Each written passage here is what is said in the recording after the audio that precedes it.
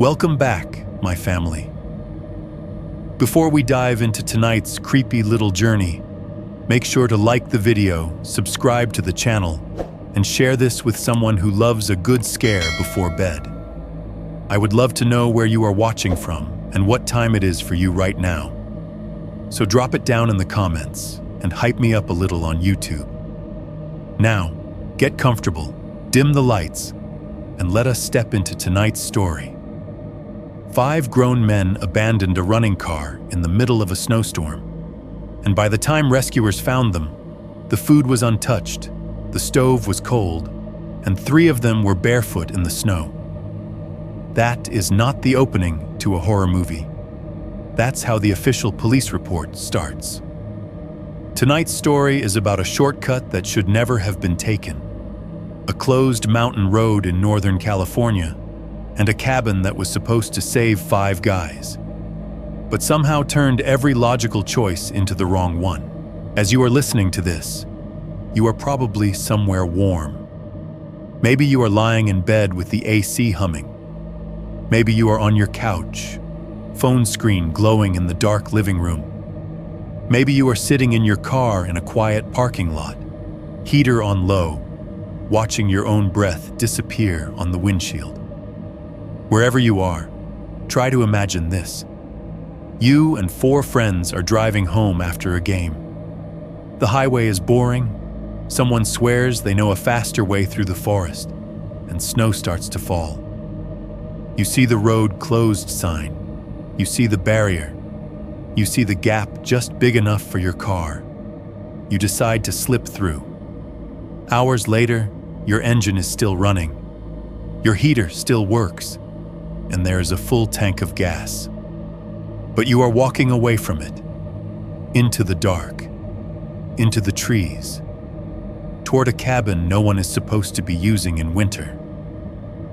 This is the story of how that happened, and why one of the men who survived is still afraid of the 1 second every night when all the machines in his apartment go silent at the same time.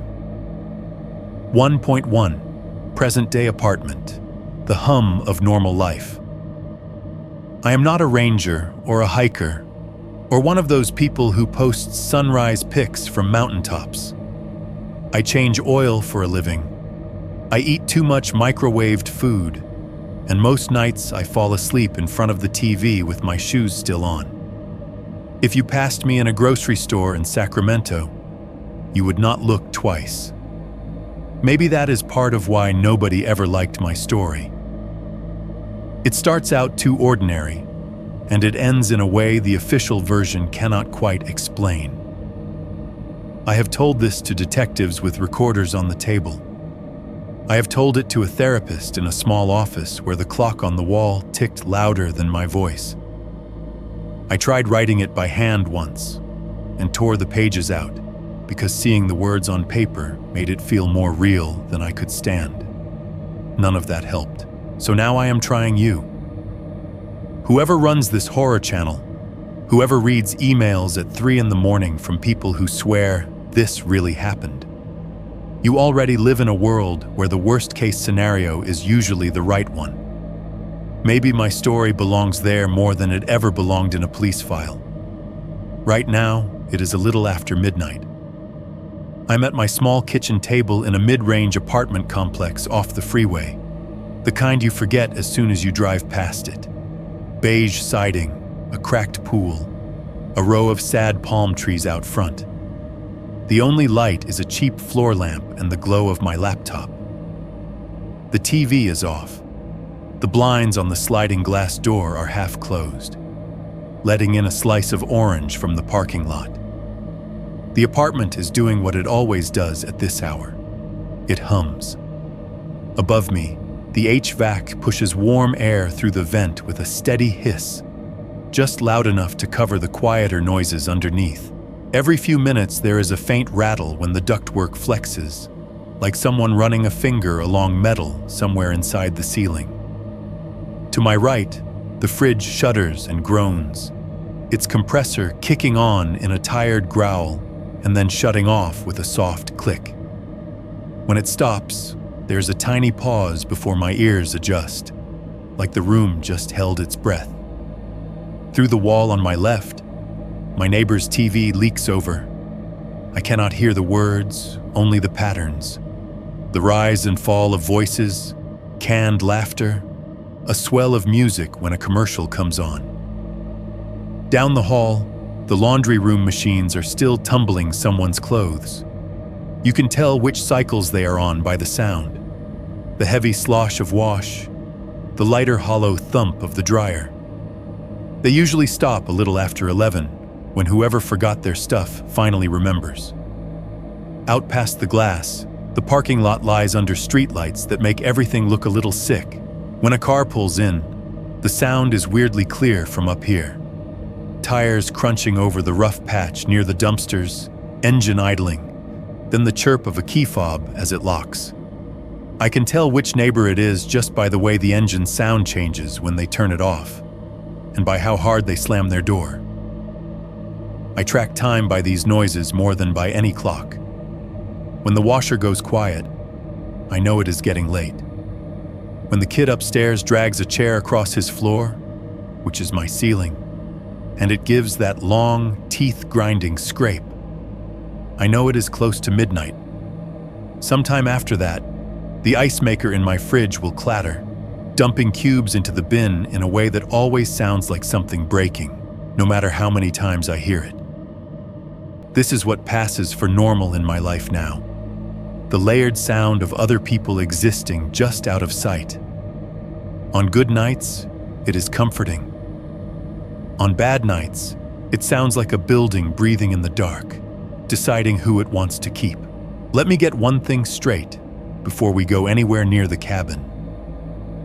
I am not telling this because I want advice or forgiveness or sympathy from strangers on the internet.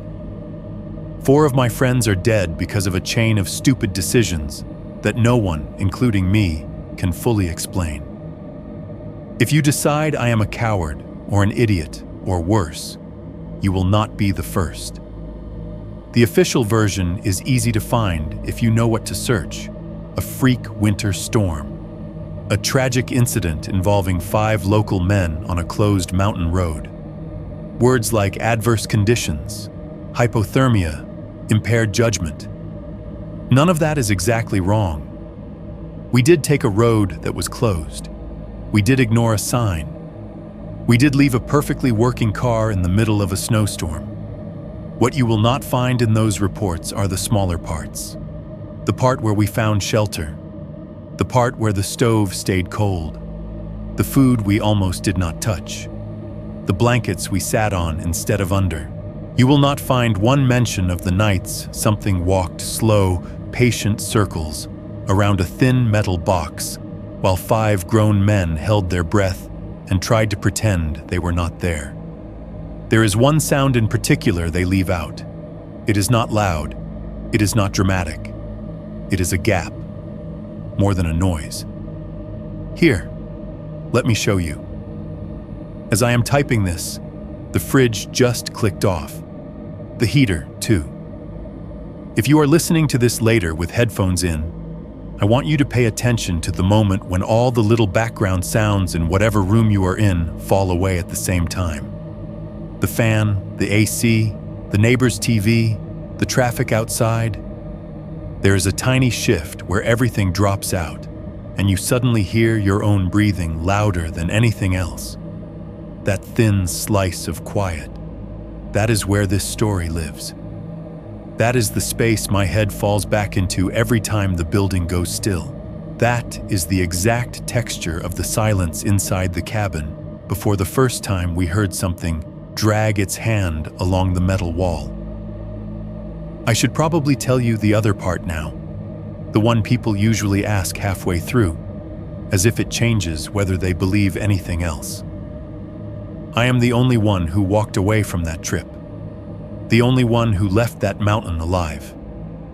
If you Google it, you will find headlines about hikers or campers or local men. You will see the phrase tragic winter hiking incident. You will not see my name. You will not see the word survivor. And you will not see the thing that actually keeps me awake. Not the snow, not the cold, not the sight of what was left of the others. It is the feeling, and I know how this sounds, that something out there learned us, learned our fear and our silence, and the exact second every night when the machines stop and the house, just for a breath, listens back. 1, 2, Oro, Vista, 5 guys, 1 small town. Before the mountain, there was Oro Vista. If you drive north on Highway 99 long enough, the towns start to blur together. Names on green signs, a gas station, a couple of fast food logos, maybe a feed store. Oro Vista is one of those places people pass through without ever really seeing. A single main strip, a few side streets, then fields again. We had a gas station with a half-dead sign that still buzzed when it lit up at night. Inside, the fluorescent tubes hummed overhead in that way that makes your skull feel too full. The floor was always a little sticky near the soda fountain, and the glass doors on the soda fridge wore a permanent film of fingerprints and condensation that never quite went away. There was a pot of coffee by the register that seemed to exist purely for smell. Burned, bitter, thick as old motor oil, but comforting in a weird way at 2 a.m. Next door was a small Mexican place with Christmas lights up all year and laminated menus that stuck to your forearms in summer. Across the street, a Dollar General with sun-faded posters taped inside the front windows, a bell that chimed when you walked in, and aisles that were just slightly too narrow if someone else dared to be in the same row as you. On the far end of the strip sat an old, worn-out car wash, the kind with a hand-painted sign and brushes so frayed they looked like they were cleaning your car with old hair. Sometimes, late at night, you could see kids hanging around in the shadows there, passing something back and forth. But nobody in Oro Vista looked too hard. As long as they did not break anything you could see from the road, it was not our problem. Most days, my world was smaller than even that. I worked at a little auto garage behind the gas station, the kind of place with 2 bays, an ancient air compressor that screamed whenever it kicked on, and a hand-painted sign out front that said, "Mike's Auto, honest work, fair price." Mike had retired years ago. The new owner never bothered to change the sign, said it gave people a trust vibe. The break room was barely a room. 4 stained walls, a plastic table, 2 mismatched chairs, a vending machine with flickering lights that made the chips inside look sickly, and a microwave whose buttons were so greasy you could practically season your lunch with them. In the corner sat a mini fridge that buzzed non-stop like it was trying to shake itself apart, cold air leaking out around the warped rubber gasket. That buzzing, mixed with the clank of tools outside and the occasional hiss of the air hose, was the soundtrack of my life. Safe, repetitive, predictable. You learn the rhythm of a place like that. The regulars who show up for oil changes every 3 months to the day. The ones who wait until their engine sounds like it is swallowing gravel. You know when UPS comes, when the parts truck rolls through. The days smear together like grease on the same rag. There were 5 of us orbiting that little town. 5 guys who somehow ended up in each other's pockets more than anyone else's. There was me, mid-20s, nothing special to look at. Hands permanently lined with ground-in dirt, no matter how much orange pumice soap I used. Blue collar, routine-loving, the type who counts out the cash in his wallet twice before saying yes to anything. I had long since given up on being someone anywhere else. Oro Vista and I tolerated each other. Mark was the opposite of me in almost every way that mattered.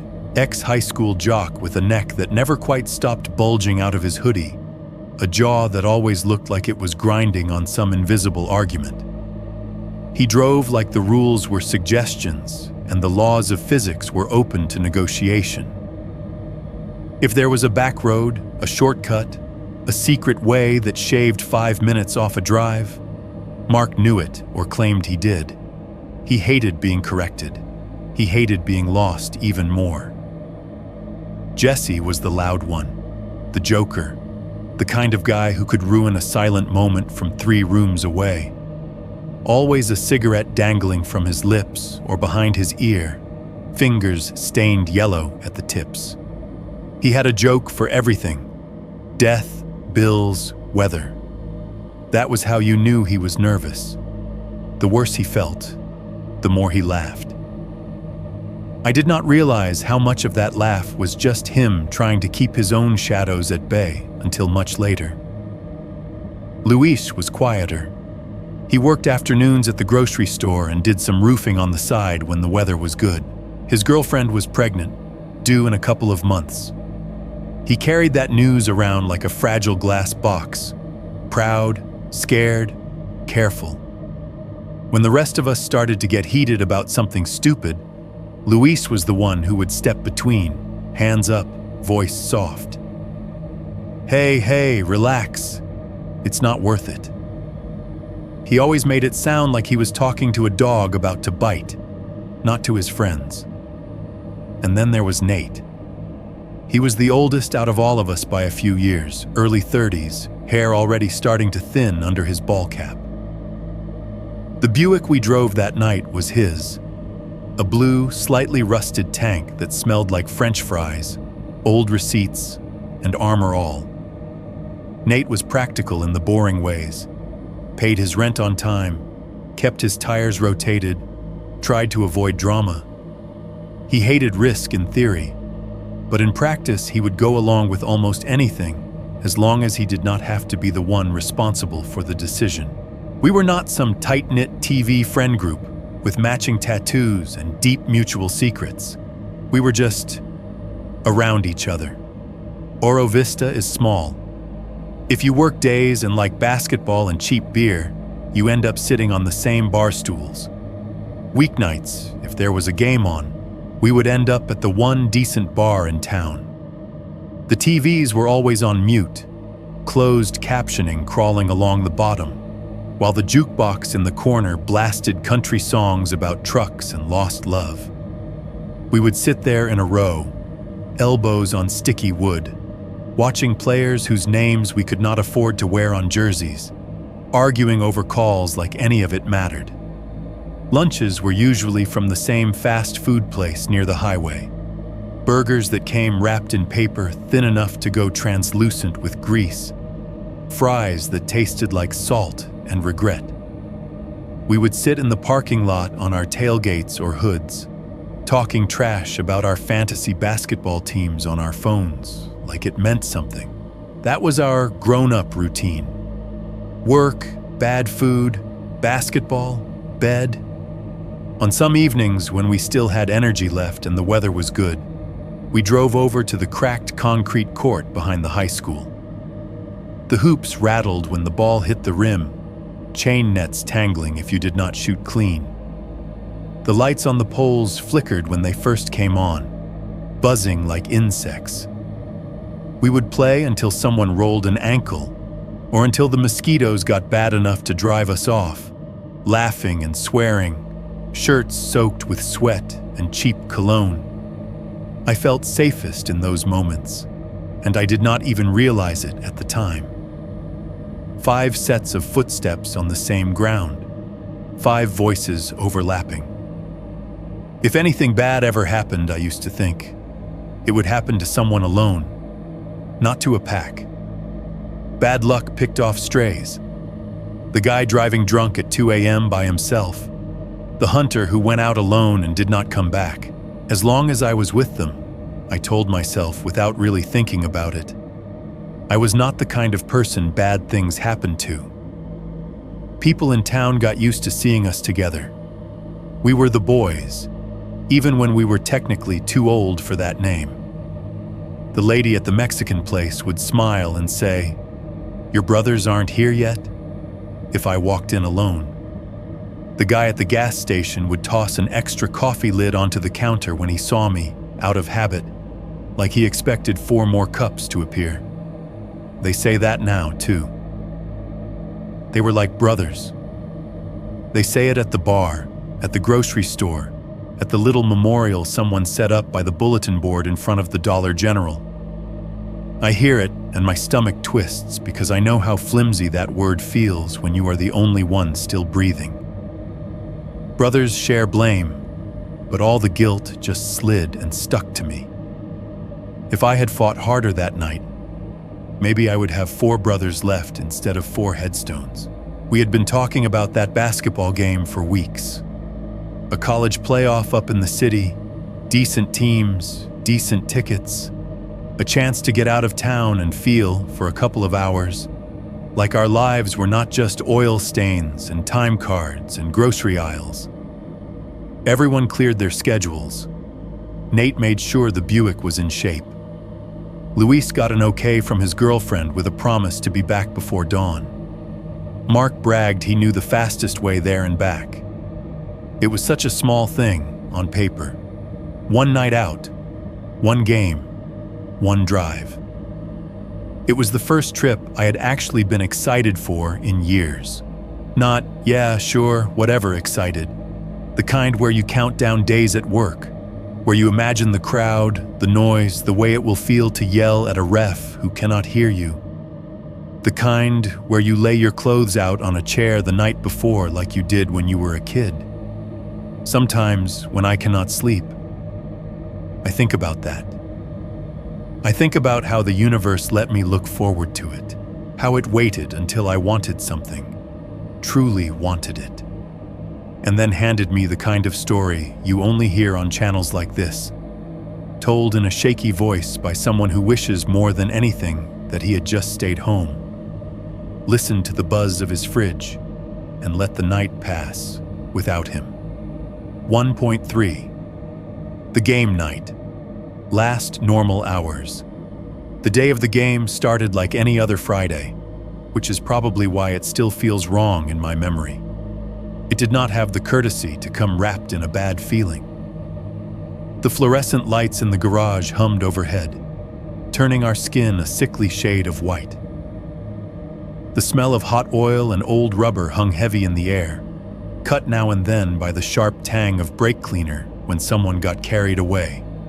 The radio on the shelf over the workbench was tuned to a classic rock station, low enough that it was more vibration than music under the clatter of tools and the occasional hiss of an air hose. Around 3 in the afternoon, my boss stuck his head into the bay where I was finishing a tire rotation. He was a thick man with a permanently sunburned neck, chewing a toothpick like it owed him money. "You girls leaving early for your midlife crisis trip?" he asked, nodding toward the clock. "Quarter-life crisis," Jesse called from the next bay, not looking up from the engine he was leaning over. "We haven't earned midlife yet." My boss snorted. "You blow out your knees playing fake ball with college kids. Don't come crying to me for workers' comp." He wandered off, shaking his head, but he was grinning. He liked pretending he did not care about anything we did, but he had been talking about that game almost as much as we had all week. I think the idea of any of us leaving town, even for 1 night, let him pretend his own world was bigger for a second. We finished up the last jobs as quick as we could without actually screwing anything up. I washed my hands at the deep metal sink until the orange pumice soap turned black, then kept scrubbing even after that, like I could get all the oil and dust and years off in one go. It never works like that. You always carry something with you. I changed into clean jeans and a hoodie I had not worn to work before. It still smelled faintly like detergent instead of the usual mix of sweat and machine shop. I grabbed a cold Gatorade from the noisy mini fridge in the break room and felt, stupidly, a little surge of joy at the crack of the cap. The first hit of sugar and dye and artificial fruit. Leaving work early on a Friday, wearing clean clothes, going somewhere the lights were bright for reasons other than open signs. It felt like getting away with something. We met in the lot behind the garage, where the gravel never quite sat flat, and there were oil stains on almost every patch. Nate's Buick was already there, idling, exhaust puffing white in the chill. The car looked almost respectable in the fading daylight, if you did not look too closely at the rust around the wheel wells. On the inside, it was exactly what it had always been. Torn upholstery on the back seat with yellow foam peeking out. A dashboard light that flickered in time with every bump like it was trying to communicate. And the faint but permanent smell of spilled fries, fast food bags, and the kind of air freshener that only ever half covers other scents. I took the front passenger seat out of habit. Mark slid behind the wheel without asking. Jesse and Luis piled into the back, bumping shoulders and knees, arguing about whether we had time to hit the 7-Eleven on the way out of town. We, of course, did. The 7-Eleven sat on the edge of Oro Vista like a last outpost before the highway. Inside, the floor tiles were dulled to a generic gray, the overhead lights buzzing suspiciously. Hot dogs turned endlessly on metal rollers, glistening in a way nothing in nature ever should.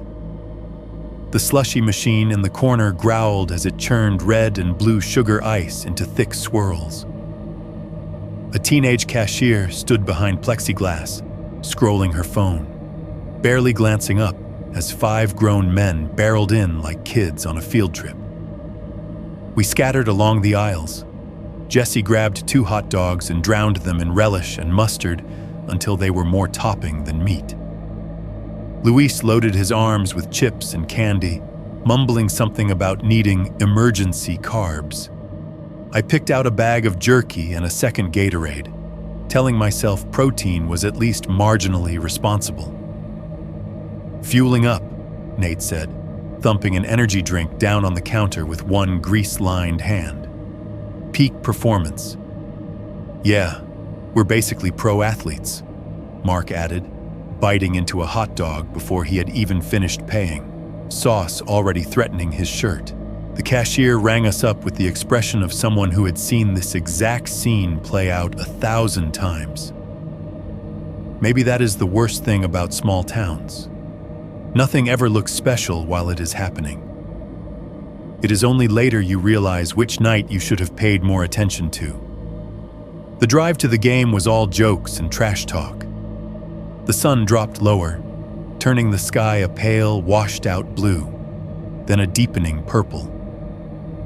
We merged onto the freeway, joined the flow of other cars, taillights glowing red ahead of us like a slow-moving river.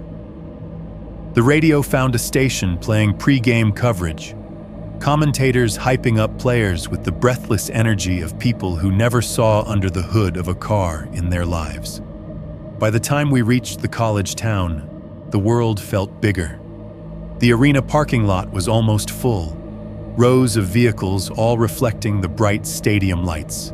People streamed toward the entrance in jerseys and beanies, breath puffing in the cold as they laughed and shouted into their phones. Inside, the arena hit us like another planet. Bright lights high overhead poured down on polished wood. The echo of squeaking sneakers and bouncing balls filled the huge space in a way that made my chest vibrate. The air smelled like popcorn, sweat, and that strange, clean chemical tang of freshly mopped floors. We found our seats halfway up, close enough to see faces, far enough that we did not have to worry about being on camera. The crowd roared as the teams ran out. The band in the corner launched into a fight song that sounded like every other fight song I had ever heard. For the next couple of hours, we yelled and cursed and clapped until our hands stung. We shouted ourselves hoarse over calls we did not fully understand, over shots that rattled on the rim and dropped at the last second. Luis stood up so many times when our team nearly blew the lead that the people behind us started laughing every time he moved. Jesse made up nicknames for half the players. Nate bought nachos he did not need and got cheese on his hoodie. For a while, we were not 5 guys from a dying strip of highway in Oro Vista. We were just part of a wave of sound in a bright, buzzing box, pretending that the outcome of a game played by strangers mattered so much that it could move us out of our lives for a bit. Our team won by 3 points in the final minute. The roar when the buzzer went off was like standing too close to a jet engine. People threw their arms around strangers. Confetti cannons spat out a half-hearted burst of colored paper that fell slowly and stuck to the sweats of the cheer squad. "See?" Mark shouted in my ear as we filed out with the crowd. "Worth the drive?" He was right. In that moment, it felt like everything had lined up exactly the way it should. The kind of night you file under good memories, without thinking. The shift was small at first. When we pushed through the glass doors back into the parking lot, the cold hit harder than before. Our breath curled in tight white plumes that did not vanish as quickly. The sky over the lot looked heavier, clouds hanging low like they had dropped a few feet while we were inside. The bright stadium lights lit the cars in that harsh, washed-out glare that makes everything look flatter, more fragile. Sodium vapor lamps along the outer edges turned patches of asphalt a dull, cheap orange. I remember thinking we should hurry, not because of anything supernatural, just because it looked like a good night to be home. Couch, blanket, my own noisy fridge filling the silence while some dumb show played in the background. A normal ending to a good day. Instead, we climbed back into the Buick. Inside the car, our voices sounded louder in the small space after the echoing arena. Nate started the engine. The dashboard light flickered once, then steadied. The heater blew lukewarm air over our cold hands. Mark pulled out his phone, thumb already swiping. "All right, boys," he said. "Fastest way back to Oro Vista." The GPS app lit up his face in that pale blue glow. A calm, computerized voice proposed the obvious route. Back to the freeway. The long way around the mountains. Plenty of lanes, plenty of other cars. "Boring," Mark muttered, zooming the map in and out. "Look, Ridge Road. Cuts right through the forest. I've taken it before. Saves like 40 minutes. In the back seat, Nate grumbled. "In summer, in a truck. Not in my car after a game in the middle of winter." Luis leaned forward between the seats. "Highway's clear. Stick to the main roads, man. We can be home by like 2. Mark shook his head, jaw tightening in that way I knew too well. "You guys scared of a little snow? I've driven it in worse. Look." He tilted the phone so I could see. A thin gray line cutting across a big green patch. The kind of road that barely shows up unless you zoom all the way in. "We take this. We're home early. No traffic. No idiots." The app did not show closed gates or how dark trees look when they crowd in on both sides of your headlights. It did not show what waits for you when the plows stop coming. I opened my mouth. I wanted to say, "Don't. Just take the freeway." I wanted to be the pain in the ass who made everyone roll their eyes and do the safe thing anyway. But I was full of junk food and cheap adrenaline. My throat was raw from yelling. Being the paranoid guy felt heavier in that moment than whatever vague unease was creeping up the back of my neck. So I shut my mouth. I shrugged like it did not matter either way. "Whatever," I said. "You're driving." That was it. That was all it took. As we pulled out of the lot, flakes of snow began to drift down, lazy at first, catching in the beams of the headlights like dust motes. I glanced up as we merged onto the feeder road and saw a big digital advisory sign over the lanes, letters glowing an angry orange. "Winter storm warning. Avoid mountain passes after 11 p.m. Mark laughed, an easy, careless sound. "We'll be through way before then," he said, tapping the steering wheel in time with a song only he could hear. If you want to know how 5 adults end up abandoning a running car in the middle of the night, surrounded by food and heat and 100 sane options. It starts with tiny moments like that. When you let someone else steer your life because you are too tired or too comfortable to say no. 2.1. Into the Dark Forest Road. Ridge Road did not feel like anything special at first. We left the wash of freeway noise behind with one last merge, like stepping out of a crowded room and letting the door swing shut. The 4 lanes narrowed to 2, then to what felt like 1.5 as the shoulders pinched in. The glow of the big green highway signs fell away in the rear view, replaced by the tight tunnel of our headlights reaching into the dark. For a while, it was almost peaceful. The radio was still on, some late-night host talking over a song we all half knew, voice low under the steady slap of the wipers. They squeaked every other pass, rubber complaining against a windshield that was already starting to film over with fine, wet flakes. The trees came in slow.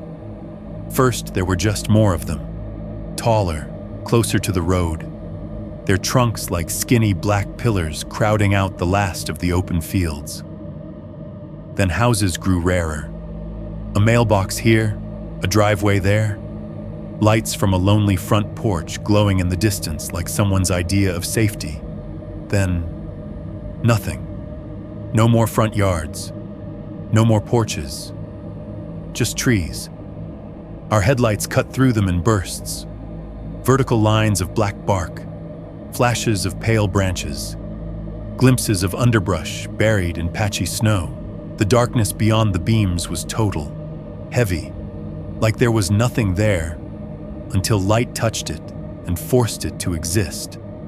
On the right side of the road, small white reflective posts started showing up every so often, their tops painted with little rectangles of red that flared up when our lights hit them, then dropped back into darkness behind us.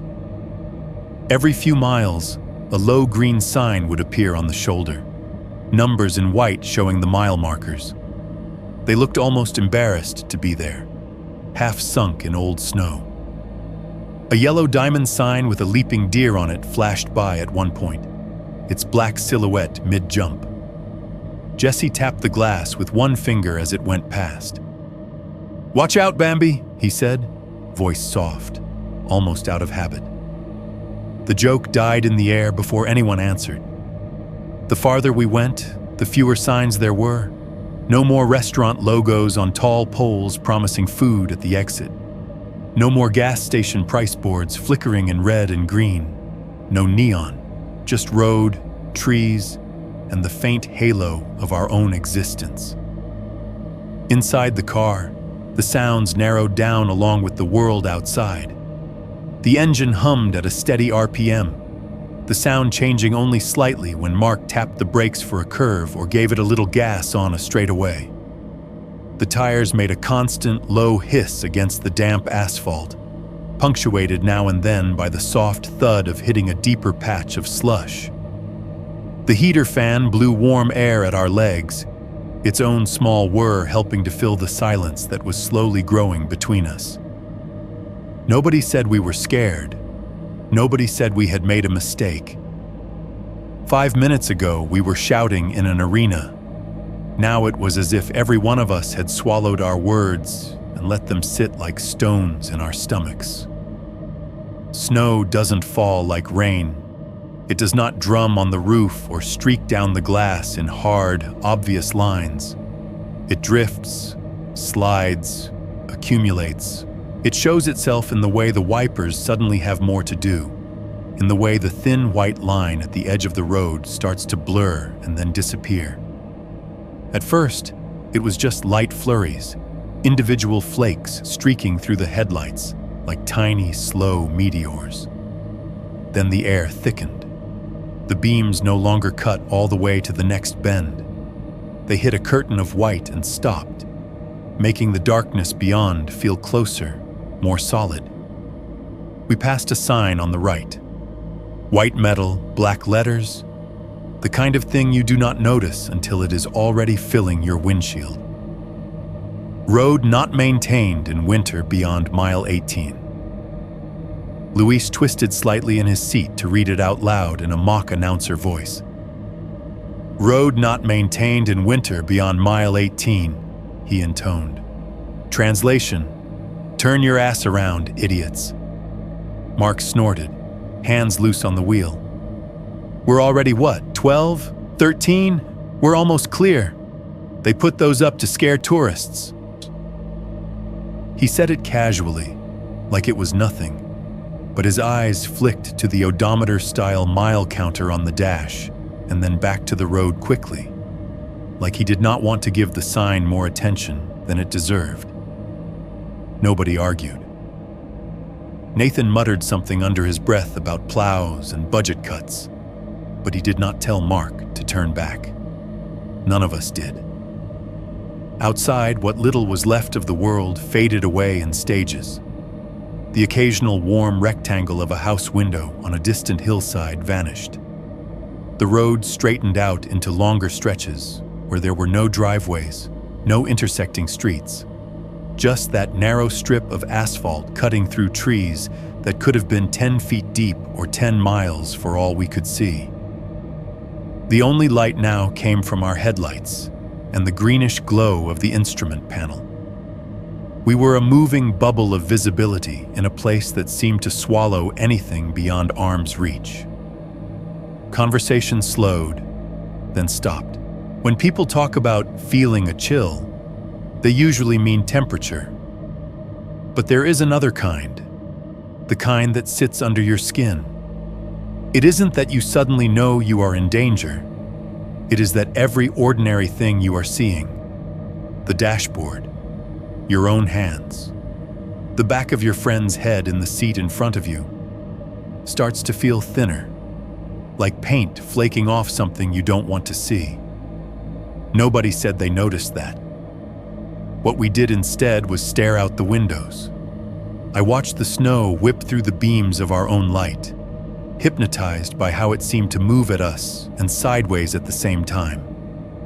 Every now and then, a tree trunk would materialize at the edge of vision, closer than I thought it should be, making my shoulders tense up like I could somehow pull the car away with my muscles. In the back, Jesse had gone quiet, which was not normal. Luis's silhouette sat forward, elbows on knees, like he was trying to lean closer to the future and see what was coming. Nate's head was tipped slightly, listening more to the tires and engine than to the radio now. Inside my chest, something started to tighten. A little knot that said, "You are far from home, and this is not the kind of road where you want to be the only car." I started counting mile markers to stay calm. Mile 12, mile 13, mile 14. They appeared, lit up in the headlights and gone again in the rear view, each one like a bead sliding on a string. I told myself that when we got to mile 18, the pavement would magically be clear, that we would drop down out of the trees, laugh about the warning sign, and see the glow of some other town ahead. The snow thickened.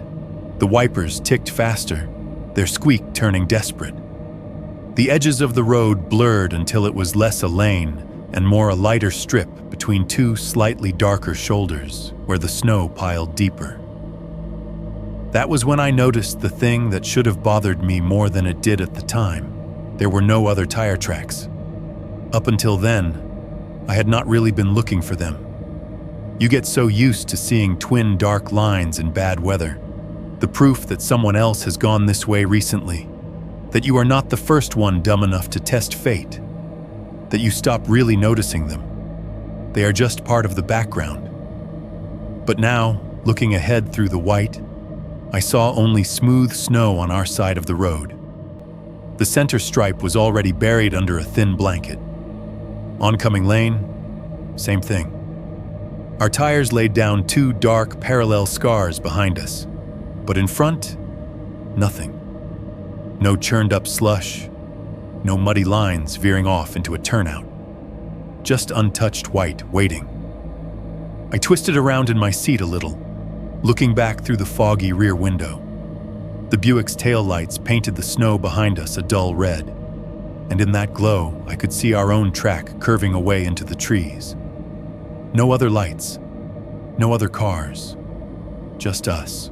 My stomach dropped in a way that had nothing to do with the curves in the road. "We're the only ones up here, looks like," I said, trying to keep my voice level. Mark gave a little shrug, eyes still forward. "Free road," he said. "No traffic. What's the problem?" The heater fan blew warm air at my legs. The radio whispered something about a storm system moving in farther north. The engine hummed. The tires hissed. I went back to counting the signs as we passed them, but the numbers did not make me feel better anymore. If anything, each new mile marker felt like proof we were driving deeper into a place the rest of the world had already decided to stay away from. We were carving our own thin trail through fresh snow on a road that did not want to be used. And somewhere, in the back of my mind, a quiet voice I did not listen to yet said, "Roads close for a reason." Two. The barrier, the choice, and the thumps on the roof. We hit the barrier somewhere between mile 18 and 19. 1 second there was just more road, the same narrow strip of asphalt disappearing into falling snow, and the next our headlights swept across a flat plane of metal and threw every detail into harsh relief. A gate ran from one side of the road to the other, a horizontal bar with 2 support posts sunk into concrete on either shoulder. Across the center hung a large, reflective sign, white background shouting back our light in painful brightness. Road closed. Snowpack. No services. Mark stamped the brakes, and the Buick nosed down, ABS chattering under our feet. We came to a stop with the bumper 3 or 4 yards from the gate. Outside, the world narrowed down to that sign and what lay behind it. Snow had piled at the base of the barrier in lumpy drifts, sculpted by wind into soft mounds that looked deceptively light. The beam of the headlights flattened everything, making the snow look like poured concrete dusted with sugar. Beyond the gate, the road continued, or at least the ghost of it did, a pale ribbon vanishing into a darker line of trees farther up. No tire tracks marred the new snow on the other side. It was untouched, clean, waiting. The engine idled, a low, even rumble under the sudden silence. In the car, we could hear the wind moving through the trees now, a thin, constant hiss that made the hair on the back of my neck prickle. Without other traffic, without distant highway noise, there was nothing competing with that sound. It felt like the forest was whispering to itself, ignoring us. "Damn," Nate muttered, leaning forward to get a better look. "That's it. Show's over. We turn around." He sounded more relieved than disappointed. Luis rubbed his hands together, blowing into his cupped palms. "Yeah, man, sign says closed. I vote we don't argue with the state of California tonight." For a moment, blessedly, I thought that would be it. We would admit defeat, find a turnout, pull a sketchy U-turn and head back toward civilization with a story about almost being idiots. Then I saw the gap. On the right side of the road, the barrier did not quite reach all the way to the edge. There was a small shoulder, a strip of ground where the post hadn't been sunk exactly flush with the ditch. The snow there looked a little more compacted, maybe from past plows or from people walking around to check the sign. It might have been 2 feet of crushed snow or a solid platform hiding a drop. From where we sat, it was just slightly darker, slightly lower. There was enough space for a mid-sized car to squeeze through if the driver hugged the edge carefully. Mark saw it the same second I did. I watched his eyes flick to that gap, then to the sign, then back. His mouth did that little half smile it always did when he thought he had found a way around a rule. "Look at that," he said softly. They left us a door. Nate squinted. That's not a door, man. That's the part where people get stuck on the side of the road and end up on the news. Roads closed. That's a law, Luis added. But there was less conviction in his voice now that an obvious loophole was staring at us. Jesse snorted in the back seat. Yeah, but laws are like guidelines, right? We are the pioneers, baby. Illegal adventure time. You could hear the nervousness underneath the joke, the way his words stumbled over themselves just a bit. He wanted us to laugh, to keep this in the territory of fun story we'll tell later, not reason people put flowers on the side of the highway. Mark drummed his fingers on the steering wheel. Look, we're less than, what, an hour from home this way? You want to add another hour and a half going back and around just because some sign says snowpack? There's barely 2 inches on the ground.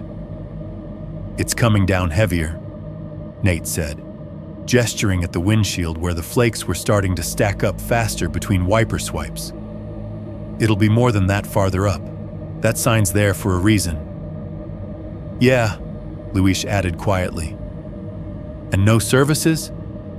That means if we get stuck, nobody's coming. Mark shrugged, refusing to look away from the gap. If we get stuck, we walk. It's not Antarctica. It's Northern California. We got phones. Worst case, we camp it till morning. I could feel the argument building up in my chest. Turn around. Say it. Make him put it in reverse.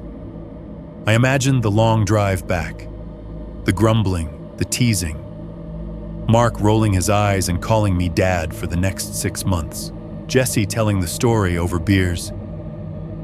Remember when he freaked out over a sign? We could have been home hours earlier. It is amazing how, in the moment, the fear of being mocked can feel heavier than the fear of the unknown. The smart part of my brain spoke up once, faintly. You saw that advisory warning. You know these roads close for a reason. You are literally staring at a gate that says turn back. The tired, comfortable part answered louder. He's driven it before. There's 5 of you. It will probably be fine. You are overreacting. So I stared at the sign. I stared at the trees. I stared at that stupid gap. And I said nothing.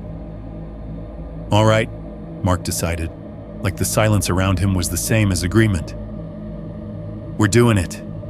Y'all can whine about it when we're home in bed. He eased his foot off the brake and the Buick rolled forward again, tires crunching over the thin layer of snow on the asphalt.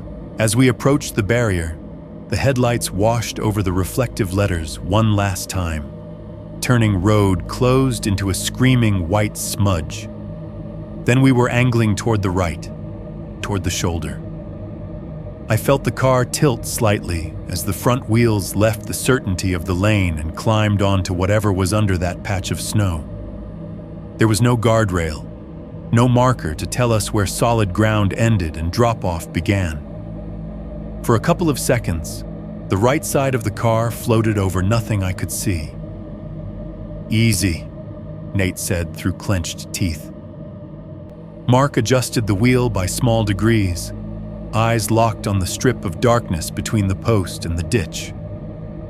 The tires made a different kind of sound on the packed shoulder, a deeper crunch that vibrated up through the soles of our shoes. For one heartbeat, I had the very clear image of the car sliding sideways, crashing through the post, tipping off the edge into the trees below. Instead, there was a small jolt as the left tires hopped a ridged edge of snow and we were past. The Buick straightened out. The gate and its sign slid into the rear view, shrinking, the reflective surface catching and then losing our taillights. A faint metallic clink sounded behind us as we fully cleared the barrier. It was soft, like 2 pieces of chain lightly tapping, but it carried oddly well. The sound did not seem to come from the gate itself. It felt wide, like it had room around it, like it was echoing in a space much bigger than a forest road. Nobody commented. We all assumed it was the gate settling, the wind, some perfectly mundane, explainable thing. Our brains are very good at filing anything inconvenient into that drawer. The snow thickened as we moved uphill. The beams of the headlights tunneled through a storm that seemed to have decided this stretch of road was its favorite place to be. The painted lines on the asphalt were long gone under white. Mark slowed to a crawl, squinting, following the subtle rise and fall of the land where the roadbed was an inch higher than the tree's roots. The atmosphere inside the car tightened. The heater was still blowing, but the air felt cooler somehow, thinner. Jesse fidgeted with his seatbelt. Luis had one hand braced on the dashboard, even though we were going maybe 20 miles an hour. Nate had gone completely silent, his jaw clenched. Then something hit the roof. It was a sharp, compact sound right above my head on the passenger side. Not a hollow tap like a twig, and not the soft thud of snow sloughing off a branch. It was a thump, like someone had dropped a fist-sized rock or slammed the flat of their hand down on the metal once, hard. All of us flinched at the same time. I ducked slightly before I could stop myself, eyes shooting up to the stained fabric of the ceiling. Mark's hands jerked on the wheel and he overcorrected, the car drifting an inch toward the center before he brought it back. "What the?" Jesse blurted from the back. Before anyone could finish a thought, there was a second thump, further back along the roof, closer to where Jesse was sitting now.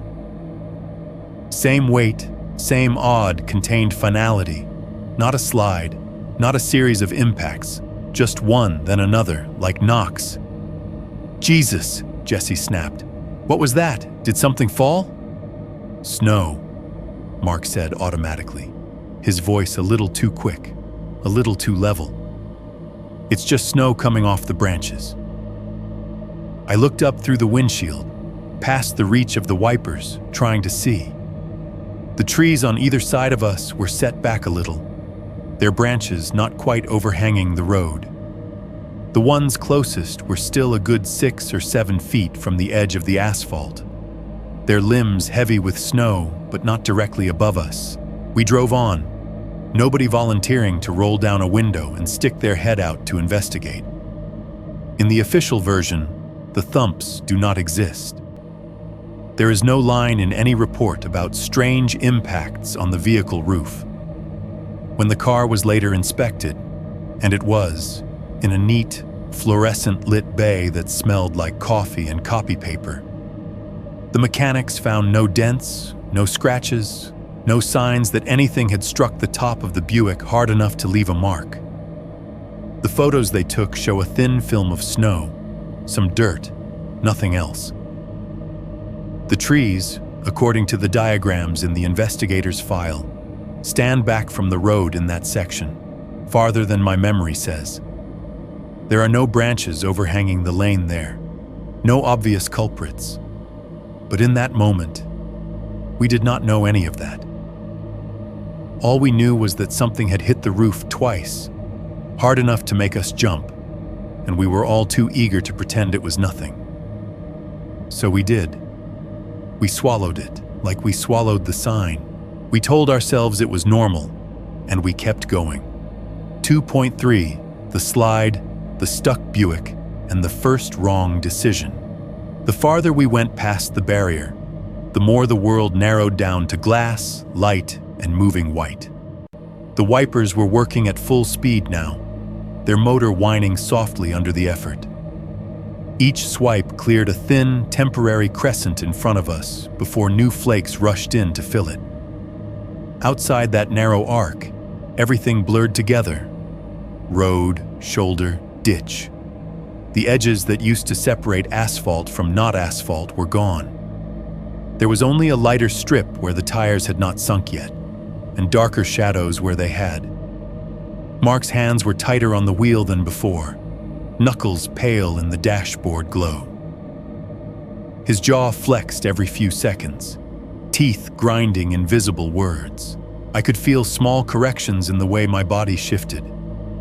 The micro fishtails as the rear tires hit a patch of slush and slid half an inch before catching the instant automatic countersteer in response. It felt like riding in a boat pretending to be a car. The heater was still blowing, but it did not feel as warm anymore. Maybe it was the snow. Maybe it was the way the air outside pressed against the car, making us feel like we were moving deeper into something instead of through it. Nobody was talking now. The radio had slid down to a low murmur under the sound of the blower and the ticking of the wipers. I watched the speedometer drift lower without anyone mentioning it.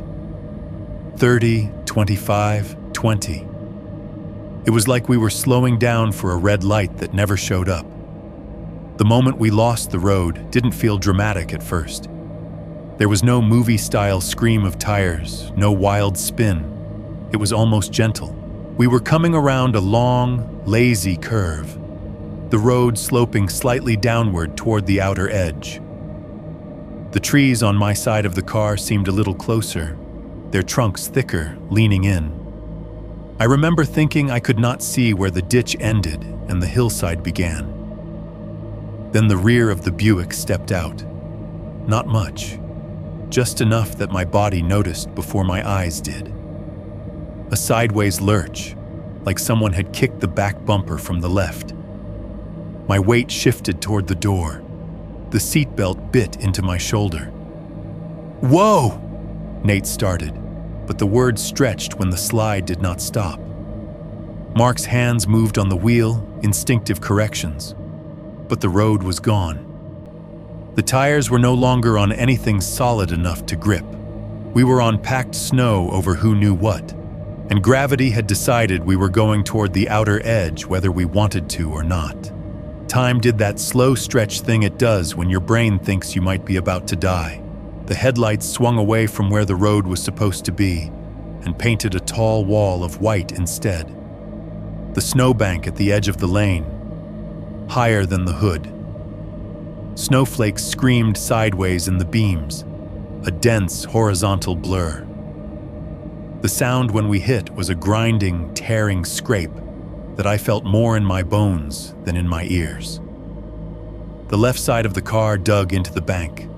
The world tilted, and we slid sideways a few more feet, plowing into snow so deep it may as well have been wet concrete. Then stillness. The engine stalled, dying mid-breath. The headlights stayed on for a second, then dimmed, then came back a notch lower as the system adjusted. Snow hit the windshield and stuck, smearing down in slow, heavy curtains as the wipers jerked once, twice, then froze mid-swipe. For a heartbeat or two, the only sound inside was the tick-tick-tick of cooling metal under the hood and 5 people trying to remember how to breathe. "You okay?" Luis asked, somewhere behind me, voice too loud in the sudden quiet. "Yeah," Jesse said, but it came out thin, high. Yeah. My heart pounded against the belt like it was trying to get out. Mark exhaled a string of curses under his breath, then twisted the key again. The engine coughed and caught, settling into a rough idle. The headlights brightened a little as juice flowed again. The blower fan wheezed back to life, weak at first, then stronger. "All right," he said, grabbing the gear shift. "We're fine, just stuck a little. I'll rock it out." He put the car in reverse and eased onto the gas. The rear tires spun. The sound was high and ugly, a kind of screaming whine as rubber turned against snow and ice without finding anything to hold. The car vibrated in place, maybe shifting an inch, then staying where it was. He tried again, letting off the gas and hitting it a little harder, then feathering it, then going forward, then back. Same result, spinning wheels, a faint, hopeless wiggle.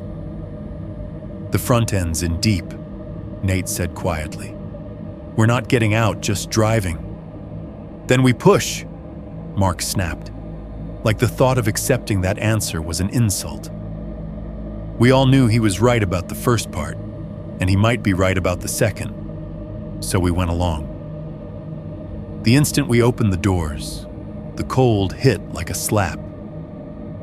The air out there was not the same kind of cold you feel walking from your house to your car in January.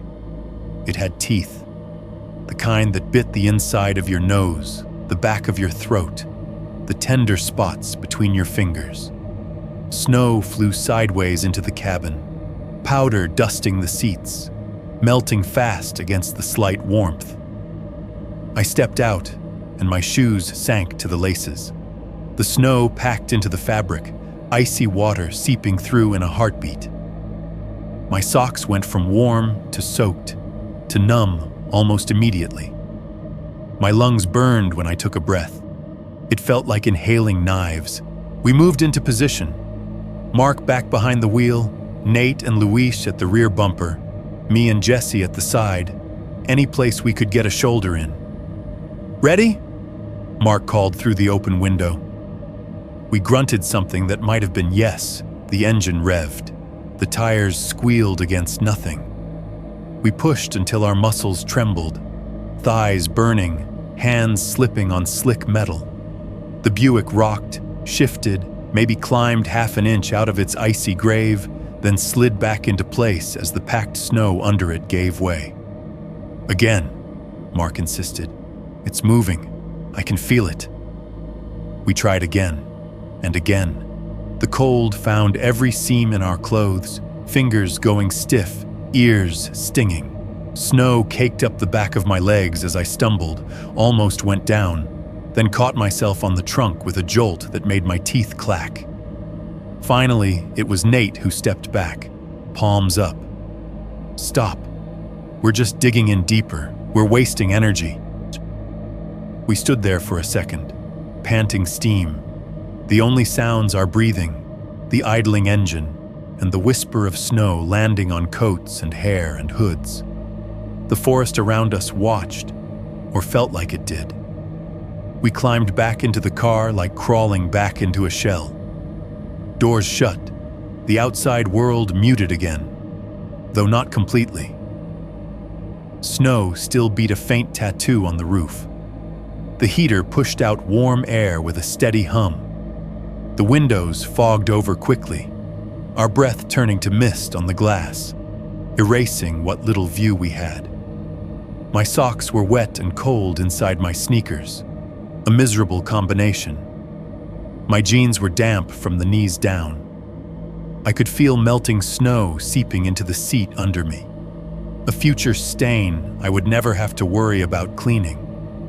For a moment, weirdly, it almost felt cozy. 5 of us in a small enclosed space, heater running, radio low. If you ignored the angle of the car and the fact that the front end was buried in snow up to the bumper, it could have been any late-night drive. "All right," Nate said after a minute, voice steadier. "We stay put. We've got gas. We run the engine in intervals so we don't burn through it. Crack a window now and then so we don't kill ourselves with fumes. In the morning, light'll be better. Maybe plows come through. Maybe we can see what we're doing and dig out." "That's the smart move," Luis agreed. "No one is walking anywhere in the middle of the night." I nodded. In the real world, in every winter driving safety pamphlet, that was the right choice. Stay with the vehicle. Use it as shelter. Wait for daylight or help. Mark said nothing for a moment. He just stared out at the whited-out nothing ahead of us, his hands still on the wheel even though the car was not moving. Finally, he sighed and turned the key back 1 notch.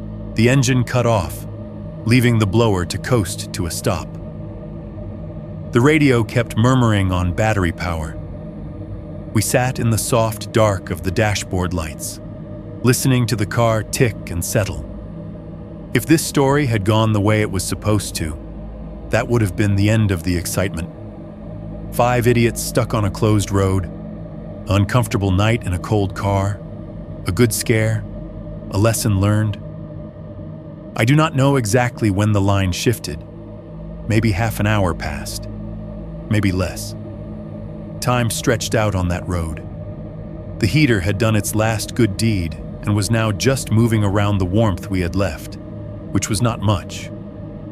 The interior air cooled slowly, inexorably. Our breaths came in little puffs you could see. And then, without anyone touching a dial, the fan stuttered and stopped. Not the way it does when an engine shuts off. The dashboard lights were still on. The radio was still playing, a caller complaining about his team's third-quarter defense. The battery was clearly fine, but the sound of forced air died mid-whir, like someone had pinched the throat of the car. I reached out and turned the fan knob all the way down, then all the way up. Nothing. No click. No change. Just dead. Still vents. The silence it left was immediate. The kind you feel as much as hear. "What the hell?" Nate muttered. "The blower just cut out?" "Maybe a fuse," Mark said too quickly. "It's an old car. It happens." We did not have time to decide whether to believe that before something hit the trunk. It was not as loud as the earlier thumps on the roof, but it was clearer. A single, solid impact on the metal just behind us. The whole car shivered. The sound came up through the frame and into my spine. Nobody breathed. Then came another sound, worse because it stretched. Crunch, crunch, crunch. Like footsteps in snow, just at the edge of hearing, moving slowly along the back of the car. You know what feet sound like when someone walks past you on a winter sidewalk? That compacted squeak squash, regular rhythm.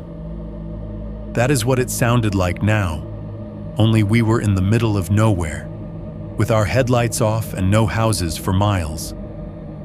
No lights appeared in the mirrors. The rear window was too fogged to see through, even if I had wanted to wipe a clear patch. Did you hear that?" Jesse whispered, as if speaking louder might draw attention.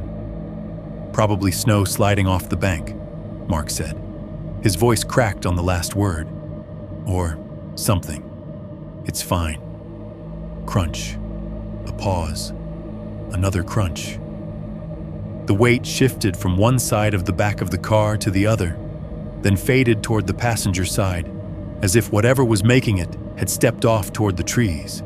We sat, 5 statues in a metal box, hearts pounding, staring straight ahead at the fogged windshield, as if there was something to see there. No one suggested turning the engine back on. No one reached for the headlights. We did nothing. Eventually, because the alternative was admitting that the world had stopped making sense, we started talking again. Carefully, in fragments. "There's a Forest Service cabin on the map," Mark said suddenly, latching onto the memory of something he had scrolled past on his phone earlier. "I saw it, not that far from here. Rangers use it in summer. There's probably a trail or something." "Not that far could be 5 miles in this crap," Nate countered. "And we don't even know where we are on that stupid map." Luis shivered, rubbed his arms. "Sitting here doing nothing isn't great either. If the blower's dead, this car's just a freezer with seats. If we walk, we're dead," Nate said flatly. "If we stay, someone comes. Or it clears up. Or it doesn't get as cold as they say. The car is the safest place. Everybody knows that. Everybody knows that." That phrase stuck in the air between us. It sounded right. And at the same time, it sounded like something being said in a different room, about different people. The cold crept in. My teeth started to chatter in tiny, controllable taps. My toes had gone numb, and not in a good way. My fingers stung where my gloves had gotten damp pushing. Mark latched onto the cabin idea like it was a rope. Listen, if there's a cabin, there's maybe a stove, blankets, radio. We could be sitting there warm instead of freezing in here, waiting for nothing. It could be locked, Luis said weakly. We're not exactly in a respect the lock situation, Jesse muttered. We went back and forth like that. Reasons to stay that sounded sensible. Reasons to leave that sounded desperate. Each time someone made a good argument, that crunching sound on the snow replayed in my head. The sudden silence where the heater should have been pressed at my ears made the car feel less like shelter and more like a target. It does not make sense when I tell it now. On paper, the car wins every time. But in that moment, with cold chewing at our bones and something unseen taking an interest in the shell we were hiding in, the idea of staying felt like voluntary suffocation. We're wasting time, Mark said finally, voice sharp. We either stay and freeze or walk and try. I'm not just sitting here waiting. He twisted around in his seat to look at us. In the dim light, his eyes looked darker than usual, pupils wide. We're 5 grown men. We can handle a couple of miles in the snow. Some rangers somewhere are going to say we were idiots for being here. Fine. But at least they'll be saying it to our faces and not over a report. Fear, cold, frustration, pride. They all piled on, layer by layer, until the decision we made felt less like a choice and more like inevitability. We convinced ourselves the Forest Service cabin was close. Only a few miles, just up the road. We'll be warmer walking than sitting. We said all of that and nodded as if any of us knew it was true. When we finally cracked the doors open and stepped back out into the storm, leaving the Buick running dark and quiet in its crater of snow, I had the first clear, solid thought that we might really die on that mountain. I ignored it. Every cop I spoke to later asked the same question. Why did you leave the car? Why did 5 grown men walk away from the only heated space they had? I can tell you what we told ourselves. I still cannot tell you why all of us believed it at the same time. 3.1 The walk into nowhere. Getting ready to leave the car felt less like preparation and more like rummaging through a lifeboat to see what was not already sinking. We layered up in the cramped space, elbows knocking, knees bumping, trying to turn the clothes we had into something that looked like winter gear. Hoodies under jackets, t-shirts tucked into jeans, as if that would stop the wind. Socks doubled up in damp sneakers. My second pair of socks was not even clean. They were an old, rolled-up backup from my gym bag on the floor. But they were dry, and that was all that mattered. Luis had a pair of cheap knit gloves he kept in his coat for scraping frost. He tossed one to me and one to Jesse, keeping none for himself. Nate pulled a beanie out of his pocket that I had never seen him wear and yanked it down over his ears, like someone twisting a lid shut. Mark zipped his jacket all the way up for once, chin buried deep in the collar. We did a fast, jittery inventory of what was scattered around the car. A couple of half-full bottles of water rolling under the seats, a crumpled bag of chips, 2 granola bars from the bottom of Jesse's backpack, slightly crushed, but still wrapped. My half-finished Gatorade. None of it was real survival food, but it was calories. We stuffed everything into pockets, into the front of hoodies, wherever there was space. Flashlight, Nate said suddenly. Mark popped open the glove compartment. Registration, old napkins, a dead pen, a roll of breath mints. Then his hand closed around a small black cylinder, and he pulled out a basic flashlight. The kind you buy at a hardware store checkout line because it is there. He clicked it once. A thin, dim beam cut across the fogged interior, catching dust motes in the air. "Battery's low," he said, frowning. "Use it sparingly." We all nodded like we were agreeing to something solemn. Just before I opened my door, I glanced back at the dashboard one more time. The instrument panel glowed that familiar green-blue numbers and gauges, steady, uncomplicated. The engine idled in a low, reserved rumble. In the middle of a storm, in the middle of nowhere, it looked almost cozy. A small island of colored light in a world that had turned into shades of gray.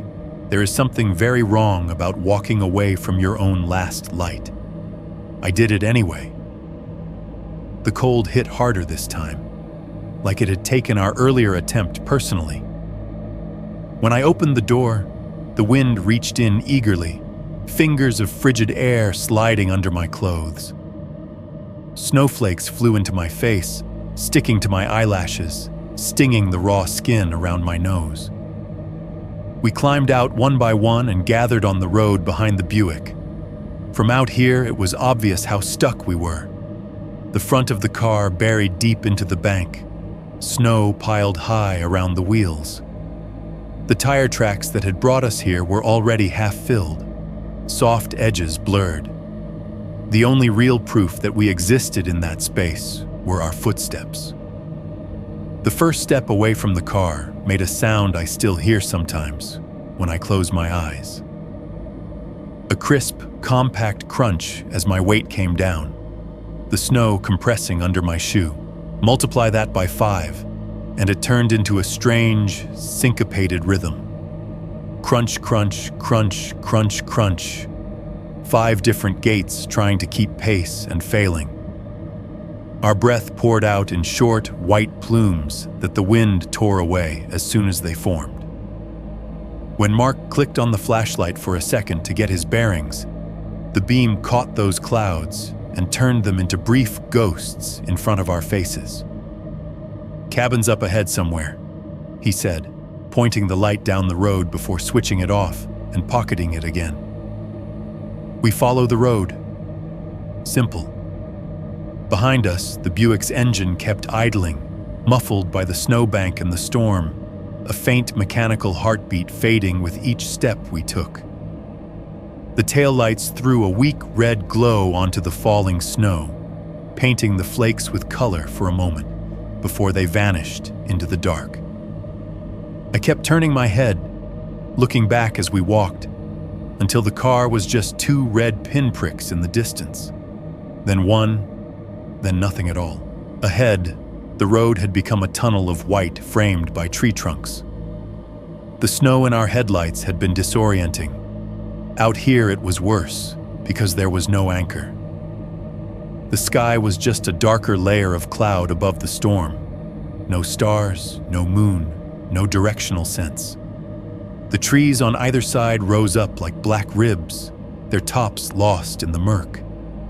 Somewhere beyond them, there were mountains, valleys, maybe distant towns. But where we stood, it felt like we were inside a long, narrow room that stretched forever. We walked. At first, the movement helped. My legs warmed up, blood moving again, pain in my toes changing from sharp to dull. My fingers complained inside the thin knit gloves, then settled into a steady ache. The crunch of 5 sets of footsteps on snow became a metronome, a way to measure the distance we were stealing back from the storm. I found myself looking for mile markers without even thinking about it. Mile 19, mile 20. The green signs loomed up at the edge of the road, half buried, white crust clinging to the lower half of their metal faces. I tried to do math in my head. If the cabin is at mile X, and we're at Y, and it's about Z miles ahead. The numbers did not want to behave. They slid around in my mind like cards on an icy table. I had no idea where the cabin actually was.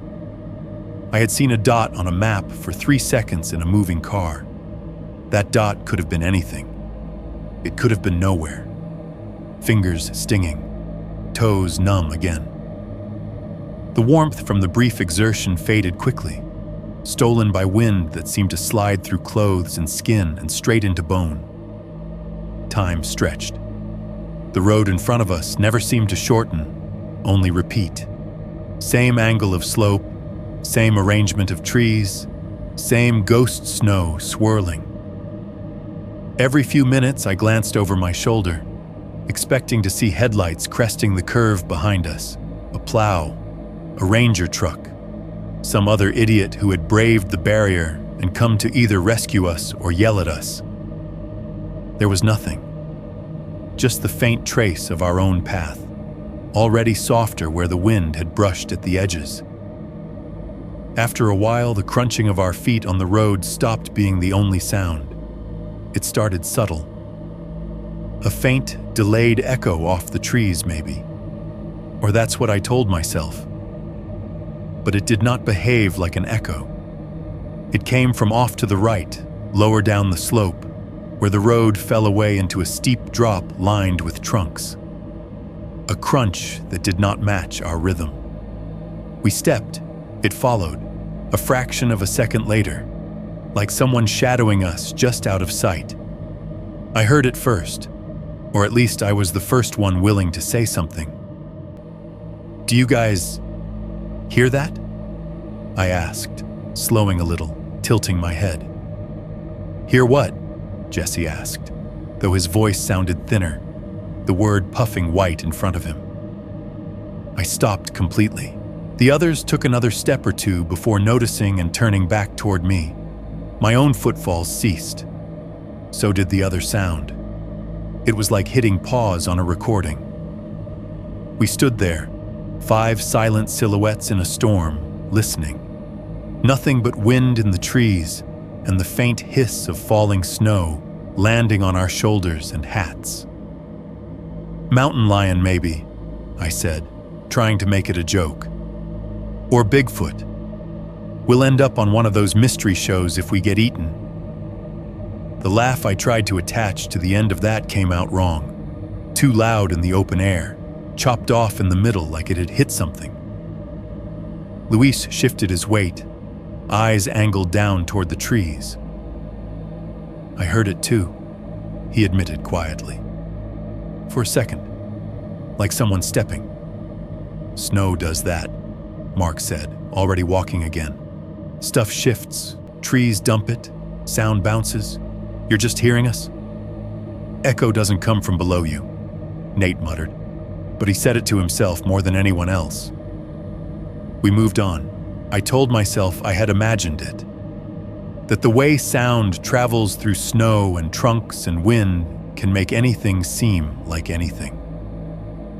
About 10 minutes later, I heard it again. A single crunch, slightly offbeat from our own, from the same side. My skin tightened. I thought about mountain lions, the warnings on the hiking signs you ignore at trailheads, and imagined 2 glowing eyes between the trees, watching, waiting for one of us to lag behind. This time I did not stop. I kept walking, because stopping had not done anything last time except make the sound go away and leave my imagination free to do worse. "You see any tracks down there?" Jesse asked suddenly, speaking up like he had been holding the question in his mouth for a while, and it had finally burned a hole through. "Not looking," I said. "Good plan," he answered. "If I can't see it, it can't eat me." It was a childish thing to say. It should have been funny. Nobody laughed. The storm thickened, then thinned, then thickened again. Patterns in the way the flakes fell that only the weather understood. Our progress slowed as the snow deepened on the road, each step sinking a little farther, pulling at our ankles. I had just about convinced myself that the crunching off to the right had been a one-time trick of acoustics when we almost walked past the sign. It was no bigger than a mailbox post, half buried in snow at the edge of the road. If the wind had drifted any differently, it might have been covered completely. The top foot or so stuck out, wood gray and splintered, the remains of green paint peeling off in tired curls. A small rectangular board was nailed across it, angled up slightly toward the road. White letters, once bright, had faded and chipped, but they were still legible if you got close enough. Luis brushed snow off it with his gloved hand, squinting. Forest. Service. He read slowly. Cabin. His hand moved, revealing more. 12 miles. Nobody said anything for a long second. 12? Jesse echoed finally, voice climbing an octave. As in 1, 2, 12 miles? That can't be right, Mark said immediately, stepping closer, as if proximity would change the letters. Last time I came up this way, it was like 4 miles, tops. Last time you came up this way, it was July, Nate reminded him, and we weren't half frozen in the dark on foot. I swear it said 4, Mark insisted. Maybe it's a different cabin. Maybe they moved the sign. Maybe. 12 miles in good weather on a clear road is one thing. 12 miles in the dark, in a snowstorm, in sneakers and hoodies, is something else entirely. It is an all-day hike, not a quick walk. It is the kind of distance where the wrong step, the wrong turn of the ankle, the wrong gust of wind can turn you into a story people tell other people not to go after. I felt the impossibility of it, like a weight settling on my shoulders on top of the snow. For a second, my mind flashed back to the car, to the working radio, to the seats, to the thin, warm air we had already abandoned. We could turn back, right then. Walk the mile or two back to the Buick, crawl inside, swallow our pride and our fear, and do what every survival guide says: stay with the vehicle. Wait. But to turn around would mean admitting that the last hour had been a catastrophic mistake, that we had walked away from the right answer into something worse. It would mean facing that silent thump on the trunk again, that unnatural stillness when the heater went quiet. It would mean sitting in a dead, cold car with no real plan, except hope. Hope feels thinner once you have seen a sign that says 12 miles. Mark slapped the wooden post lightly with the back of his glove. It's wrong, he said, more to himself than to us. Or outdated. It won't feel like 12. We've already come some distance. We keep going. We'll hit it before dawn.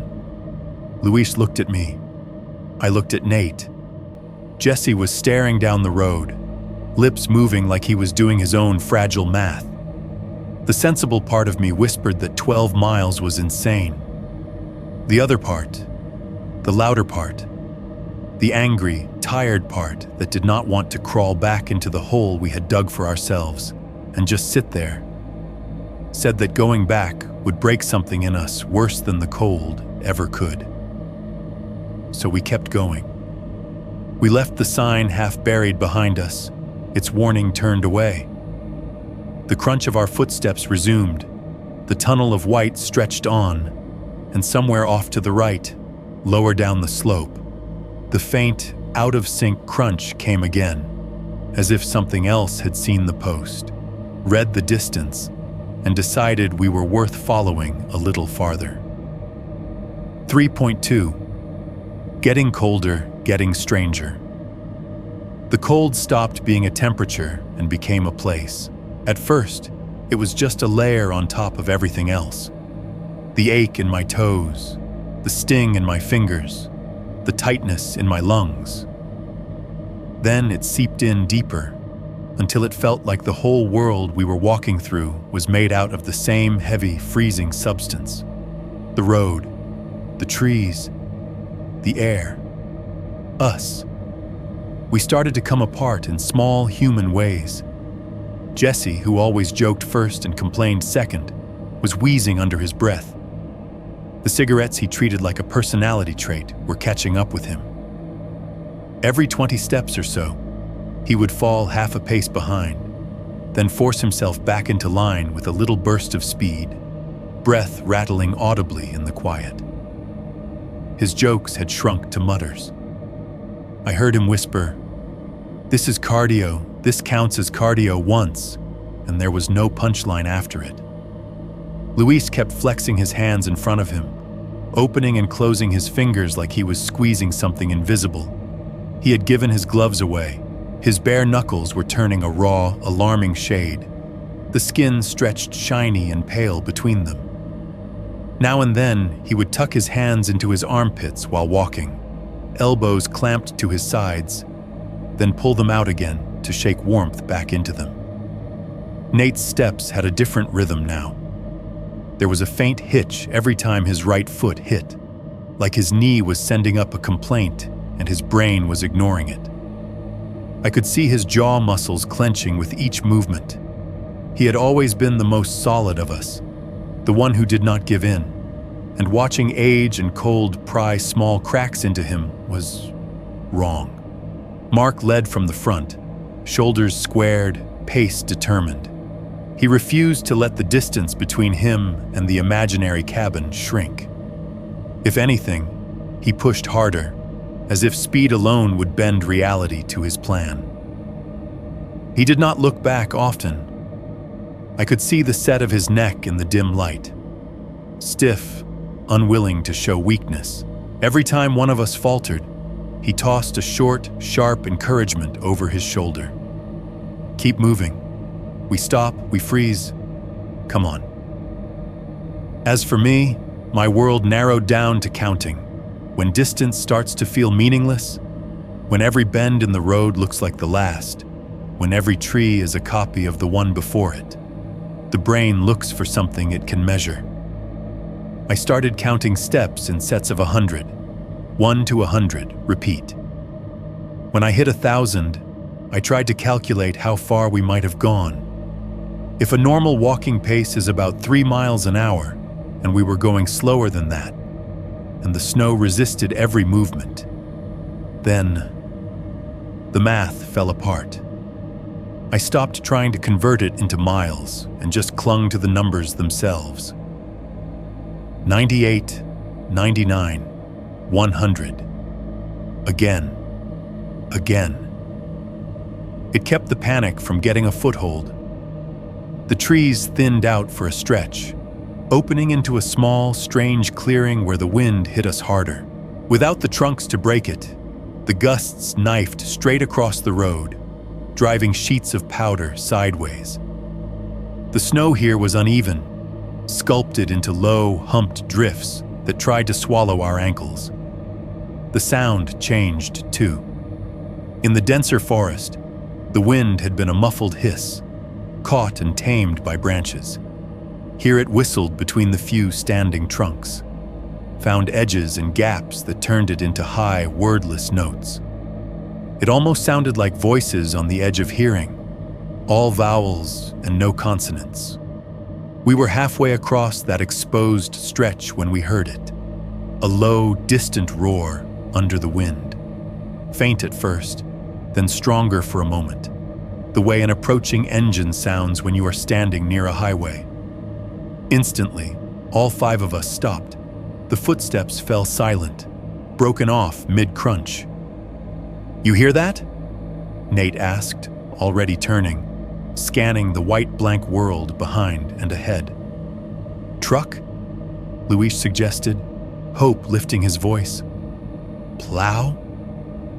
The sound grew for another second, a rising, mechanical growl from somewhere out there in the dark, and we all stood there, hearts up in our throats, waiting for headlights to slice through the trees, for a yellow flashing bar, for any sign that we were not alone on this road.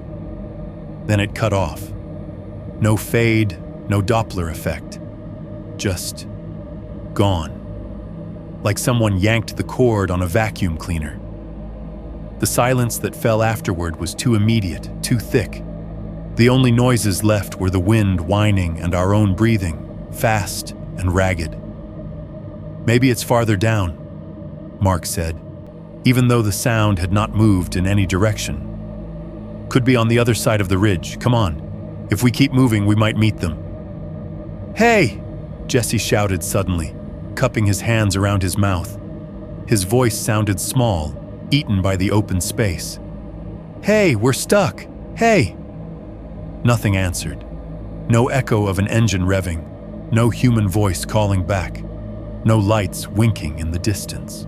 Just more wind slamming into us, impatient. Mark flicked on the flashlight and swung it in a wide arc, beam slicing through snow. It lit up bare trunks, swollen drifts, empty road. No reflections from another vehicle, no glint of glass. After a few seconds, he clicked it off again, as if keeping it on any longer would make our isolation more real. Let's go, he said. We stand here, we're just burning heat. We crossed the clearing and the trees closed in again, this time feeling less like shelter and more like bars in a cage. At some point, after another few hundred of my counted steps, after another mile marker half buried in snow, I made the mistake of looking back at our trail. Part of it was habit. You want to know what kind of mark you are leaving, how easy it would be to find your way back. Our footprints were a deep, ragged line down the center of the road. 5 parallel, inexact patterns where we had walked side by side, sometimes overlapping, sometimes crowding. The wind had started to soften the edges, blowing loose powder into the depressions. But our passage was still obvious. For a second, it was strangely comforting. Proof that we were real. Proof that we had come from somewhere. Then, just beyond the farthest set of sunken shapes, something looked wrong. Our line of prints should have been the only trail. The snow had been clean when we left the car, and nobody else had passed us. But there, coming in from the right side of the road, from the direction of the trees and the downward slope, I saw a curve of impressions that did not match ours. They were shallow, half filled with new snow, but I could make out the pattern. Not sneakers, not our clumsy, double-stepped mess. They were narrower, almost straight, angled in as if whoever had made them had walked slowly, turning their feet toward our path. The line wandered for a few yards, then merged with our footprints, and from that point on, the trail became one churned-up mess.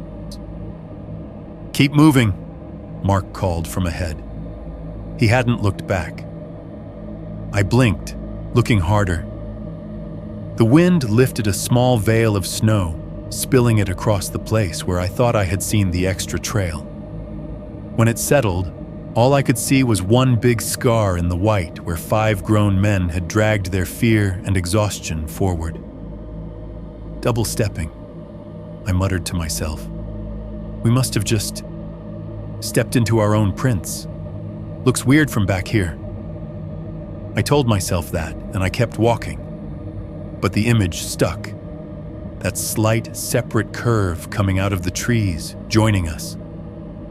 The idea that somewhere out there, in the dark, just offshore from our little island of effort, something else had fallen into step. Time became a loose idea. My counts of 100 blurred. My legs ached with a dull, distant throb that felt disconnected from me, like I was borrowing someone else's body for this walk and had to return it in worse condition than I found it. At some point, we saw new light. Not headlights, nothing that clean, but a reflection in the snow ahead. Caught by the faint glow of the flashlight when Mark flicked it on again to check a curve. He swung the beam a little to the left and hit another sign. This one was bigger than the little 12 miles marker. A sturdy wooden post rose above the snow, maybe 4 feet high, with an arrow-shaped board nailed to it, pointing down a narrower, unplowed side road that forked off to the right. The board had white letters on green paint, more intact than the last sign, though the edges were worn and the corners rounded by years of weather. Cabin Ranger Station, The arrow pointed down into deeper darkness. The side road sloped slightly downhill, disappearing between trees packed closer together, their branches sagging under the weight of snow. The drifts there looked deeper, smoother, unbroken. "Thank God," Jesse breathed. "That's it. We're close." "Or closer," Nate said, ever the pessimist, but his shoulders loosened a fraction. Seeing the word station did something to all of us. Stations meant people, radios, heat. Then Mark swung the light lower, and we saw the footprints. They were faint, older than ours. A narrow line of impressions headed off the main road and down the side route, angling slightly toward the arrow. They had a different shape than our sneaker prints, more compact, more uniform. Boots, maybe. The edges were soft, partially filled with new snow, but the pattern was clear enough. "Someone else came this way," Luis said, voice quiet. "Recently." "Ranger?" Jesse suggested. "Maybe they're already at the cabin. Maybe they've got the stove going, coffee on, all that." Nobody pointed out that we had not seen any evidence of a vehicle. No plow lines, no tire tracks, no churned-up sludge at the fork. If a truck had dropped someone off, the storm had erased it completely. And yet these footprints remained, like the storm had decided those should stay. "If there's someone there they haven't driven out," Nate said slowly. "And if there's a ranger, why haven't we seen lights? Why didn't we hear anything but that? Whatever that engine was." The questions hung in the cold air between us. Still, the sight of marks made by another human being, going in the direction we needed to go, was like a hook in our chests. It pulled. "Doesn't matter," Mark said. "If someone's there, good. If not, there's still shelter. We follow the prints. They had the same idea we did." He stepped off the main road and sank into the deeper snow of the side path up to mid-shin, wincing. Then he slogged forward, following the older track where the boots had packed the snow down a little more. Luis went next, then Nate, then Jesse. I hesitated for one heartbeat on the main road, looking back the way we had come. The straight white tunnel, our messy trail. Somewhere, buried under fresh powder, the place where I thought I had seen that extra line of prints joining ours. I turned away from it and stepped off onto the side road, into snow that grabbed at my legs like hands.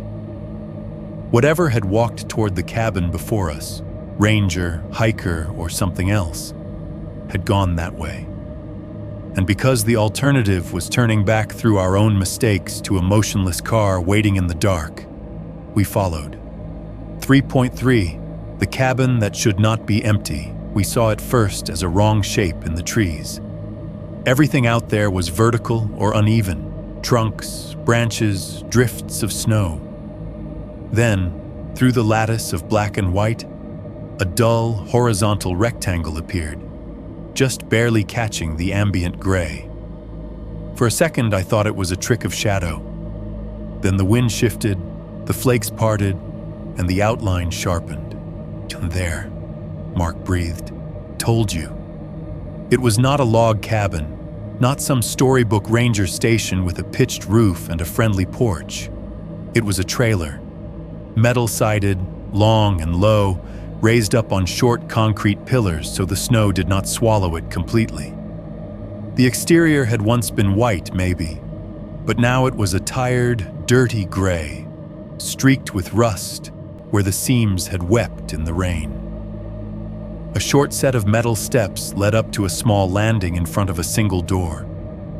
The door had a narrow vertical window in it, the kind with wired glass, but from where we stood, all we could see was a block of darkness behind it. No glow, no movement. Snow sat heavy on the flat roof, a slab almost as thick as my forearm in places, curling over the edges like frosting. It had piled around the base too, drifted up against the concrete supports, leaving a shallow trench between the ground and the underside of the trailer where the wind had scoured it clean. The older footprints we had been following led straight to it, then spread out, circling the little structure in erratic loops before converging at the steps. We slowed as we approached, our own footsteps dragging in the deeper snow, the crunch slowing to a more hesitant, irregular pattern. The wind that had been clawing at us on the road eased as the trees closed around the trailer. In that pocket, the noise dropped. Our breathing suddenly sounded very loud in my ears. Rough, wet inhales and exhales. Little involuntary sounds at the end of each breath. We stood at the base of the steps for a moment, looking up at the door like it was a test we might fail. "Let's see if anyone's home," Nate said, voice shaky but trying for normal. He put one foot on the first metal step.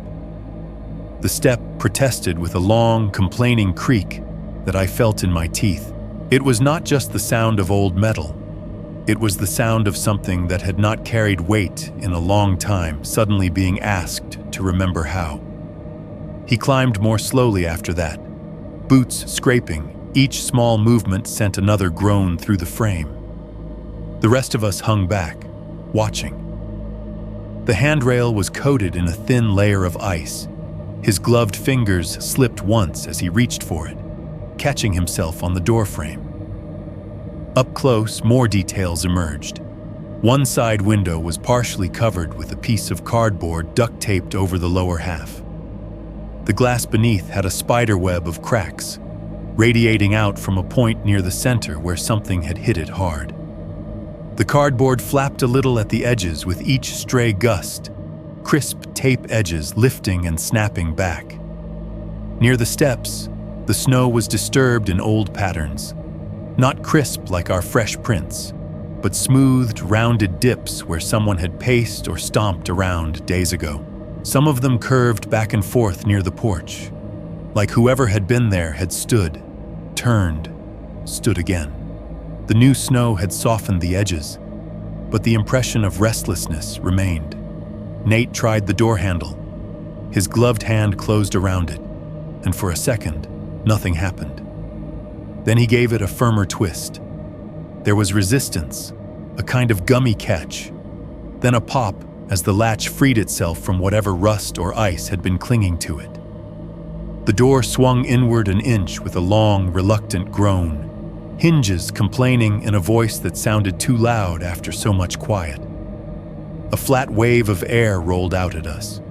It was cold, colder than the air outside in a different way, still, stale, without the sting of wind. It smelled like dust and old wood and faint mildew with an undercurrent of something metallic. Not rot, exactly, just age. "Hello?" Luis called, stepping up behind Nate. "Ranger? Anyone?" No answer, no movement. The darkness beyond the narrow window stayed uniform. Mark clicked on the flashlight and aimed it through the gap, then pushed the door open wider with his shoulder. The beam slid across a small, narrow space and landed on metal bunk beds bolted to the wall on the left, 2 tiers high. Thin mattresses sat on the frames, wrapped in institutional gray covers, edges tucked tight. On the right, a small table and 2 chairs were bolted to the floor like a diner booth. On the table lay a folded map, edges curled, paper yellowing. A couple of metal shelves above held a neat row of cans. Beans, vegetables, something labeled chili. Their labels faded but intact. Packeted instant soup leaned in a collapsed stack next to them, little rectangles of promise. Farther in, near the far wall, a compact wood-burning stove squatted on a metal plate, a stovepipe running up at a slight angle through the ceiling. A pile of chopped logs sat next to it, stacked in a careful pyramid. 2 thick blankets and what looked like a couple of canvas jackets had been tossed into a loose pile on the bottom bunk, waiting for bodies that never arrived. We filed in slowly, pulled by the sight of shelter in a way that pushed every other instinct to the background. The floor was cold underfoot, but it was solid. No more shifting snow trying to steal your balance with every step. The walls cut the wind down to a faint sigh, like someone breathing behind a door. The quiet inside was different, closer, dense. Mark swept the flashlight across the table. An enamel mug sat near the edge, white with a blue rim. Inside, a dark ring stained the bottom, the shape of liquid that had once pooled there and then evaporated, leaving a trace. There was a spoon next to it, the bowl facing up. It had a light dusting of gray on it, but not as much as everything else in the room. The map beside it had a clumsy circle drawn on it in ballpoint pen, line overlapping on itself where the pen had dragged. On a hook by the door hung a bright orange jacket with reflective stripes. It was the kind Rangers wear, practical, visible, meant to say official to anyone who sees it. The fabric was stiff with cold, but clean. Too clean. The floor directly under it was untouched. No melted snow pattern, no darkened patches where someone had hung the coat up dripping and let it dry. If it had been used this winter, the room did not show it. My eyes dropped to the floorboards. The surface was scuffed and worn, grooves where boots had tracked dirt, where chairs had been dragged. Near the door, the wood was more scratched, marked with darker stains. Among the scuffs, there were shallow depressions, rounded and wider than the prints our sneakers would make. Heavy boots, spaced further apart. Whoever had walked here had covered ground in longer strides than ours. Someone's been using this, Jesse said, nodding at the mug, the map. His voice sounded small in the metal shell. Just not today.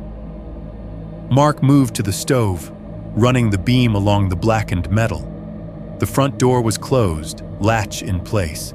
Ash dusted the seam. He reached out with one gloved hand and put his fingers on the stovepipe where it angled up. Careful, Nate warned automatically.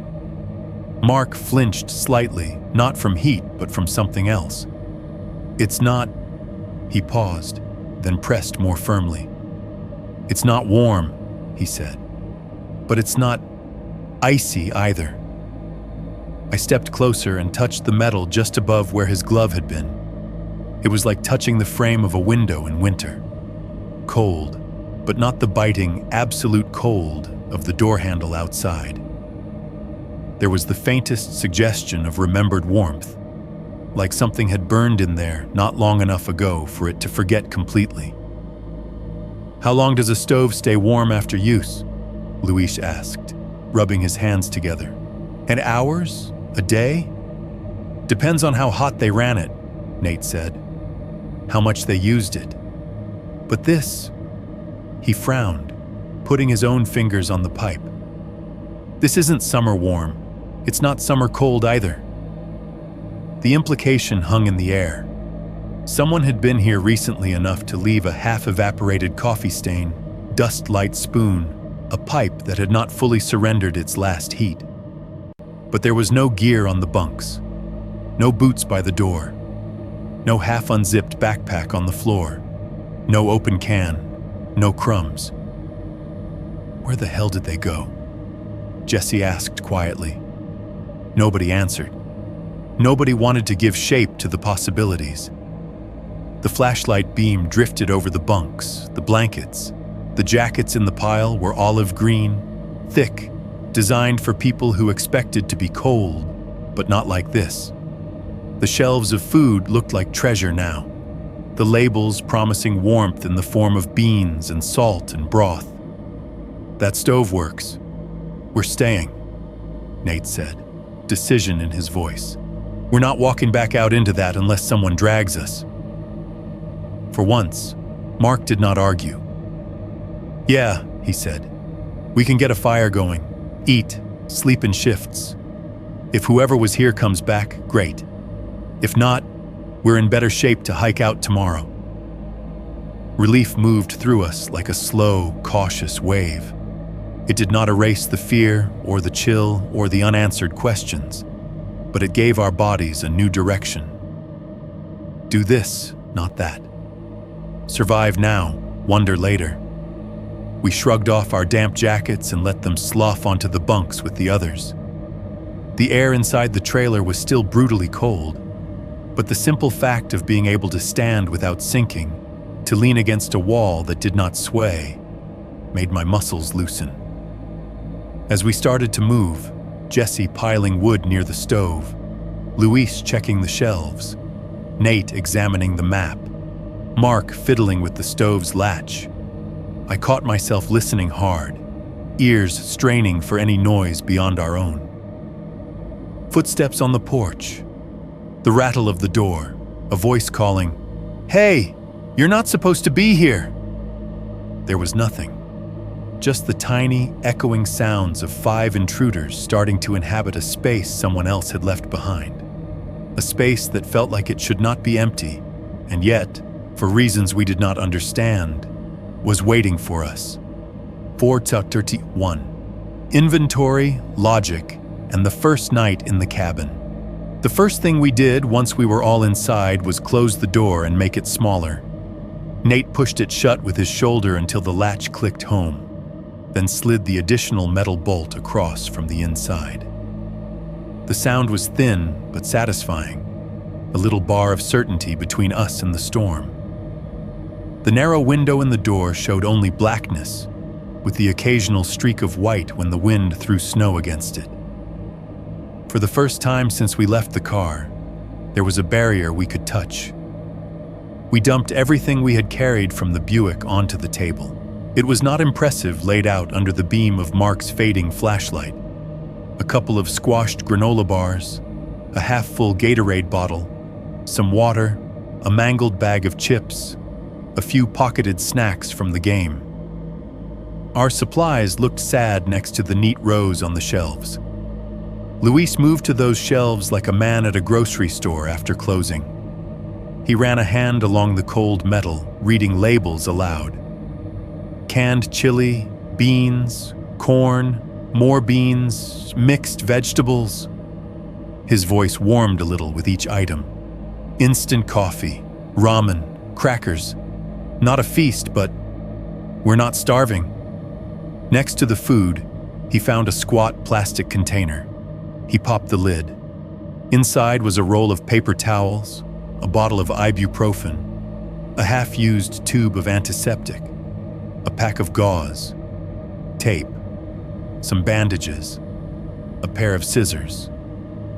The first aid kit did not look like it had been raided much. "Pretty intact," he said. "If anyone bled here, they cleaned up after themselves." Mark opened a drawer under the counter near the stove and let out a short, incredulous laugh. "Matches," he said, holding up a small cardboard box between thumb and forefinger. He shook it lightly, and the rattle of wood on wood sounded almost musical. "Real ones, and dry." Next to the stove itself, there was a stack of firewood, split and cut to size, stacked with the ends facing out. Someone had taken time to make it neat. A smaller crate beside it held kindling, thin, broken pieces of pallet, bundles of sticks tied with twine. On a shelf above the table sat a bulky, old-fashioned radio, the kind you see in emergency kits. It had a telescoping antenna folded down along its back and a big tuning dial on the front. Beside it lay another flashlight, larger than Mark's. He picked it up, thumbed the switch. It flickered once, weakly, then settled into a dull yellow glow that barely reached the walls. "Batteries are almost toast," he said. "But it's something." Nate lifted the radio, turned it over, found the battery compartment. "We'll mess with this tomorrow," he said. "See if it's got juice. Maybe there's a crank on it somewhere." The cabin felt for a moment like a miracle that had actually worked. Walls, roof, food, a stove, a radio. After the slow slide into chaos out on the road, it was like stepping into a pocket of logic someone had left waiting for us. "Plan," Nate said, finally sounding like himself again. He set the radio gently back on the shelf. "We don't know how much wood is here. We don't know how long we might be stuck, and we don't know how bad this storm gets. So, we do not burn through everything tonight." He gestured toward the stove. "We use blankets and body heat, keep our layers on. We sleep. Tomorrow, we see what the weather looks like. We get a fire going for a bit to warm up and to show smoke if anyone's out there. We try the radio. We ration the food. Nobody goes wandering off alone. Nobody plays hero." "Agreed," Luis said immediately. Jesse nodded, already reaching for one of the blankets. Mark hesitated, eyes ticking toward the stove, then gave a grudging nod. "Fine, but if it gets too cold, I'm lighting that thing up, rationing be damned." "Fair," Nate said. "We'll see how bad it gets." The inside sounds of the trailer began to separate themselves. There was a faint, high whine of wind around the corners of the metal walls, different from the broad rush of air through trees we had heard outside. It was more focused, concentrated where it found tiny gaps around seams and screws, making small, fretful notes. Now and then, the structure creaked, a slow, complaining shift as the skin of the trailer adjusted to the temperature, contracting in little stutters that reminded me of an old ship. Somewhere near the back wall, there was an intermittent drip, a patient, hollow tick as meltwater from the roof found its way down through the channels of the siding and released itself onto something below. Drip. Pause. Drip. It made the quiet feel deeper, like someone tapping a finger in another room. We claimed bunks and corners with the kind of polite greed that comes from being past pride. Jesse threw himself onto the bottom bunk closest to the stove, curling around a bundle of blankets like a kid hugging a stuffed animal. Luis sat at the table, hands wrapped around a can of chili, like he could absorb warmth from it before it was even opened. Nate took the bunk across from the door, positioning himself where he could see it easily. Mark sprawled on the upper bunk above Jesse, boots still on, one arm flung over his eyes. I sat at the table and forced my frozen fingers to work the pull tab on a can. It peeled back with a sticky pop. The smell of beans and salt and canned meat rolled out, heavy and comforting in a disgusting way. We ate straight from the cans and packs. Cold chili, dry crackers, instant ramen crunched up and shaken with seasoning like chips. It was not good, but it was food. Solid. Real. Every swallow put another line in the ledger on our side, a small defiant note against the zero that waited outside. At some point, someone said something actually funny. Jesse coughed halfway through a bite of crackers and managed, between wheezes, "If I live through this, I'm giving up smoking." Mark snorted. Luis said, "You'll die of boredom instead." And for a moment, the laughter that followed sounded almost like the kind we used to have at the bar. A little too loud, a little too relieved, but real. We dimmed the flashlight, turning it so the beam faced the wall and reflected back a softer glow. The cabin shrank again, shadows thickening in the corners, edges blurring. Our shapes on the bunks and chairs became vague forms rather than men. The wind's whine outside grew softer with the illusion that light gives, even though the sound itself did not change. I was just starting to feel the exhaustion pull at me, the kind that comes after adrenaline has burned off and left your body hollow. When the sound came, it was small. That is important. It was not a bang, not a crash, not the slam of a door. It was a single heavy step on the porch outside, a compressed, hollow thump that traveled up through the metal frame of the trailer, and into the soles of our feet. Then, half a heartbeat later, the faint, familiar groan of the metal stair. Everyone froze. The drip at the back wall seemed to stop out of courtesy.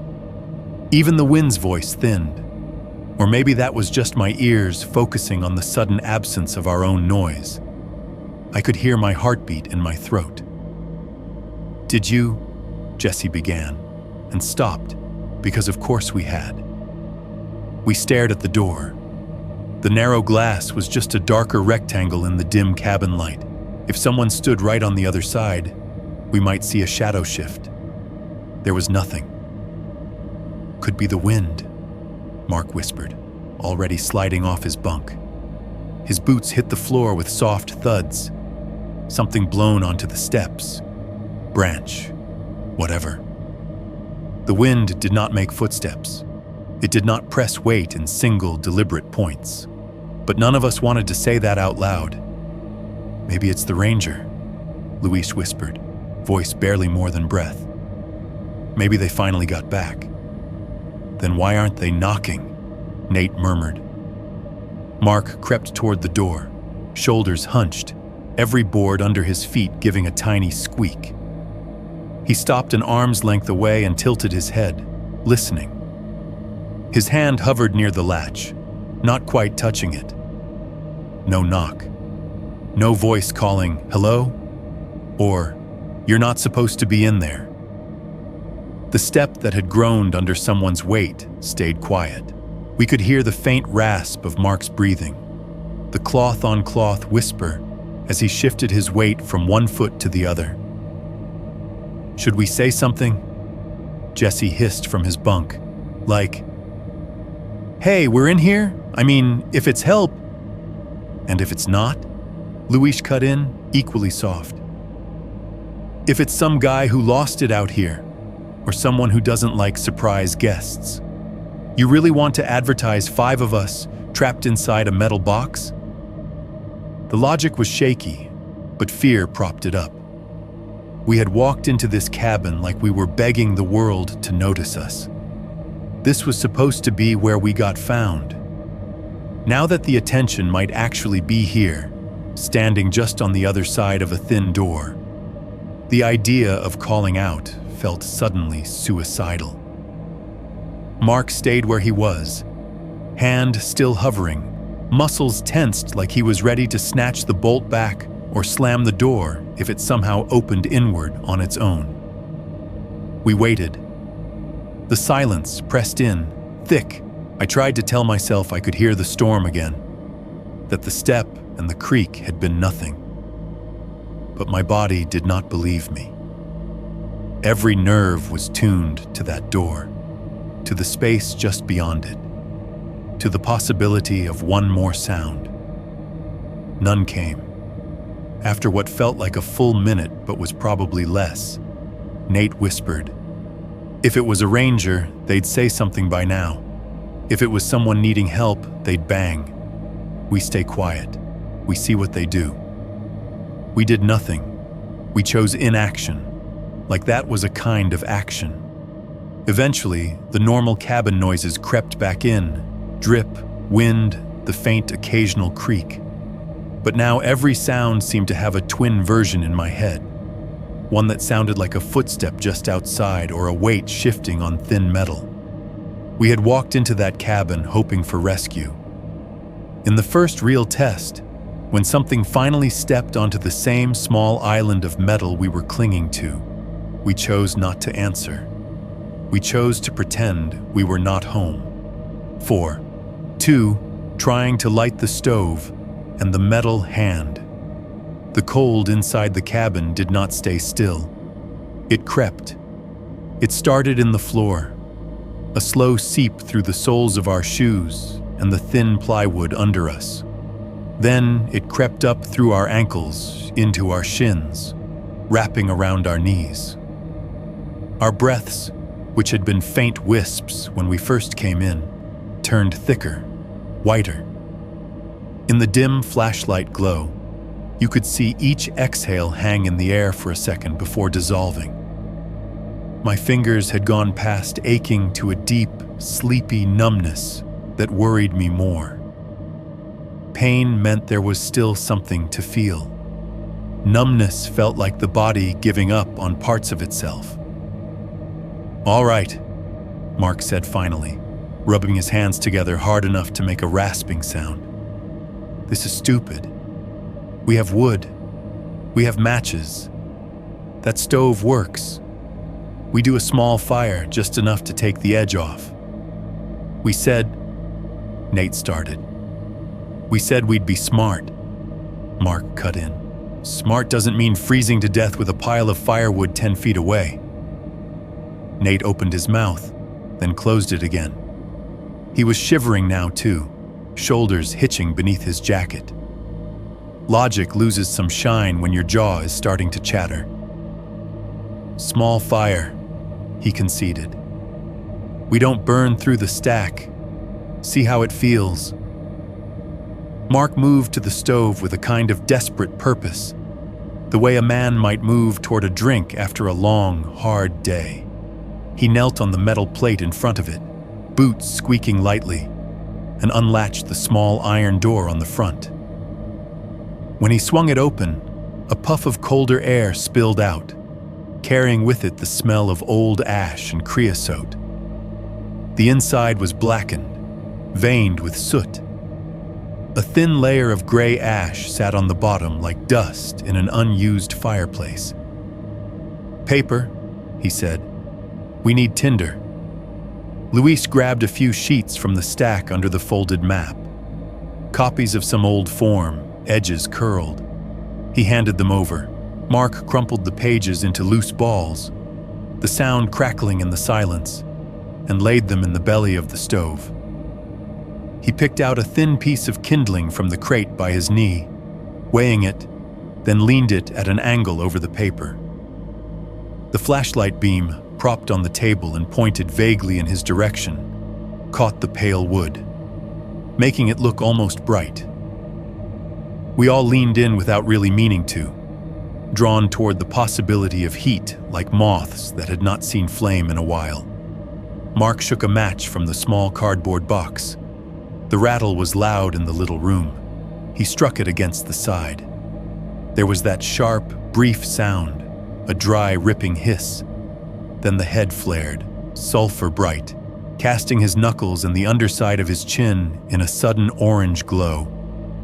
The smell of the match hit a fraction of a second later, a bitter tang that cut through dust and cold. He cupped his hand around the flame and touched it to the crumpled paper. For a heartbeat, nothing happened. Then the edge of one sheet blackened, curled, and ignited. The flame crawled along the wrinkles, turning white into yellow into licking orange. Dry fibers popped softly.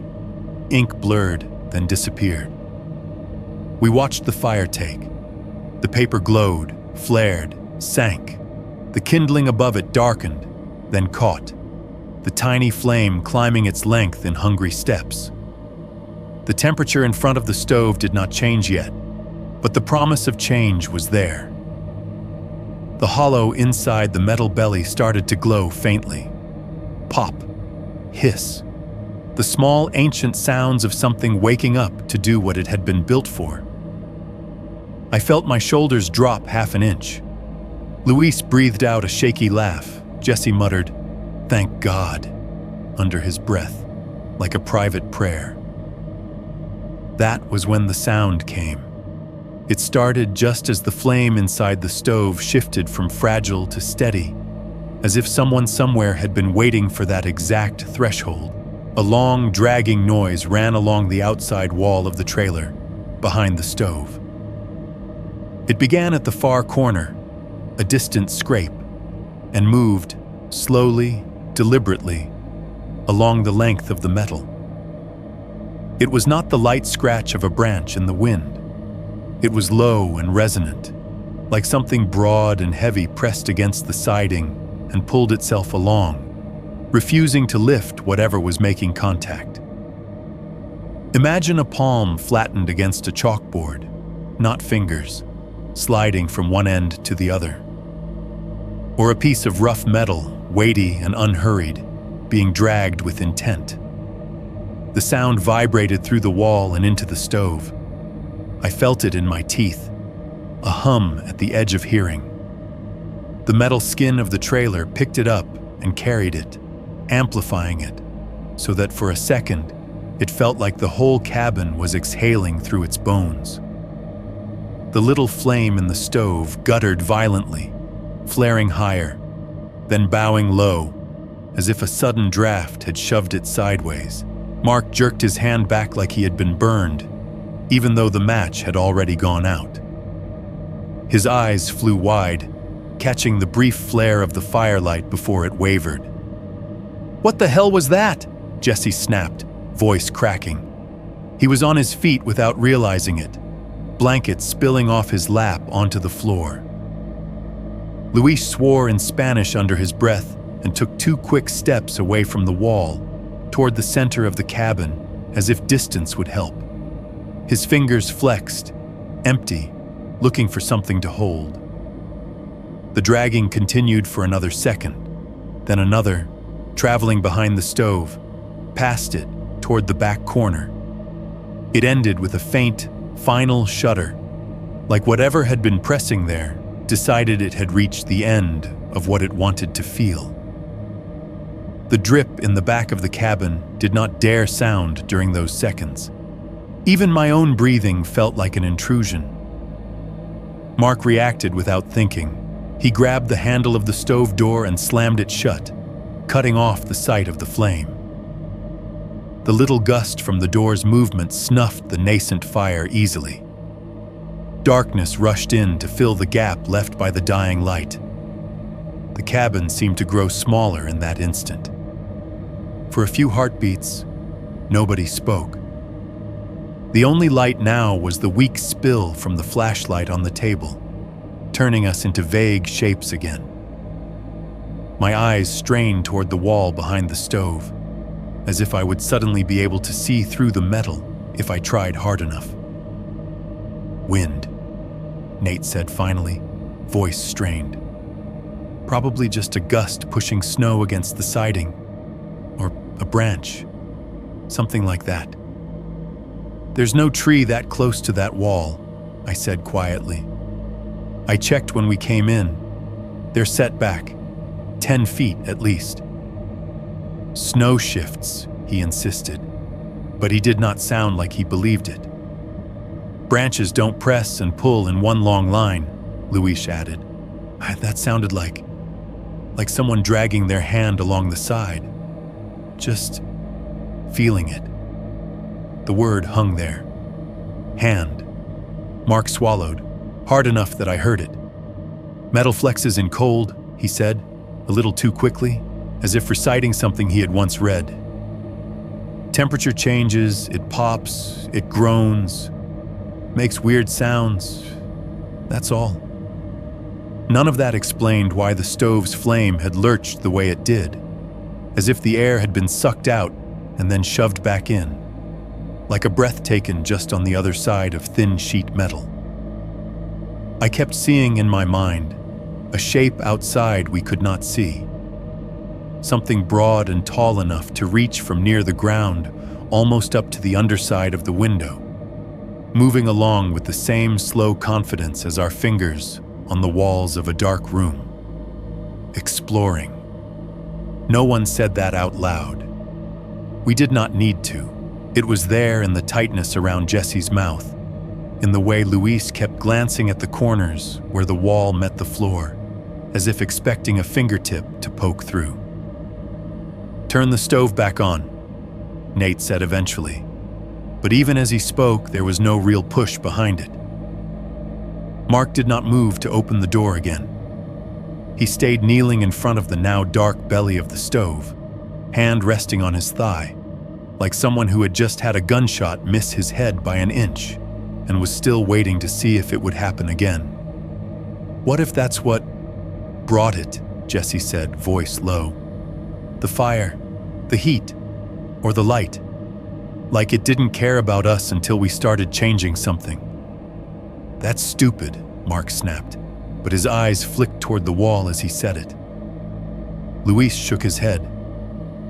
Stupid or not, we light that again and it happens again. I'm not going to be able to sit in here. I'll end up outside and that's worse. The cabin settled around us with a long, thin creak, as if agreeing with him. We could have voted. We could have argued it out, weighed the risk of freezing against the fear of whatever might be pressing its attention to our walls. Instead, something quieter happened. Nobody moved toward the stove. Nobody reached for the matchbox. One by one, our bodies edged away from that corner of the room, just a few inches, just enough that if something touched the metal again, we would not be sitting directly against it. I'll take cold over that sound again, Jesse muttered, pulling his blanket back up around his shoulders so tight it bunched around his neck. Just for tonight. Nate did not disagree.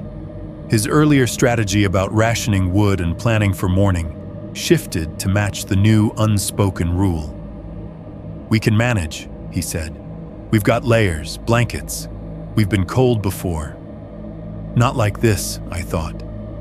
Not with something listening. But I said nothing. Without anyone saying the words, we made a decision. No more fire.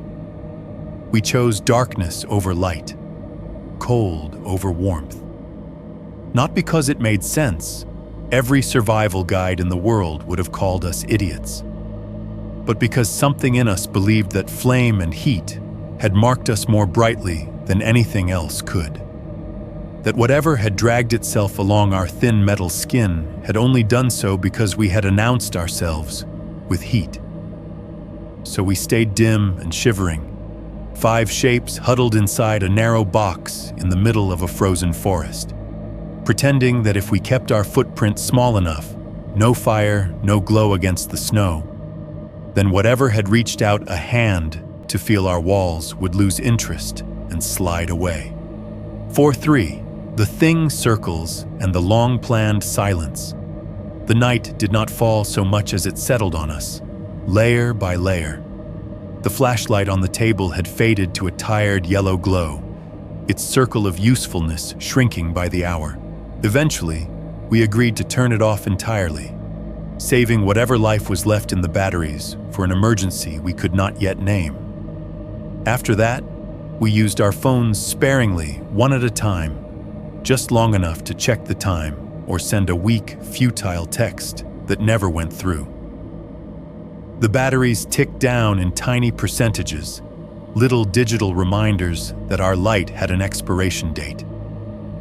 We lay on the bunks, fully clothed, wrapped in every blanket the cabin had to offer.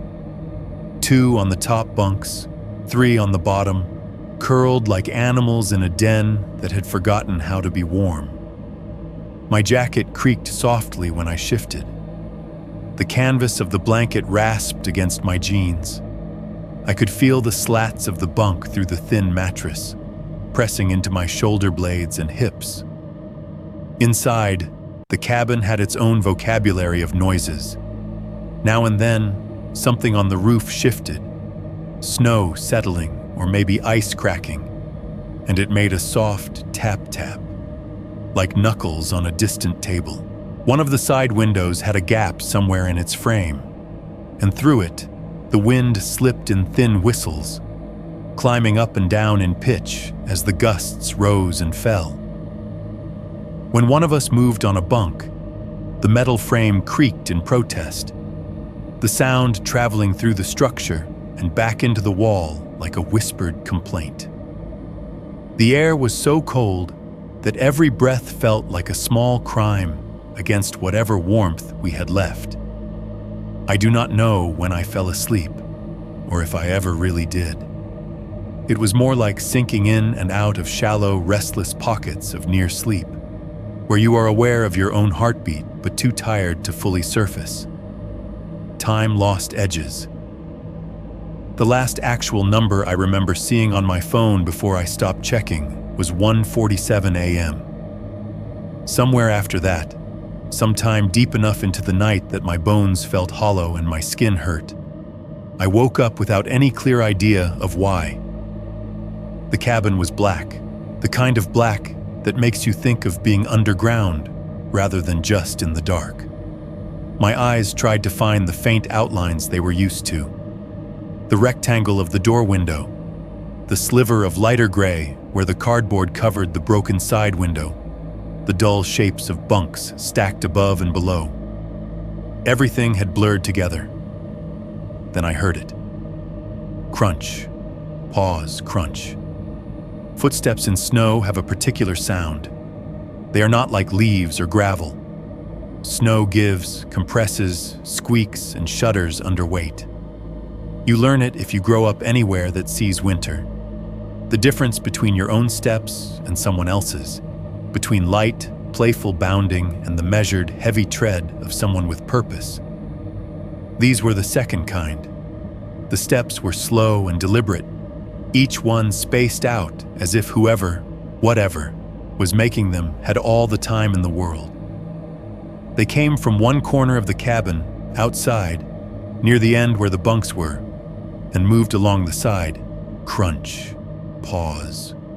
Crunch.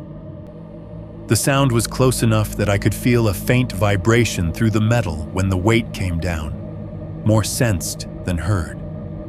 The trailer acted like an amplifier, picking up the impact and carrying it through the thin frame. It felt like something was tapping its fingers along the outside, testing the strength of our shell. My heart lurched into a sprint. I tried to slow my breathing, forcing air in and out in shallow pulls so it would not sound so loud. It still felt thunderous in my ears. Across from me in the darkness, I heard someone shift, a soft hiss of fabric and the small, betraying creak of a bunk spring. Jesse, I guessed. He moved the most in his sleep. The bed frame answered with a groan, like a muffled protest. I wanted to reach out and grab him, hold him still, but my arms stayed locked at my sides. The footsteps kept moving. They passed the side wall, heading toward the door. Crunch, crunch, crunch. Each step hit a new patch of snow. The sound slightly different each time, but with the same weight behind it. The boards of the floor beneath me carried a faint echo, a ghost of the impact. When they reached the front corner, they paused. I could picture the door in my mind, the narrow glass, the latch and bolt, the thin metal panel between us and whatever stood on the other side. I listened for a knock, a hand on the handle, a voice. Nothing. Instead, after a few heartbeats that stretched too long, the steps started again, rounding the cabin, heading toward the other side. Crunch. Pause. Crunch. The rhythm was almost careful.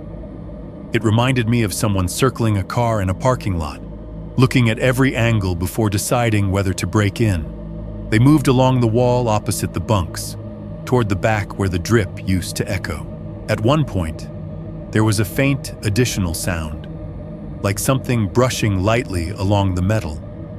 A softer, finer noise overlaying the crunch of steps. It was not the long, full-body drag we had heard behind the stove. This was thinner, more delicate. Imagine fingers inside gloves trailing along a smooth surface, or the light, irregular touch of a stick held loosely in a hand, tracing the line of the wall. The hairs on my arms prickled under my sleeves. My scalp tightened. Every instinct I had screamed not to move, not to speak, not to exist more than absolutely necessary. The footsteps made a full circuit. Back corner, far wall, the end where the broken window was covered in cardboard, then around again. When they reached that damaged side, the sound slowed even more. Crunch. Long pause. Crunch. As if whoever was out there had stopped to look in, or to listen more closely to whatever thin noise we made. The faint brush against the metal returned. nearer to the level of the window this time. A subtle, searching sound. On the top bunk above me, I heard fabric shift. The frame gave a sudden, sharper creak as Jesse adjusted his weight, maybe trying to get off his hip, maybe waking up fully to what we were all hearing. In the dark, every one of us silently begged him to be still. No one moved toward the door. No one reached for a phone to flash a light or to check the time. No one even whispered. The idea of saying hello or who's there had become something insane, like poking a sleeping animal with a stick just to see its eyes open. We lay there, breath measured, hearts loud, while something walked a lazy circle around our thin metal refuge. The steps came back to the front corner near the door again. There was a long pause. The wind outside seemed to hush, as if it too was waiting. Then, without warning, there was a bang. It hit at the far corner, away from the door. A single, heavy impact, like someone had stomped hard once, or dropped their full weight from an inch above the snow. The whole cabin shuddered. The bunk frame rattled. The spoon in the enamel mug on the table gave a tiny, nervous clink. Then nothing. No more footsteps. No more brushing along the walls. The wind picked up again in the gap around the window, whistling as if trying to fill the space the other sound left behind. The familiar drip in the back corner resumed, tentative at first, then steady. Tick, tick, tick. My heartbeat slowly stepped down from a sprint to a pant.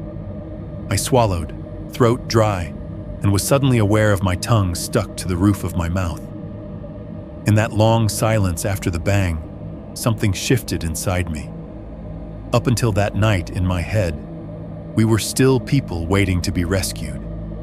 Stupid, sure, reckless, lost, but the narrative I held on to was that we had made bad choices and now just needed someone, a ranger, a cop, a plow driver, to enter the story and pull us back onto the right track. Listening to that circling, listening to those deliberate steps make a loop around our cabin without ever announcing themselves, I understood something else. We were not the center of this anymore. We were not victims in the way you say it on the news. We were prey. Prey does not bang on the windows and wave. Prey does not light up the dark and shout for attention. Prey stays still. Prey hopes the thing doing the circling loses interest. Lying there in the dark, every muscle clamped, I thought ahead to the questions I would eventually hear from across metal desks in warm rooms. Why didn't you light a big fire? Why didn't you put food outside, wave clothing, build a signal? Why didn't you use the radio right away? Why didn't you make it obvious someone was in that cabin? I cannot fully answer those questions in a way that satisfies people who were not there. I can give reasons, the storm, the cold, the shock, but they sound thin.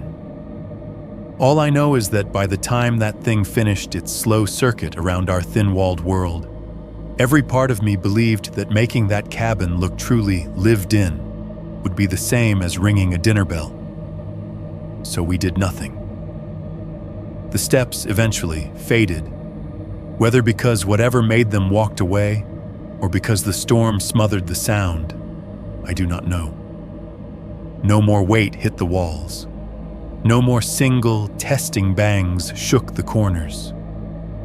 We lay there for a long time afterward, in a silence so complete it felt like a decision. We were 5 grown men, sitting on top of shelves of food, wrapped in blankets beside a pile of dry firewood, with a stove and a radio within arm's reach.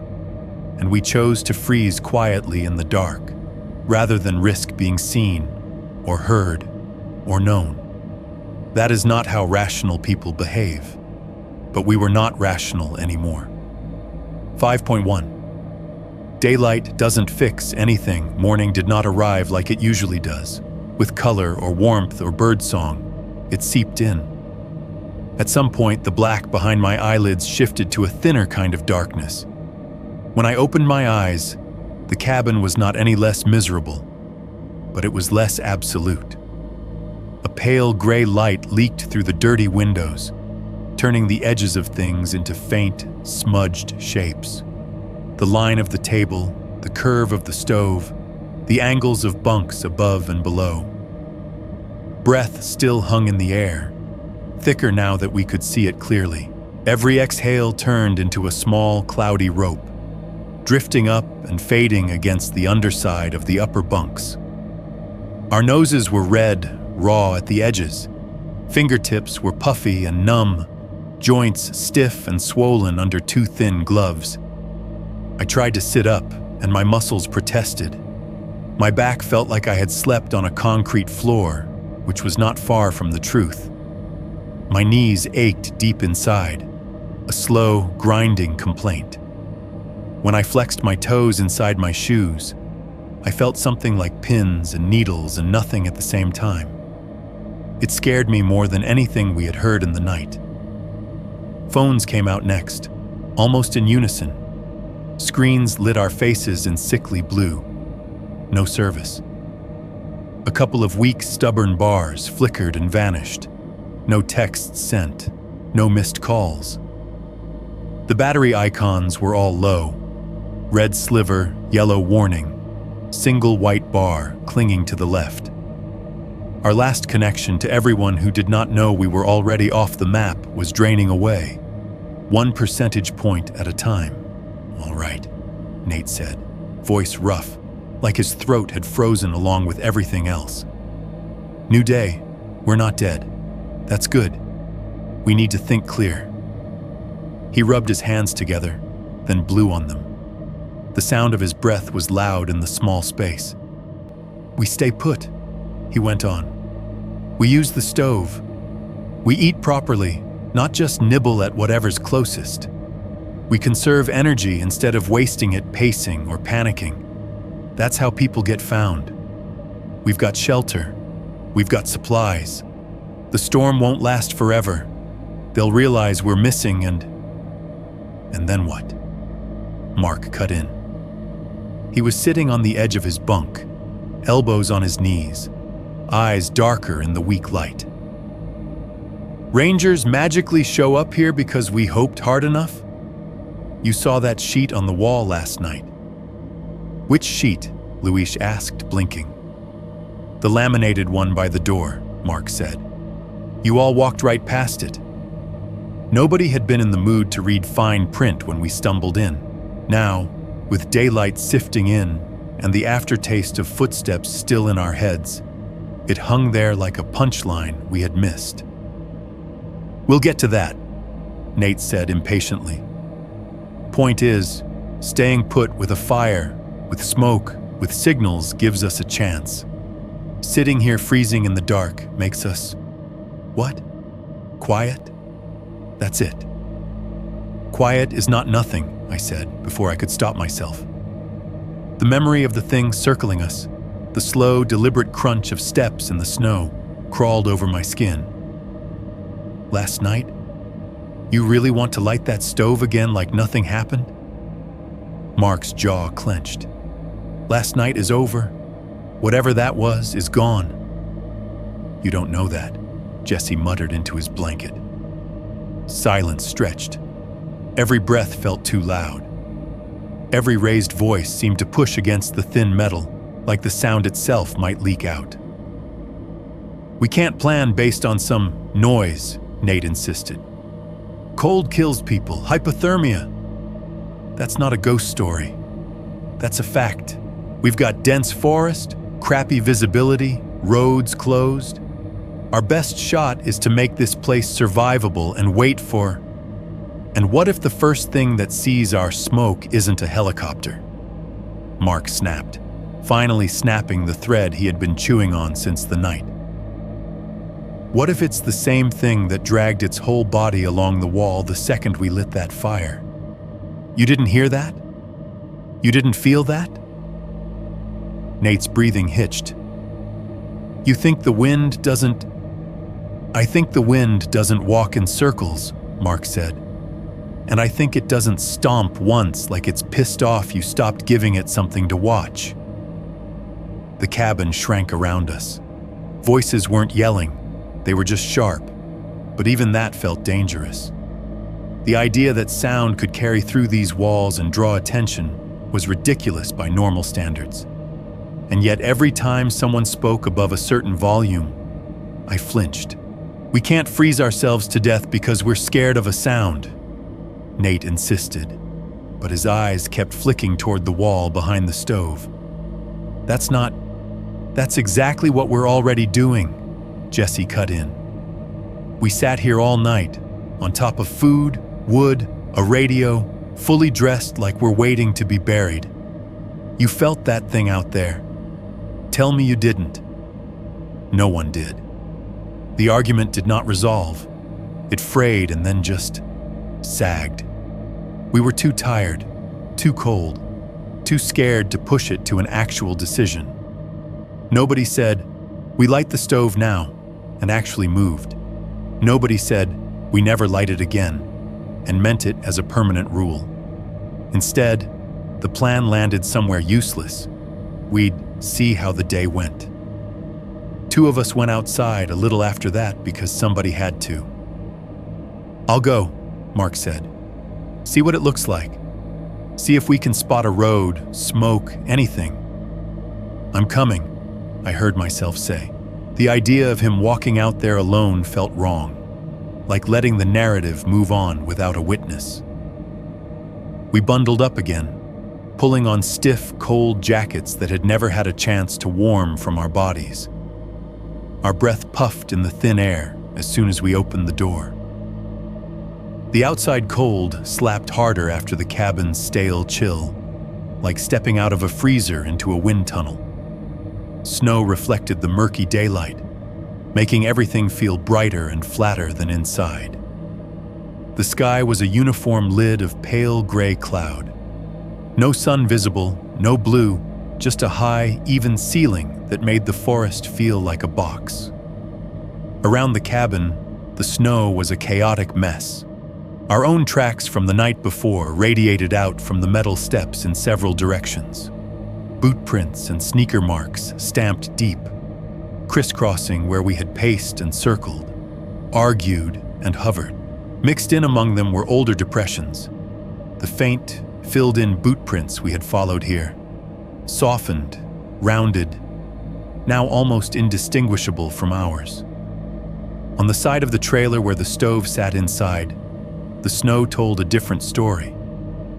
There, a slight trough ran along the wall, a narrow, sunken line where the powder had been compressed. It was not made of distinct footprints. It was more like something heavy had moved there and kept moving, enough times or with enough pressure that it had carved a shallow, continuous groove, parallel to the metal. "Could be drift," Mark said, but his voice lacked conviction. The trough was too neat, too even. No wind-sculpted patterns, no delicate ridges. Just a dull, pressed path hugging the cabin's skin. I knelt, my knees biting into the cold, and brushed some of the snow aside with my gloved hand. The layer beneath was compacted, icy, as if weight had been there recently enough to press it down before the new fall covered it. No clear shape, no claws, no hooves, no treads, just the fact of pressure. "Tracks would make me feel better," I said. "Why?" Mark asked. "Because tracks belong to something that lives in a book," I said.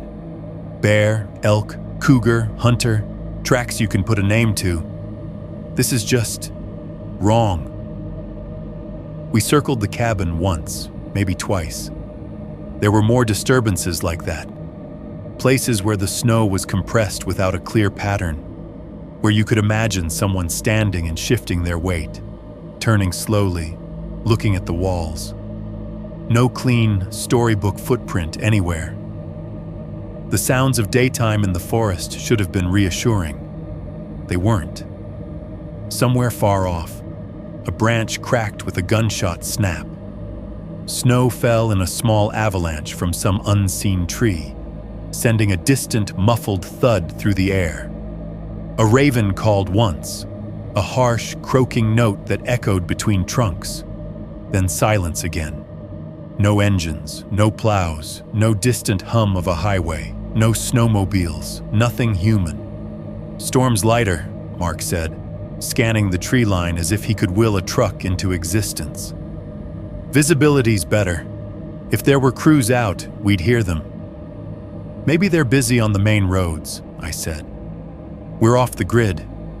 We knew that when we drove past the gate." He looked at me, and for a second I saw the tremor under his stubbornness. I don't know what I thought," he admitted. "That those signs are for other people, city folks, not us." We stayed outside only as long as our bodies would tolerate it. Fingers going stiff, faces burning with the kind of cold that feels like heat.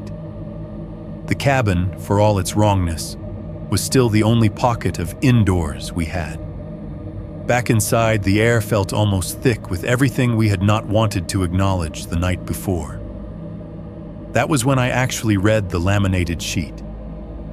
It was tacked near the door, at eye level if you were standing on the little landing. The plastic had yellowed at the edges, corners curling slightly away from the metal wall. Black text on white, printed once and never updated. U.S. Forest Service, Seasonal Ranger Station. Notice, this facility is a seasonal resource intended for use during scheduled summer operations. Structure is not maintained or staffed during winter months. Access roads may be closed or impassable without warning. Services, medical, rescue, supply, are not guaranteed in adverse weather conditions. In case of emergency, do not rely on this station as a primary refuge. Winter use is at your own risk. Someone had underlined "not maintained" and "not guaranteed" in pen at some point, pressing hard enough that the lines had embossed the paper slightly. "What the hell?" Jesse said, reading over my shoulder. "Do not rely on this station as a primary refuge? What else are we supposed to rely on?" "Summer hikers," Nate said bitterly. "That's who this place is for. People who twist an ankle in July and need to wait a couple of hours for a ranger to drive by and give them a ride back to their Subaru. Winter use at your own risk," Luis read out. "So, staying is a gamble. Going is a gamble. Nice." The illusion I had been quietly clinging to, the idea that there was a system, that someone in a bright office with a map and highlighters had us pegged as missing and was already plotting a route to this cabin, shrank drastically. This station was not a node in a network anymore. It was an abandoned tool shed someone had forgotten to lock. "Staying put doesn't mean anyone is definitely coming," I said, more to myself than to them. "It just means we're easier to find if they do by chance. And walking out means we might meet whatever made that mess out there," Jesse added, "or freeze halfway to nothing." We stood there, 5 men in a thin box on concrete stilts, staring at a laminated, barely legible sheet that boiled our situation down to one truth. No one had promised us anything. No helicopter was guaranteed.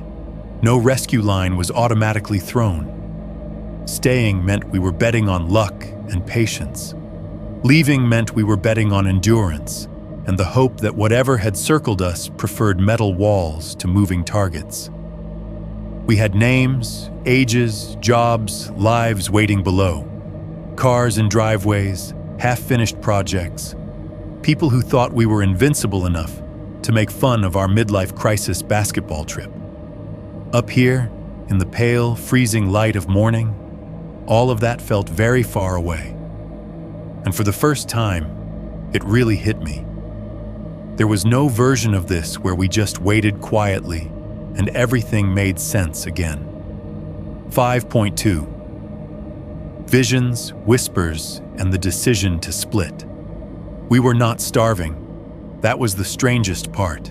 We had shelves of food, and we were eating it. Just not like people who believed in next week. We picked at it. A few crackers here, a bite of cold beans there, half a pack of ramen divided among 5, chewed dry. The cans made dull, echoing clinks on the table whenever someone put one down too hard, like they were reminding us they existed. The cold did not leave, but it changed tone. Instead of the sharp, immediate shock of the first night, it settled into us like an illness. Fingers puffed up, joints stiff. The pain dulled into something gray and constant. Thought followed the same path. We started to fray in different directions. Jesse would stare at the dead radio the way some people stare at a TV that has lost its signal, like he was waiting for it to remember how to work. At first, I thought he was just bored. Then one afternoon, as we sat in a silence broken only by the drip and the creaks, he tilted his head and said, "You guys don't hear that?" "Hear what?" Luis asked. He pointed at the radio. "There, like a game on, crowd noise, a commentator. It's low, but it's there." The radio was off. The tiny red power light was dark. Nate got up and pressed his ear almost against the speaker grill, holding his breath. "I don't hear anything," he said finally. "It was there," Jesse insisted, looking more hurt than defensive. "Like static, but with voices in it. Like when you fall asleep with the TV on in the other room and wake up at 3 a.m. and it's just noise." "Cold messes with your head," Nate said softly. "Lack of sleep, too." He meant it kindly. It still landed like a diagnosis. Luis had his own ritual. He kept picking up the same can of chili. Not eating it, just turning it. He would sit at the table, can in his hands, thumbs tracing the rim, eyes tracking the small print around the label. Ingredients, calories, serving size. The tiny line that said "Best Buy," followed by a date that had already passed a couple of years ago. "You know it's fine," I said once, when I realized I had been watching him do it for 10 minutes. "That stuff never really goes bad." He nodded without looking up. "I know." "You want to split it?" I offered. He hesitated, then shook his head, still not opening it. "Not yet." An hour later, he was still holding it, turning it over and over like a worry stone he couldn't bring himself to break. Nate's job, self-assigned, was the door. He sat on the lower bunk across from it, facing the narrow window, hands clasped between his knees, and watched.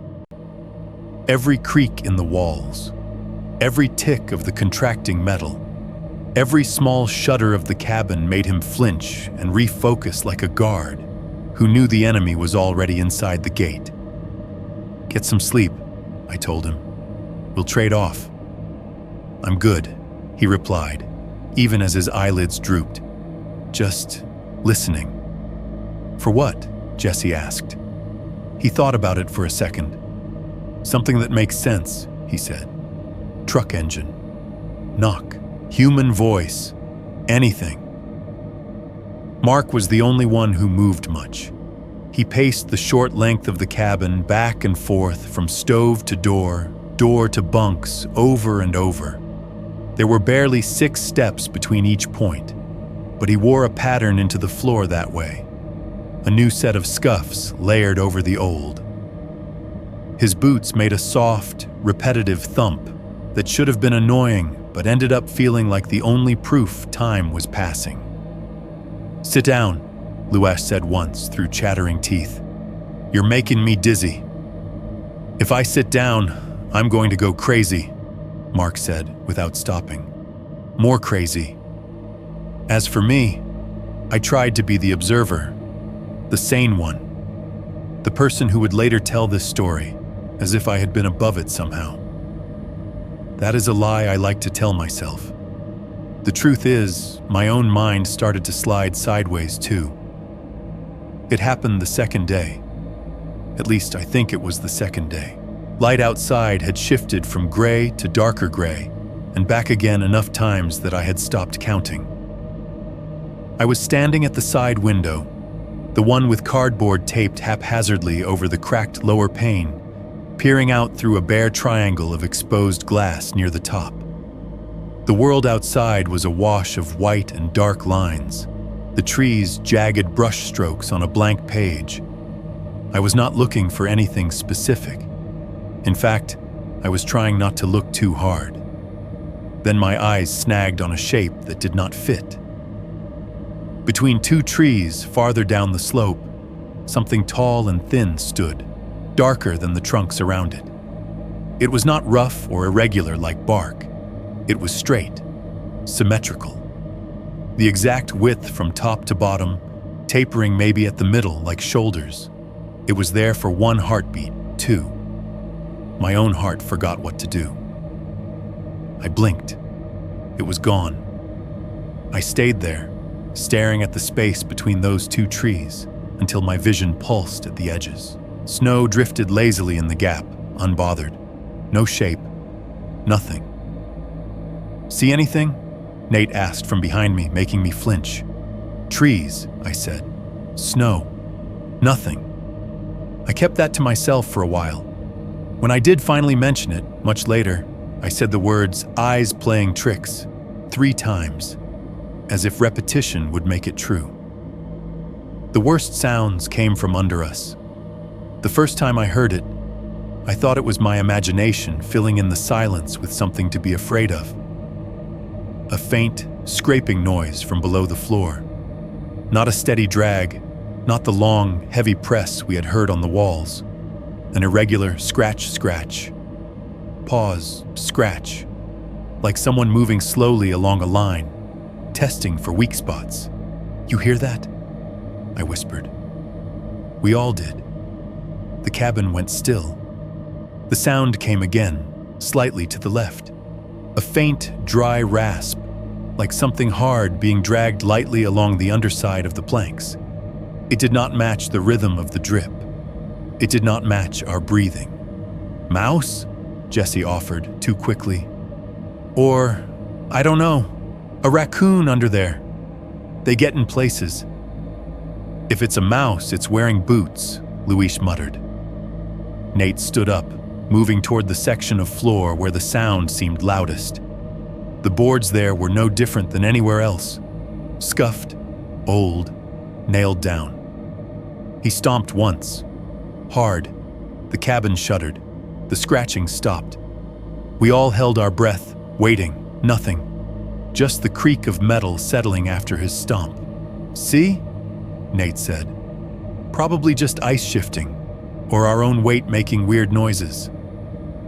We went back to our spots by degrees, muscles unwinding a fraction. 5 minutes later, when nobody was moving and our voices had dwindled again, the scratching started up once more, a little farther along, like someone or something had resumed its slow work when the disturbance passed. We pretended not to hear it that time. It is hard to make good decisions when you are cold, tired, and scared. It is even harder when you keep pretending you are not all three. "Staying here is slow death," Mark said eventually, standing by the stove, arms crossed tight against his chest. "If the storm keeps up or no one's looking this way, we just fade out, freeze or starve or both." "We're eating," Luis said. "Barely," Mark shot back. "We're acting like those cans are holy relics. They're not. They're food, and we sure as hell aren't getting any fresher." "Walking out half frozen is faster death," Jesse said from his bunk. "We're not exactly in peak condition for a 12-mile hike, man.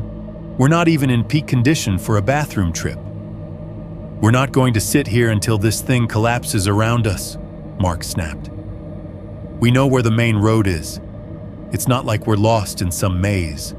Ridge Road goes back to the highway. We follow our own tracks as far as we can. 2 of us go. The others stay. If the 2 make it, they send help. If someone comes here first, you're here to meet them. The longer we wait, the weaker we get, Nate said reluctantly. That part is true. So we all go? Jesse asked, voice thin. No, Nate answered immediately. No way. Splitting up is dumb in movies and it's dumb here. We're already dumb, Mark said. We left a working car, remember? We're past hoping for perfect moves. The cabin seemed to shrink by another inch as the conversation went on. The walls were too close. The ceiling was too low. 5 grown men, their fear, and all that food and wood and metal. It felt like too much for the small space to hold. We need to decide something, Luis said. Doing nothing is doing something too, and it's not working great. The idea of going back out into that white tunnel made my stomach clench. My thighs still burned from the last hike. My lungs hurt whenever I took a deep breath. My brain felt like it was wrapped in cotton. At the same time, a small, ugly part of me relaxed when they started talking about 2 going instead of all 5. I did not want to be chosen. I did not want to be heroic. I did not want to walk back past whatever had made those troughs and scratches and sounds. When I felt that relief, it made me hate myself in a quiet, specific way. These men were my friends. Like brothers, people said. My instinct should have been to stand up and volunteer. Instead, I sat there, silent, hoping the coin would land on someone else. Later, when I think about guilt, it is not just about what I did. It is about all the things I let happen because staying silent was easier. The final push toward splitting came in private, not in a group vote. Mark caught my eye at some point when the others were wrapped in their own arguments, their own fantasies of what might be happening down the mountain. Cops at our doors, parents calling, alarms raised. "Hey," he said quietly. "Come here a second." We moved toward the back of the cabin near the bunks, out of the direct line of sight from the table. The metal wall was cold at my back. The drip nearby counted out seconds. "You remember the drive up ridge?" he asked. "Hard to forget," I said. "Before the barrier?" he added. "Before the sign, when we were still on the main stretch." "Yeah." He looked past me, at nothing, jaw working. I didn't say anything at the time because it sounded stupid. And then everything else happened and it felt small. But I keep thinking about it. Thinking about what? "The headlights," he said. "Behind us." I frowned. "I don't remember anyone behind us after we left the arena." "That's the thing," he said, voice low. "I do. Back when we first turned off the bigger road onto Ridge, I checked the mirror, just a habit. There were lights way back, maybe a quarter mile, maybe more. 2 points. Headlights. They weren't close enough to be annoying, but they were there. I figured, we're not alone out here. I tried to dig through my memory. The tunnel of road, the wipers, the snow. I checked again a minute later, he went on. Still there. Same distance. After we passed that road not maintained in winter sign, I checked again. Still there. Not gaining, not fading, just there. Like they were matching our pace exactly. Could have been someone being careful, I said, though even as I said it, my voice sounded unsure. Maybe, he said. But then the snow got worse. You remember when it really thickened up? When we commented on it? I checked the mirror again, expecting to see their lights or headlights high up if it was a truck, something. And? I asked. Nothing, he said. No glow, no dim points through the flakes, just dark.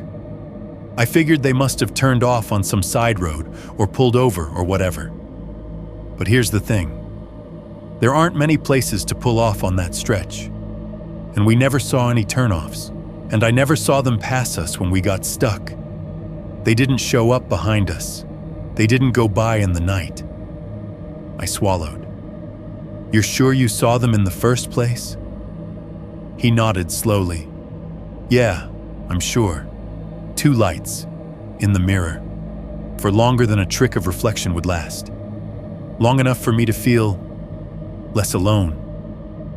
And then, when the snow got bad, they just weren't there anymore. You think they turned around? I said. He looked at me, eyes ringed with red, something brittle behind them. I think something followed us off the main highway, he said. And when the world got thinner up there, when the road closed and the signs said nobody belongs here, it stopped pretending to be a car. The words landed in me like a small, dense weight. I had been thinking of whatever was out there as a thing of the cabin, of the storm, of that particular stretch of woods. The idea that it had been with us longer than that. Back on the higher, safer road, wearing headlights like a mask, made the whole story feel more rigged. Like we had not stumbled into its territory by accident. We had been bringing it along for the ride. So yeah, Mark finished, voice flat. I don't think staying here waiting for something human is our only problem. Whatever was circling us knows we're here. It knew we were on the road. It's not going to forget. Outside, something cracked in the forest, a delayed echo to his words. The drip at the back wall kept ticking, indifferent. By the time we rejoined the others at the table, the idea of splitting, of sending some of us back into the white, leaving others behind in the metal box, felt less like a plan and more like the only move left on a broken board. 5.3, 2, leave, 3, stay. In the end, the decision did not feel like a decision. It felt like a sentence everyone quietly accepted. Mark and Luis would go. Nate, Jesse, and I would stay. It made sense on paper. Mark still had the most energy, or at least the most restless anger. Luis, even half frozen, moved with a steadiness the rest of us did not have. Nate's knee was getting worse. Jesse's lungs were not built for distance. I felt like my bones had turned to brittle glass.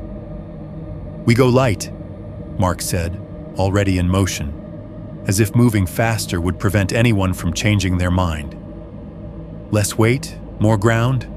You guys keep most of the food. Cabin is easier for rescuers to find than 2 idiots face down in a snowbank. The table turned into a battlefield of silent math. We lined up cans and packets, trying to divide them like they were numbers that would eventually equal survival. More stayed than left. 2 cans of chili into their pack, 1 can of beans, a sleeve of crackers, a couple of ramen bricks. The rest we pushed toward the side of the table that belonged to the cabin. You sure that is enough for you? Luis asked, eyebrows nodding. Enough for the hike, yeah, Nate said. If you are not back in a couple of days, extra cans will not matter much anyway. We all pretended that time frame sounded generous. The blankets were trickier. There were not many to begin with. Logic said the ones who stayed, who would be sleeping in the thin-walled refrigerator of the cabin, should get more. Mark knew that. He still snagged an extra one. We will freeze out there without at least this much, he said, bundling it under his arm. You have bunks. We have wind.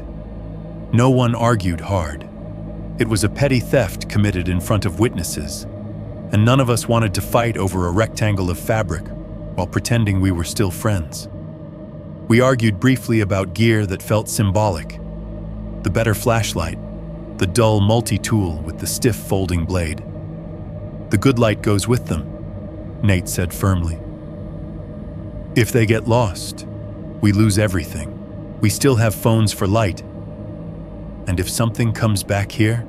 Jesse asked. If something comes back, it already knows where we are, Nate answered. A flashlight beam will not change that. In the end, Mark and Luis took the stronger flashlight and the multi-tool. We kept the weaker light and the radio that had not yet given us a single human sound.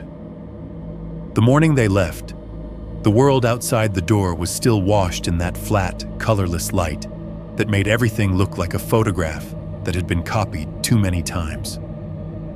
I stood by the door as they prepared, the way you stand at a hospital bed or an open grave. Present, useless. They pulled on shoes that had not fully dried, laces stiff with frozen water, socks doubled up, still damp. Luis had wrapped part of one blanket around his torso under his jacket, giving him a bulky, uneven shape. Mark had knotted a strip of thinner fabric around his neck as a makeshift scarf. Follow the side road back up to Ridge, Nate said quietly, as if repeating instructions would make the road behave. Once you hit the main track, you know the way. Assuming the car is still there, Jesse muttered. Buick is a tank, Mark said. It will be fine. Even his bravado sounded thinner now. Opening the door seemed louder than it should have. The latch clicked, the hinges gave a small metallic squeal, and the narrow rectangle of pale outside light cut across the dim interior, slicing us into two groups more neatly than any conversation had. Cold spilled in again, filling the cabin in seconds. My breath puffed white before it even reached the doorway. There were last checks: food, water, matches, flashlight. Tiny rituals to delay the first step. So, Jesse said, voice too bright. See you at Denny's tomorrow, right? Grand slam, too much coffee, complain about the service. Yeah, Luis said, managing a crooked smile. You are buying.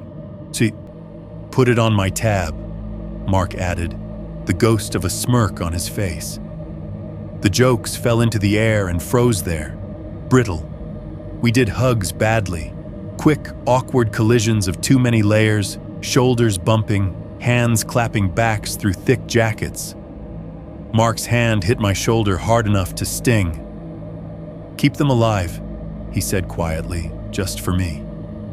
If anyone comes up here, make sure it is not for just one body. You make it down, I answered. Send them fast. He nodded once.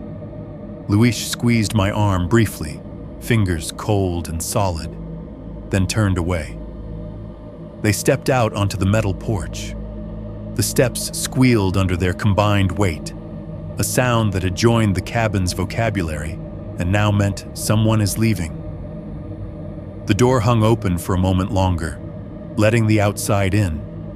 Then it was just them on the snow. I stayed at the doorway long enough to watch their backs as they moved away along the path toward the side road. Their footsteps made that familiar crunch, two sets echoing off the metal walls, then off the trees. They followed the shallow ghosts of yesterday's trail, boots sinking into prints that had already begun to blur. Luis glanced back once, briefly, eyes squinting against the glare. I lifted a hand automatically, a small, useless wave. He lifted his in return, then turned forward again. Inside the cabin, behind me, I could feel Nate and Jesse watching too, their presence a quiet pressure at my back. The sound of Mark and Luis's footsteps grew fainter with each step. Crunch, pause, crunch. The rhythm that had staked our existence on this mountain now marched away from us, up the side road toward the white tunnel of Ridge. Wind hissed around the corner of the trailer, tossing fine powder into the air. Snowflakes tapped the metal roof in a steady, soft patter.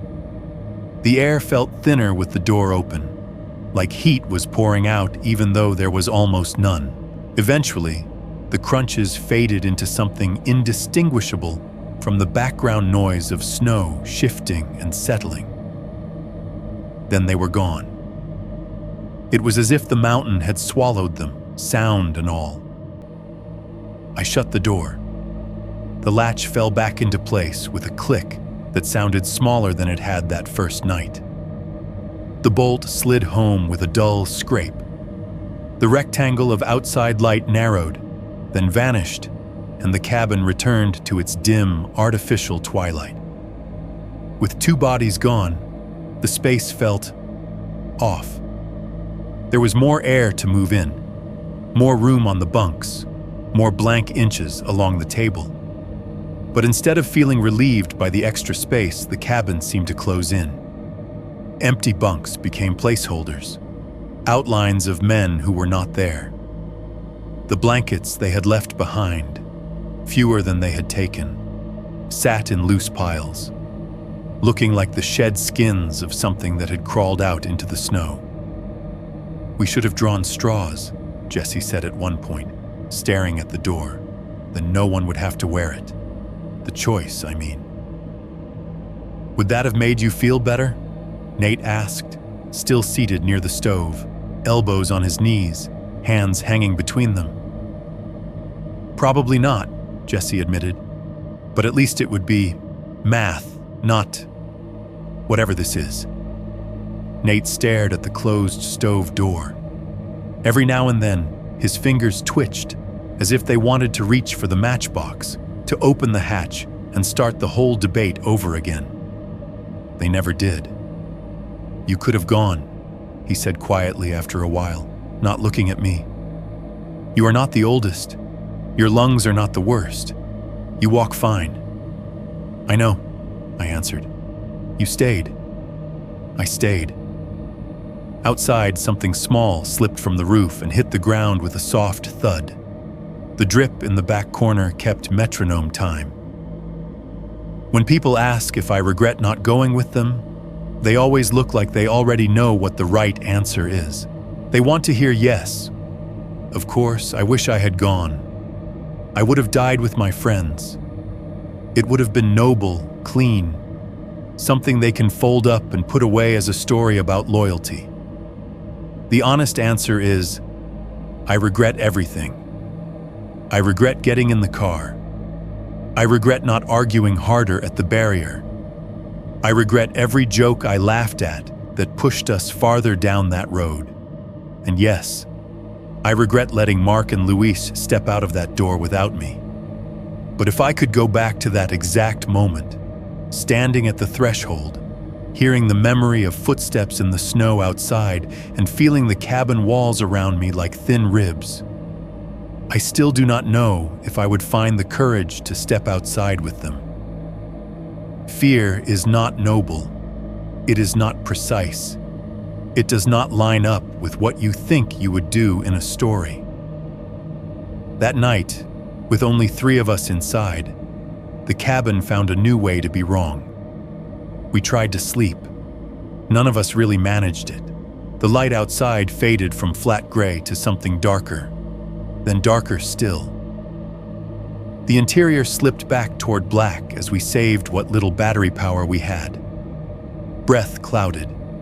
The familiar cold settled in our bones again, heavier with the knowledge that 2 of us were somewhere out there in it, with no metal walls at all. I was hovering at the edge of sleep when I heard it. Footsteps in the snow. Again. At first I thought I was reliving the other night in my head, but the sound was different. Not one set of measured steps circling the cabin. 2.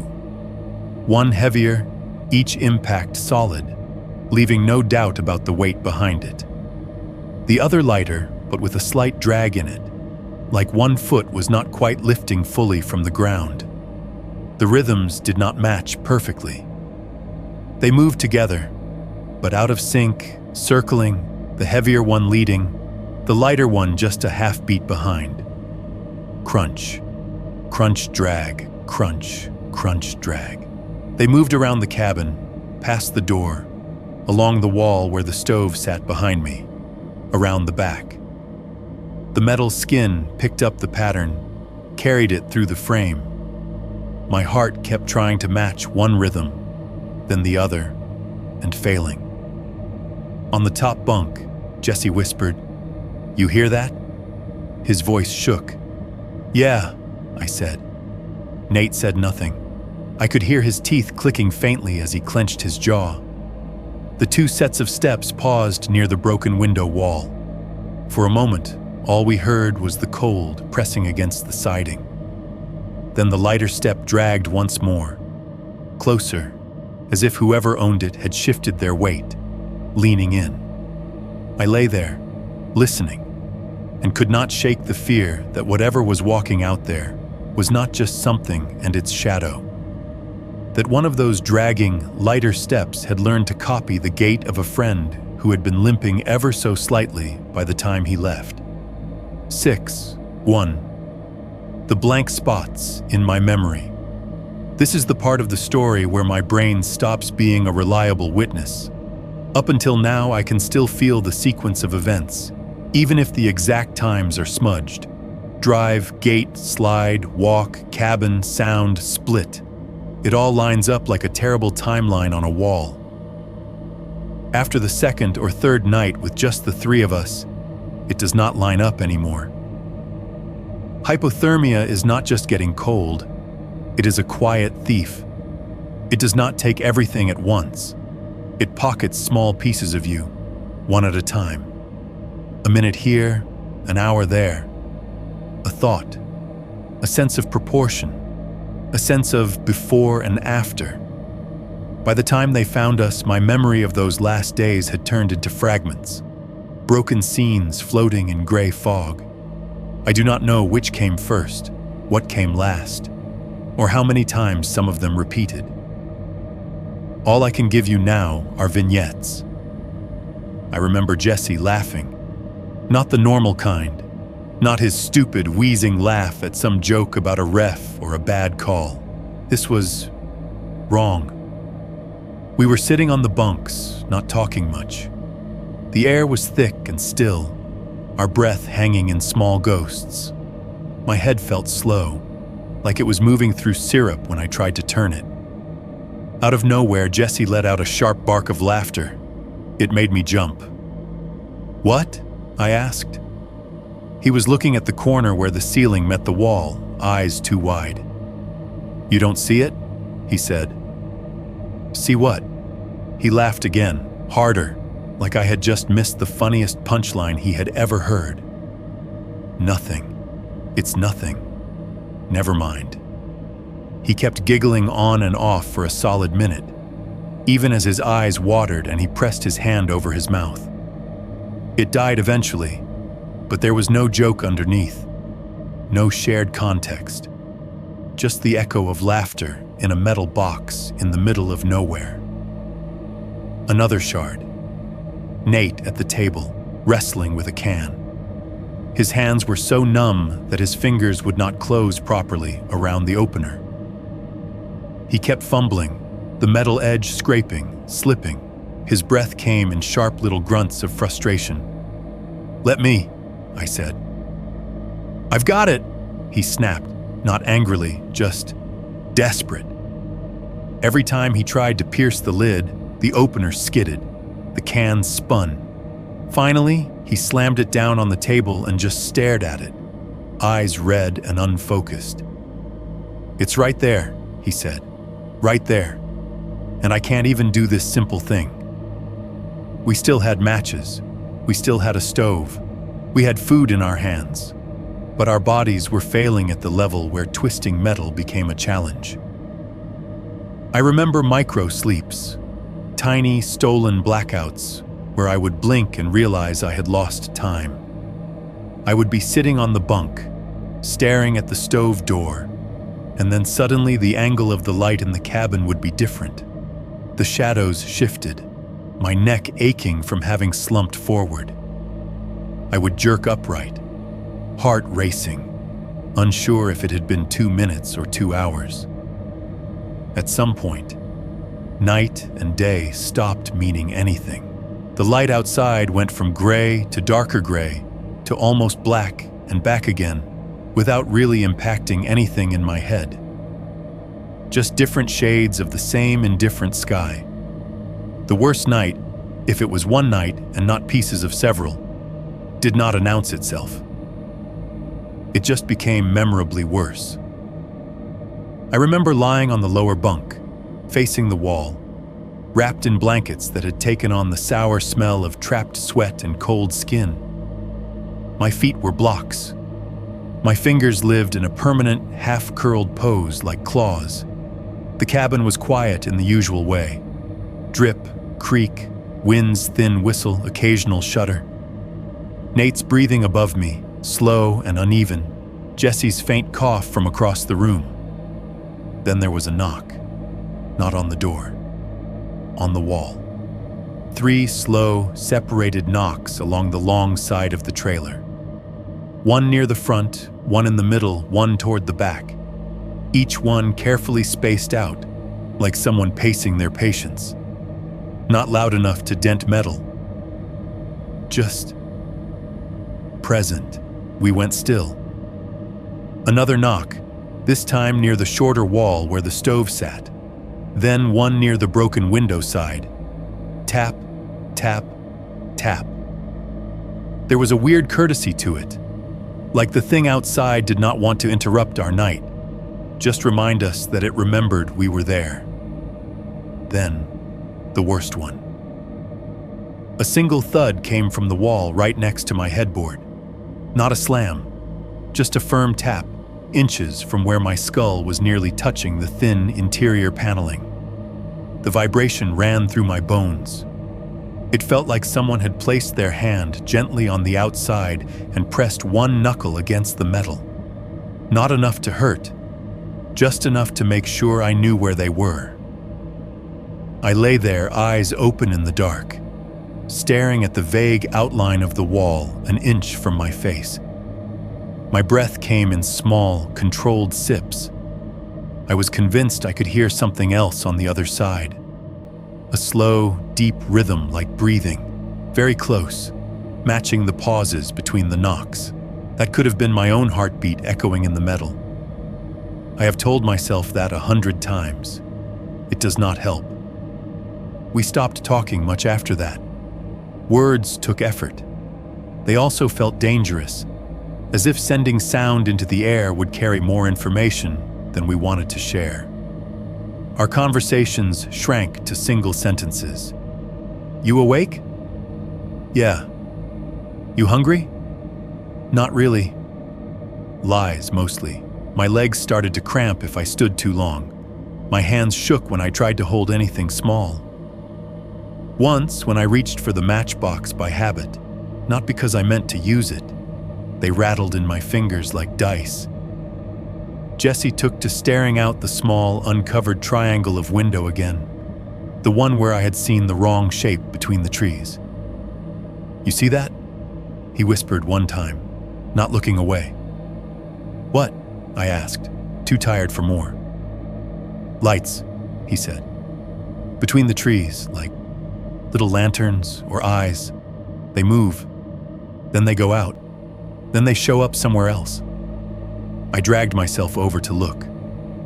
The forest outside was its usual blank of white and dark lines, wind pushing powder off branches in slow veils. I do not see anything, I said. He nodded but kept watching. They are there, he murmured. Maybe he was hallucinating. Maybe he was seeing reflected cabin light that no longer existed. Or maybe there was something out there learning how to mimic what we thought help should look like. Nate, meanwhile, became obsessed with the laminated sheet by the door. He must have read it a dozen times, lips moving silently as his eyes tracked each line. Sometimes he would reach up and press his fingers over the words "not guaranteed," tracing the letters through the plastic as if he could erase them. At one point, I woke from another micro-sleep and saw him standing there in the half-light, one hand flat against the notice, forehead resting on his arm, whispering something I could not hear. A prayer, maybe, or just the text itself, recited like scripture. My last clear memory before everything breaks completely is deceptively simple. I was sitting at the table. The wood was cold under my forearms. My fingers were splayed on either side of a row of unopened cans. Chili, beans, mixed vegetables. Their labels smudged and familiar. My stomach hurt in a way that was not quite hunger anymore, more like a dull ache of confusion. I remember thinking, very clearly, we might die next to food.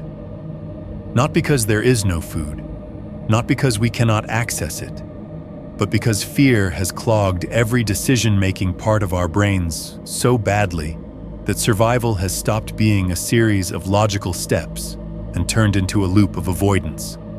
Avoid sound, avoid light, avoid change. We were animals in a cage, too scared of whatever was outside the bars to reach for the bowl inside. The cabin was quiet, not the usual quiet, where if you paid attention, you could still hear the wind, the drip, the shifting metal. This was deeper, heavier. It felt for a few seconds like everything paused, like the snow stopped falling mid-air, like the wind held its breath, like the world leaned in closer to listen. I remember the hairs on my arms lifting. I remember the sense that there was a decision being made somewhere, about us, and we were not the ones making it. Then, nothing. Not a dramatic blackout, no tumbling to the floor, just a gap. My next conscious memory after that is in a hospital, lights too bright, staff too warm, voices too loud. Everything I have told you so far is what I remember. What comes next? How they found us. What we looked like when they opened that cabin door, the state of the room, is what other people told me I did. 6.2. Search and rescue, secondhand. I did not meet the search and rescue captain in the cabin. I met him under fluorescent lights, with a plastic bracelet on my wrist. It was a few days after they pulled me out, long enough for the numbness in my hands to recede into pins and needles, long enough for the doctors to tell me I was lucky in the same tone people use when they describe lottery winners. The captain came into my hospital room with a clipboard tucked under one arm and a tiredness that clung to him like smoke. He was in his 50s maybe, wiry, wind-burned face, hair flattened in a way that said hat more than pillow. His jacket still smelled faintly like cold air and wet nylon. "You're the last one I haven't talked to," he said, by way of introduction. "If you're up for it, I can fill in some blanks." He did not mean for that to sound ominous. It still did. He pulled the visitor chair closer to the bed and sat down with his knees spread, forearms resting on them. For a moment, he just looked at me. Not unkindly, more like he was trying to match the person in front of him to the scene he had walked into. "We got calls Monday morning," he started. "Bosses, co-workers, family, they didn't show up for their shift."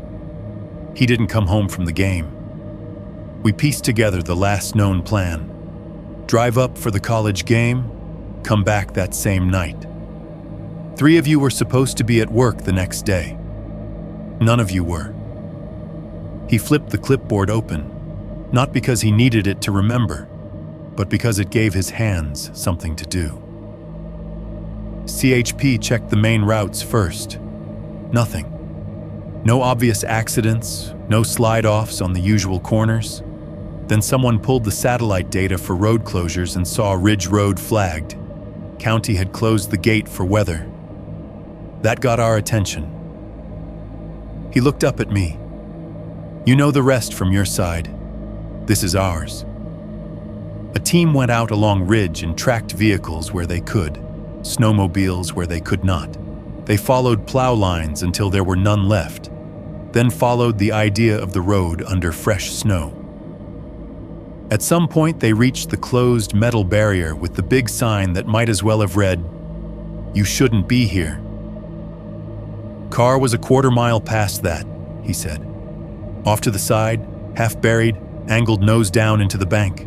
Doors closed, windows intact, no sign of impact with another vehicle. No blood, no glass. He paused, watching the way my fingers clenched on the blanket. "The Buick," I said. "Yeah." He nodded. "Decent shape, considering. We dug it out enough to check systems. Battery was low, but it turned over. Engine ran. Heater kicked on just fine once we cleared the vents. We let it idle. Sat there with the fan on, just to be sure."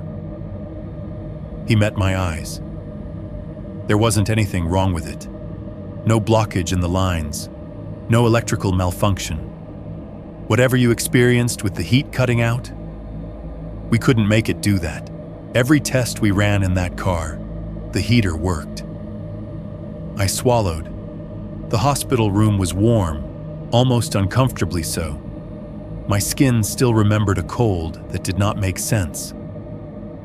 "They followed boot prints from the car," he continued. 5 sets at first. Pretty clear where you all got out. Tried to push. Gave up. Lots of churned snow there. Then the line heads up the road. Forest Service map said there was a station out that way. So that's where we aimed. He traced an invisible line in the air with one finger. Snowfall and wind did a number on your trail. We'd go a few hundred yards, and the prints would vanish under drift.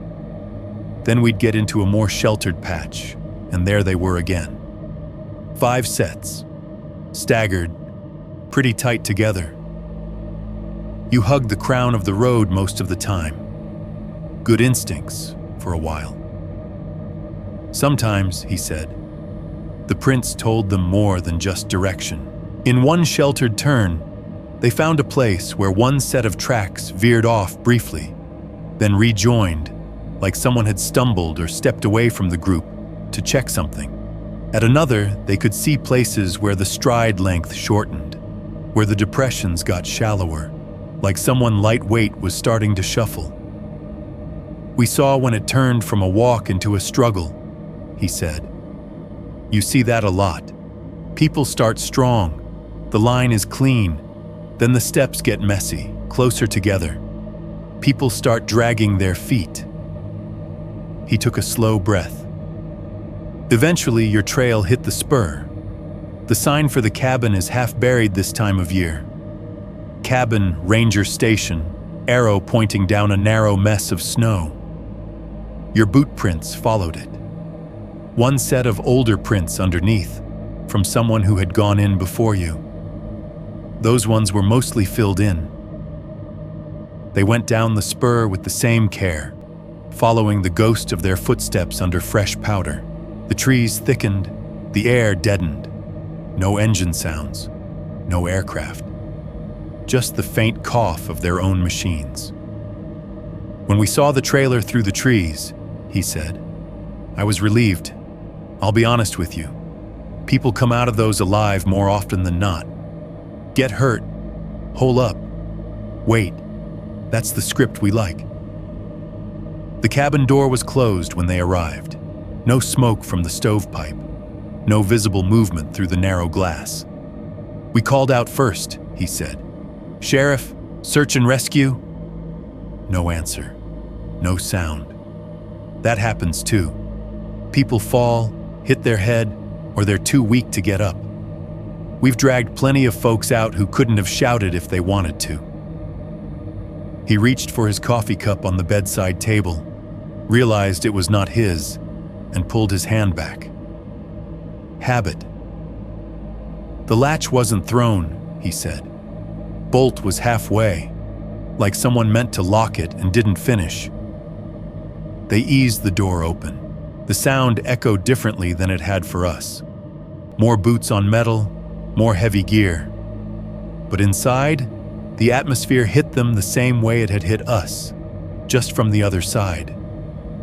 You ever walk into a house where someone's been sick for a long time? He asked. It's quiet, but it's a used quiet. You can feel that people have been breathing there. This was not that. This felt like someone had held their breath for days. He stepped into the cabin first, he told me. One foot on the metal threshold, then the other. Inside, the air was cold and stale. There was a smell of bodies that had not moved much, sweat and skin and something flatter underneath. Their team's headlamps carved sharp cones of light through the dimness. You were on the lower bunk, he said, wrapped in damn near every blanket in the place. Face half covered, skin like ice. You blinked when the light hit you, but you didn't say anything, just looked up, very slowly, like we were underwater and you were seeing us through glass. He glanced down at his hands, as if he could still feel my weight in them. We checked your radial pulse, he said. Weak, thready, but there. That was better than what we found on the other side. Jesse was curled against the opposite wall, cocooned in blankets up to his chin, bare feet tucked under him. One arm was bent awkwardly, hand pressed against the metal, as if he had been listening through it. His eyes were closed. No frost on his eyelashes, the captain said. No ice in his hair. That means he'd been like that for a bit. We knew right away he was gone. Nate was near the table, collapsed half on the bench, half off. One hand rested on an unopened can, fingers curled around it like he had died in the middle of deciding something. The other hand stretched toward the floor, palm up. He had a pulse, the captain said. Barely. Shallow breathing. We got fluids into him as soon as we could. You were worse, physically. He was worse in here. He tapped the side of his head lightly. They took in the rest of the scene in quick, trained sweeps. The stove was cold, inside and out. When they opened the door, there was a thin layer of ash in the belly. Hardly enough to show more than one or two brief fires had ever burned there. The woodpile beside it was mostly untouched, edges of the logs still sharp, not rounded by repeated handling. Matches in the drawer, dry, he said. Plenty of kindling, plenty of wood. No sign anyone tried to run that stove for more than a few minutes. The shelves of food were almost full. 2 cans had been opened, their empty shells sitting on the table with spoons in them. Some wrappers, a couple of crushed cracker sleeves, a torn ramen packet. That was all. I've seen people trapped with less make more of it, he said quietly. Whatever was keeping you off that stove and out of those cans, it wasn't logistics. The radio sat on the shelf where we had left it. Its back panel lay open on the table. Batteries were out, lined up in a row like little bodies. Someone, probably Nate, probably more than once, had tried different positions, different combinations, maybe hoping that if he just rearranged the pieces, it would wake up and speak. It never powered on for us either, the captain admitted. Battery leakage, corrosion. We tested it later. Dead as a rock. No crank. It wasn't going to save you.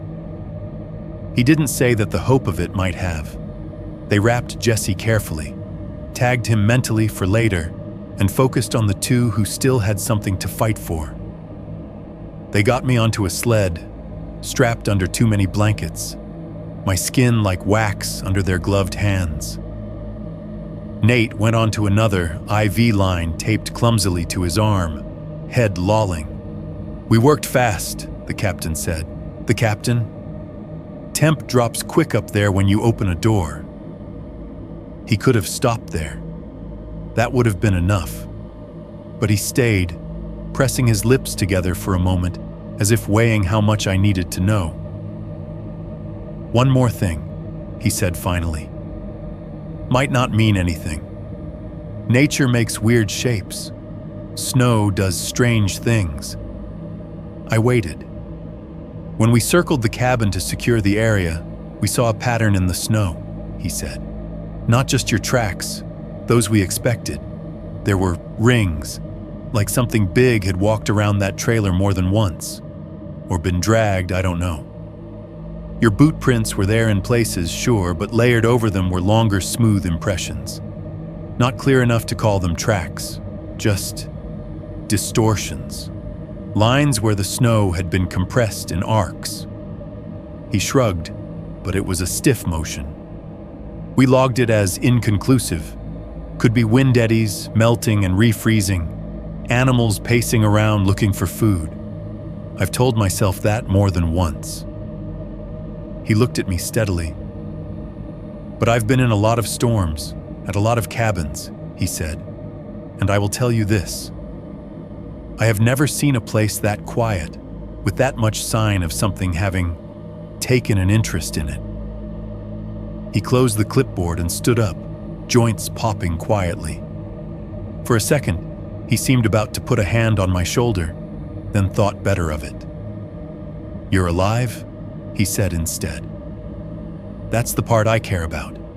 The rest, you'll make your own sense of it." He left me there with the buzz of hospital lights and the distant wheel squeaks of gurneys in the hall. Machines hummed, vents whispered. A nurse laughed somewhere down the corridor. All normal sounds, all the opposite of that cabin. His words about the circles in the snow lodged somewhere in my brain and never left. Every time I close my eyes, I can see that trailer again. Small and metal and still. And outside it, in the white, long, overlapping arcs where something walked itself in loops around us, while we tried very hard not to move. 6-3. The others' bodies and the official story. They did not tell me about Mark and Luis all at once. At first, it was just phrases that drifted in around the edges of my hospital bed. Still searching, expanding the radius, following likely routes.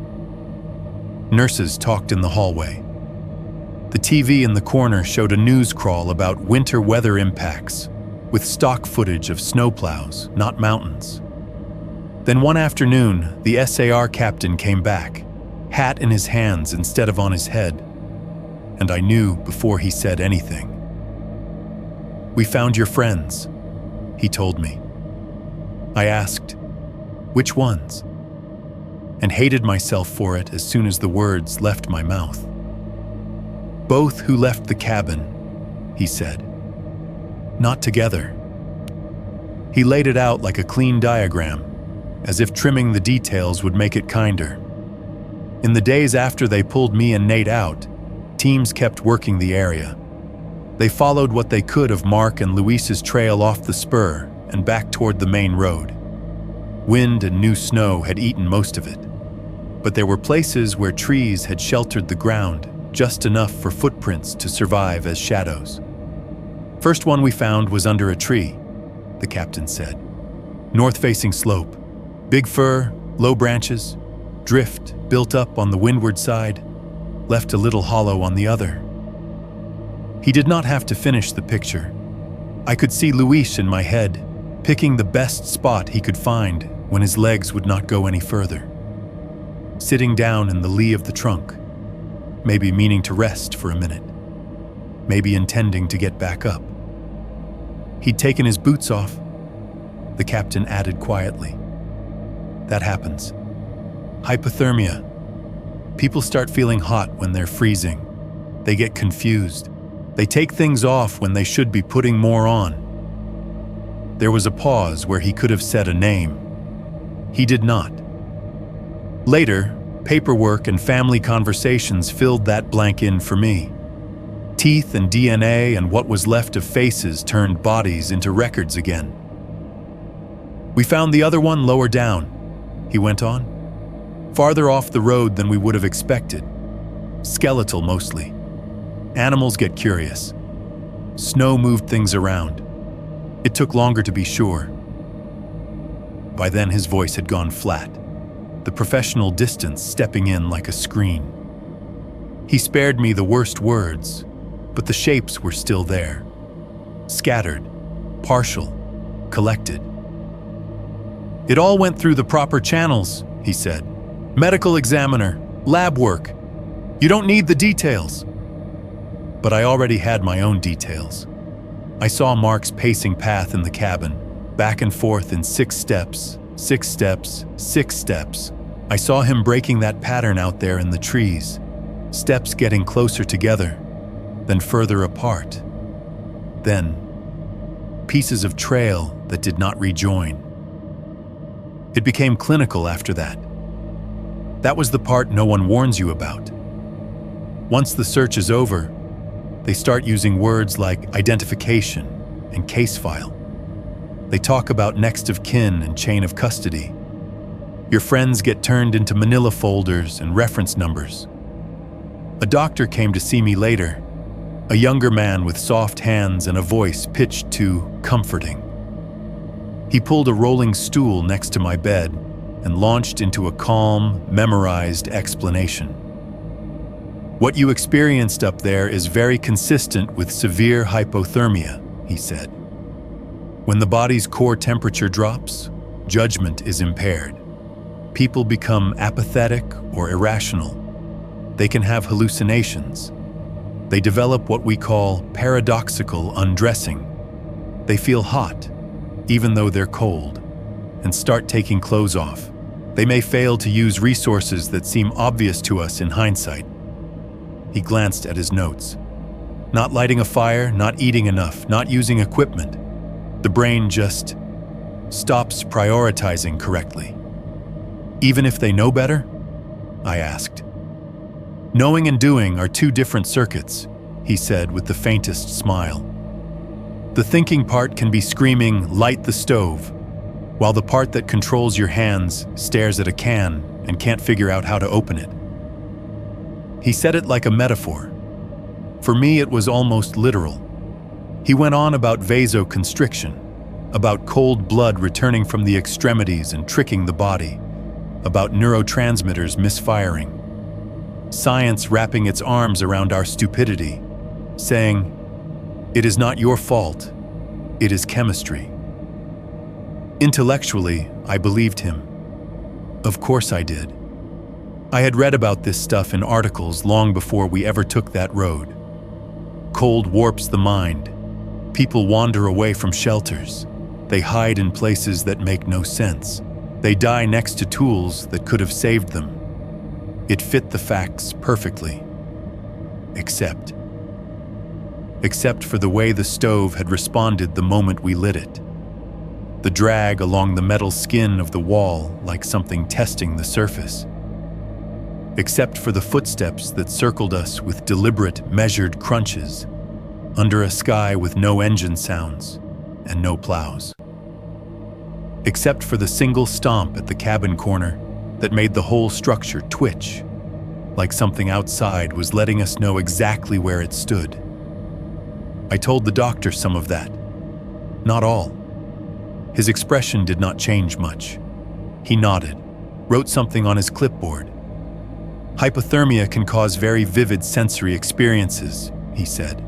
Auditory hallucinations, visual ones, time distortion. The brain fills in gaps with patterns that feel meaningful. How convenient, I said before I could stop myself. He blinked. What do you mean? It explains everything, I said. The stupid choices, the sounds, whatever I saw between the trees. You get to give me a clean narrative. I get to say, it was the cold all along, and everyone can go home. He studied me, then sighed. It explains enough that you don't have to blame yourself for not being perfect, he said. That's all I'm trying to give you. That was the official mercy. You were not a coward, just hypothermic. You did not sit on top of food and matches and a stove because you wanted to die. You did it because your brain was broken. Your failure to save yourself and your friends could be filed under symptom, not sin. I wish I could accept that completely. I really do. It would be easier for me, for the families, for everyone who has to live in that town and drive past the church. The funerals back in Oro Vista were everything you would expect. Fold-out chairs in the church hall, set up in rows that wobbled slightly when people sat down. white tablecloths over long plastic tables in the back, the surfaces bending under the weight of store-bought cookie trays and casseroles. A silver coffee urn burbled against the far wall, dripping the smell of burnt beans and powdered creamer into the air. The HVAC hummed overhead, cycling on and off with a clunk and a low rush of warm air through vents. Someone's baby fussed gently until a grandparent picked them up. Shoes squeaked on the waxed floor. Voices stayed low, as if we were all afraid to speak at normal volume in case it cracked the thin shell of composure everyone wore. Families took turns at the microphone, framed by faux greenery and a wooden cross. They told stories about stupid teenage pranks and first jobs, about kindnesses no one outside the family would have known. They used phrases that are required at times like that. They died trying to get help. They did everything they could. They were out there together. I sat in the back row, hands tucked between my legs like I was trying to keep them from floating away. Every time someone said everything they could, I saw the cold stove and the unopened cans. I heard the tread of boots pacing 6 steps back and forth because doing anything else felt impossible. I did not stand up. I did not speak. I could not imagine looking those people in the eye and telling them what the cabin really felt like. The choices we didn't make. The matches we didn't strike. The way we all decided, over and over, to be quieter instead of safer. The news reports were simpler still. They showed a stock photo of the forest road, our real Buick half buried in snow, a blurred SAR vehicle in the background. The anchor's voice was somber in the way they teach them. Authorities say 4 local men died after becoming stranded on a closed mountain road during a winter storm, one report said. A 5th man survived and is recovering. Officials are calling it a tragic reminder to heed posted closures. They talked about harsh conditions, limited visibility, panic, poor decisions. There was mention of hypothermia and exposure. Maybe they said our names once, maybe twice. There was no mention of the food left on the shelves. No mention of the stove that had gone mostly unused. No mention of the fact that 3 adults had sat in a metal box with everything they needed to increase their odds and repeatedly chosen not to. That omission was a kindness, I guess. No one wants to light their candles and bow their heads over a story about paralysis. The twist came later, in the form of a photograph I was not supposed to see. The SAR captain came by one more time with some personal items they had recovered. My wallet, my watch, a half-ruined disposable camera someone had shoved into a pocket months earlier. He had a manila folder with him, inside of which were a few printed images for his own reference. He went to the nurse's station to sign something, left the folder on the rolling tray next to my bed for less than a minute. I should not have looked. I did. One of the photos showed the inside of the cabin, taken after they had moved us but before they had touched anything else. The perspective was from the doorway, angled toward the stove. I saw the table with the line of cans, the bunks, the woodpile, the radio on its shelf, back panel open, batteries laid out like a sad little ritual on the table. And on the metal wall next to the stove, at about shoulder height, I saw 4 long, roughly parallel, scraped lines. They were faint, just shallow, pale marks cutting through the thin skin of oxidized gray where something had dragged or pressed. Too clean to be random scuffs from boots, too high to be from crates. The stove itself did not touch that spot. No furniture ever leaned there. Maybe it was from some ranger's gear years earlier. Maybe someone had moved a cot, scraped a bunk frame. Maybe I was seeing patterns where there were none, chasing shadows because the alternative was accepting that it was all just cold and bad luck. That is what I tell myself. But every time I close my eyes and picture that wall, the lines do not stay straight. They curve just slightly at one end, bending inward the way fingers do when a hand presses against something to feel how thin it is. 7.1. Life after the cabin. People like to think the story ends when the helicopter blades spin down and the doors of the hospital slide shut behind you. It does not. After the funerals, after the reporters moved on to the next storm, after the casseroles and foil pans stopped showing up on my mom's doorstep, I realized I could not stay in Oro Vista. It was not just the town itself. The one main strip with the gas station, the little Mexican place, the Dollar General, the tired car wash. It was what lived on every face, at the grocery store, at the pump, in line at the bank. I could feel the question in people's eyes even when they did not look at me directly. Why are you here when they are not? The families of the others tried to be kind at first. Hand on my shoulder, phrases like, "We're glad you made it," and they wouldn't want you to feel guilty. But you can only stand in so many tiny church foyers with stale coffee smell and nod through sentences like that before some part of you starts to crack. So I left. Sacramento is not far, but it might as well be a different planet. More lanes, more noise, more people who do not know your name. I got a job at another garage on the edge of town, tucked between a tire shop and a place that sells low-end used cars with bright flags whipping in the wind. The building is a square of cinder block and glass, painted beige in a way that already looks dirty. Inside, the break room is small, just like the one back home. There is a soda fridge in the corner that buzzes constantly, a sound that lives just under hearing until it stops for defrost and you realize how much space it took up in your head. The fluorescent lights overhead hum at a higher pitch, a thin electric whine that makes the air feel like it is vibrating. There is a clock above the microwave, cheap plastic, its second hand giving a tiny, sharp tick every time it jumps. I eat my lunch at the same table every day. Brown laminate, metal legs that wobble if you lean too hard. Sometimes the guys talk about games, about bets, about their kids. Sometimes everyone scrolls in silence, thumbs flicking, screens glowing, eye function. That is the word the therapist used. "You're functioning," she said, like it was a compliment. I drive to work, carefully. I stay in the right lane unless I absolutely have to pass. I leave earlier than I need to so I do not feel rushed. I do not take back roads.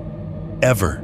If the navigation app suggests a faster route through surface streets, I ignore it and stick to the numbered highways, the ones with lights and signs and other people. I avoid mountains altogether. If a weekend day trip invitation includes the words ridge, summit, snow, or view, I say I have plans. People stop asking after a while. In my apartment, a mid-range complex off a busy road, beige carpet, textured walls, neighbors' music thumping faintly through once in a while, I cannot stand a fully dark room. Something has to glow. The TV on standby with that little red dot, the router with its blinking green and amber lights, the microwave clock casting a faint blue rectangle on the kitchen floor. Even my power strip has a tiny LED that tells me things are plugged in and waiting. I have blackout curtains, but I do not close them all the way at night. I leave a thin gap on one side so streetlight can spill in, painting a dim bar across the wall. I tell myself it is so I can tell what time of night it is if I wake up. That is only half true. I wake up at 3 a.m. almost every night. Not always exactly on the dot, but close enough that I stopped finding it funny a long time ago. Sometimes it is a dream that yanks me out. walking in snow, breath burning in my chest, the sound of my own steps swallowed by a wider silence. In the dream, I never reach anything. The road stretches ahead, white and endless. If a shape appears in the distance, it dissolves before I get close. If I turn around, there's nothing behind me but my own prints filling with new flakes. Other times, there is no dream. My eyes just open, and I know exactly what time it is without looking. The apartment is quiet in the way buildings get at that hour. Traffic outside reduced to the occasional car hiss. Neighbors' TVs finally off. The plumbing pausing between showers and dishwashers. I lie there staring at the ceiling, tracking the sounds that remain. The fridge in the kitchen cycling on. The HVAC unit in the wall humming low, blowing lukewarm air. Somewhere above me, the faint squeak of a bed as someone turns over. The digital clock by my bed ticking its numbers invisibly. Therapy was supposed to help with that. The first office had soft music playing in the waiting room, something with piano and fake rain sounds. The chairs were deep and low, making everyone sit with their knees higher than their hips, as if that would make them more likely to cry. There was a box of tissues on the table between us during sessions, placed just so, like a prop. She asked the right textbook questions. Do you feel responsible? Do you have flashbacks? Do you avoid reminders of the event? Check, check, check. I could recount the facts. I could even talk about the cold, the choices, the funerals, but every time I tried to explain what it felt like to lie in that cabin and listen for something that should not have been outside the walls, I watched her eyes flicker in a way that said she was filing it under intrusive imagery or catastrophic thinking. I stopped going when I realized she was less interested in the shape of what I heard and more interested in fitting it into the right diagnostic slot. PTSD, survivor's guilt, maladaptive coping, acronyms standing in for the particular way my skin still remembers the vibration of something pressing against metal. Friends drifted, the way they do when they do not know what to say. A couple tried at first, inviting me out, sending dumb memes, making too soon jokes about snow days. Then they stopped, quietly, like a radio station fading under static when you drive out of range. When I go back to Oro Vista for anything, holidays, obligatory visits, the families of the dead are polite. They nod. They say hello if we end up in the same grocery aisle. But they do not hold my gaze for long. I do not blame them. I am a walking, breathing reminder that the math did not work out evenly. Online, it is worse. I should never have read the comments under the old news articles, but of course I did. People with usernames and profile pictures of dogs and landscapes wrote things like, "Idiots. Everyone knows you stay with the car.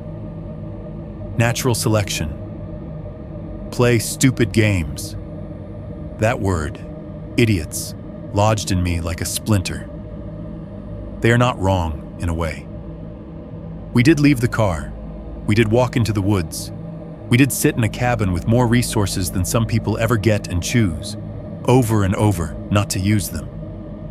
But the way those commenters spit the word out, like we were cartoons who had taken a wrong turn for laughs, makes something in me curl up and bare its teeth. Because they have never heard a house hold its breath. This is the part I have not told my therapists, or the SAR captain, or the families. This is the thing that has kept me up more nights than guilt has. The nights do not bother me now because I am alone. They bother me because sometimes, when everything in my apartment stops at once, when the fridge compressor clicks off, when the HVAC cycles down, when the neighbor's TV upstairs finally goes quiet and the clock's tick seems to pause between seconds, there is a slice of silence so thin and sharp it could cut skin. And in that slice, in that moment when my house seems to hold its breath the way the cabin did, I feel very clearly that I am not the only one listening. 7.2. The nightly silence and the new footsteps. If you live somewhere long enough, you stop hearing it. Most people do anyway. The hum, the clank, the mechanical heartbeat of their building fades into a background wash. They notice only when something breaks, when the heater dies, when the fridge fails, when the elevator gets stuck. For them, noise is just noise. I do not get that luxury anymore. I know my apartment's soundscape the way I used to know the back roads around Oro Vista. Every noise has a time, a place, a personality. The fridge in my kitchen, for example, has a cycle I could probably chart. It kicks on with a low, throaty hum that deepens over a few seconds, like it is clearing its throat. It runs for maybe 10, 12 minutes. Then it clicks off with a tiny mechanical sigh, a soft stop that leaves a ghost of vibration in the floor. The upstairs neighbor's kid drops something at almost exactly 9 p.m. every night. I do not know what it is. A toy, maybe. A shoe. Whatever it is, it hits their floor, my ceiling, with a dull thud, followed by the rapid patter of small feet and a parent's muffled voice. The ritual repeats often enough that when it does not happen, I lie there waiting for it, like a missing line in a song. The elevator at the end of the hallway has its own quirks. It is old, the kind that seems offended every time someone asks it to do its job. When it starts moving, there is a clank, a shudder, a low grind that carries through the walls, up the pipes, down the hall. At random hours, never quite regular enough to predict, I hear the doors thump shut. Then the whole shaft vibrates as it pulls someone up or down. Even the plumbing plays its part. A neighbor's shower at 6 in the morning makes the pipes in my bathroom hiss and mutter. Someone flushing above me sends a brief rush of water through the walls, a soft rushing sound like someone whispering too fast for me to catch the words. I have organized my life around these noises more than I would admit out loud. I time my dishwashing to cover certain sounds, like the elevator's worst clanks or the upstairs kid's nightly drop. I like the rush of the faucet and the clatter of plates, because it means there is noise I control buried inside the other sounds. It makes me feel like I am not just reacting, not just listening for something I do not want to hear. If you think that sounds obsessive, you are probably right. But there is a reason. Every building, just like that cabin, has a moment when it stops. Machines are not perfectly staggered. They are not always humming. At some point in the night, sometimes at 1, sometimes at 2:30, sometimes closer to 4, there is a tiny gap when the heater fan glides to a stop between cycles. The fridge finishes a run and rests. No faucets are open. No toilets are flushing. The elevator is still. The upstairs TV is off. It rarely lasts more than a second or two. 3 if everything lines up just right. Most people never notice it. I do. My whole body does. In that thin slice of time, the apartment changes shape.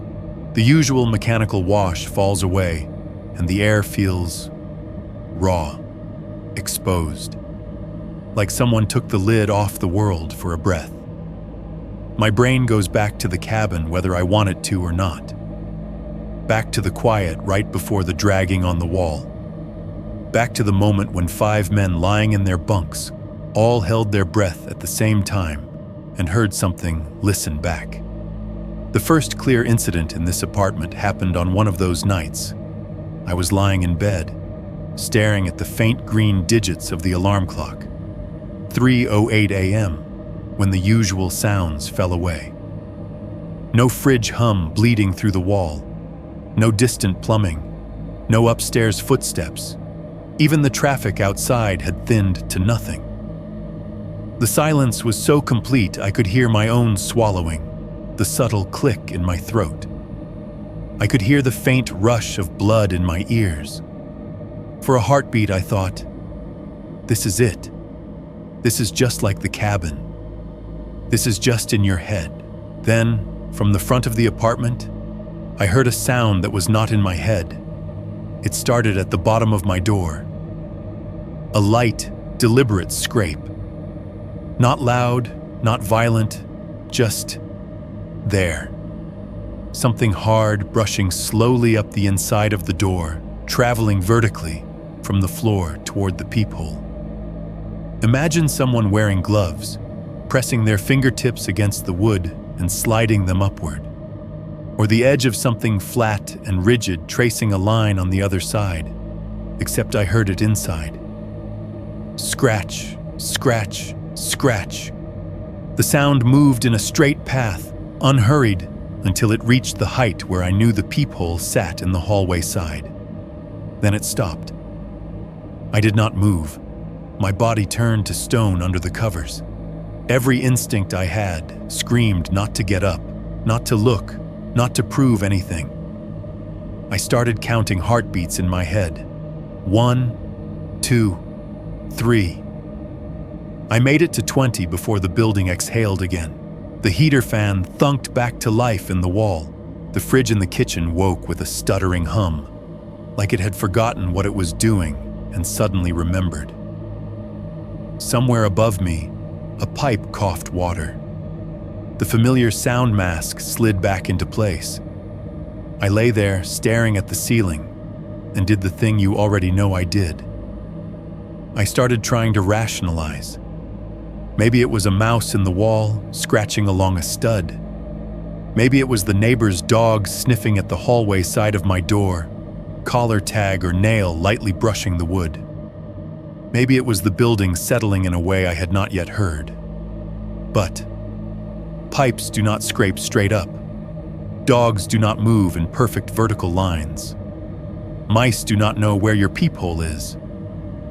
And it only happened during that gap. That second where everything else stopped.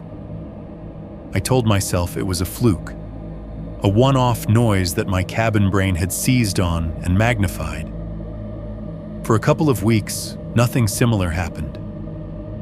The building cycled through its usual rhythms. I tried to pretend my heart was not racing every time things went quiet. The second incident stripped away that pretense. I was in the kitchen, barefoot on cold linoleum, getting a glass of water in the dark. I had not bothered to turn the overhead light on. The faint glow from the microwave clock was enough to see the outline of the counter, the fridge, the sink. I filled the glass, set the faucet handle back just enough that it did not drip. The fridge was humming behind me. The heater whispered through the vent. Then, like someone flipped a master switch, everything stopped. The fridge went silent mid-cycle. The hum cut off so cleanly it felt like a thread snapping. The heater fan wound down to nothing. The building pipes went still. I stood there, glass in hand, held in that weird, suspended second. The quiet had weight. It pressed against my eardrums. From directly behind the fridge on the wall it backed up against came 3 slow knocks. Not loud, not desperate, just firm. 1, 2, 3. Same spacing as the knocks on the cabin wall that night. Same deliberate patience. The vibrations traveled through the cheap drywall, into the metal side of the fridge, into the glass in my hand. It rattled faintly against my fingers. For a half second, I thought I might drop it. I did not.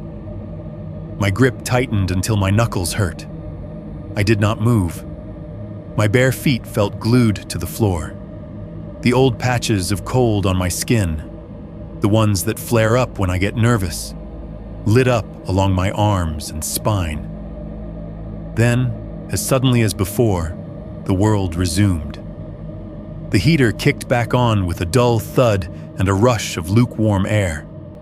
The fridge restarted with a rough, unhealthy cough before settling into its usual hum, as if it had to clear something from its throat. Somewhere down the hall, the elevator groaned into motion. A car outside rolled through the intersection, tires hissing on asphalt. The 3 knocks might as well have been a dream, except for the water in the glass still trembling in my hand. I tried the same mental games afterward. Maybe a neighbor had slammed a cupboard. Maybe someone had hammered something on the other side of the wall at exactly the moment the machine stopped, and my brain knitted those events together. Except I know the difference between a cupboard bang and a knuckle tap, between a hammer blow and a hollow testing knock. It kept happening. Not every night, not even every week, but often enough that I stopped being able to file it under coincidence. Always during that dead second when the building seemed to go offline. Always a scrape or a knock or a small sound in the exact wrong place. At some point, I did something I am not proud of. I went down to the building manager's office and asked innocently about power fluctuations. "Do we have scheduled cycles at night?" I said. "For energy saving? Does the building do resets or load balancing or something around 3 or 4 a.m.? She looked at me over her glasses, then tapped at her keyboard. "Not that I know of," she said.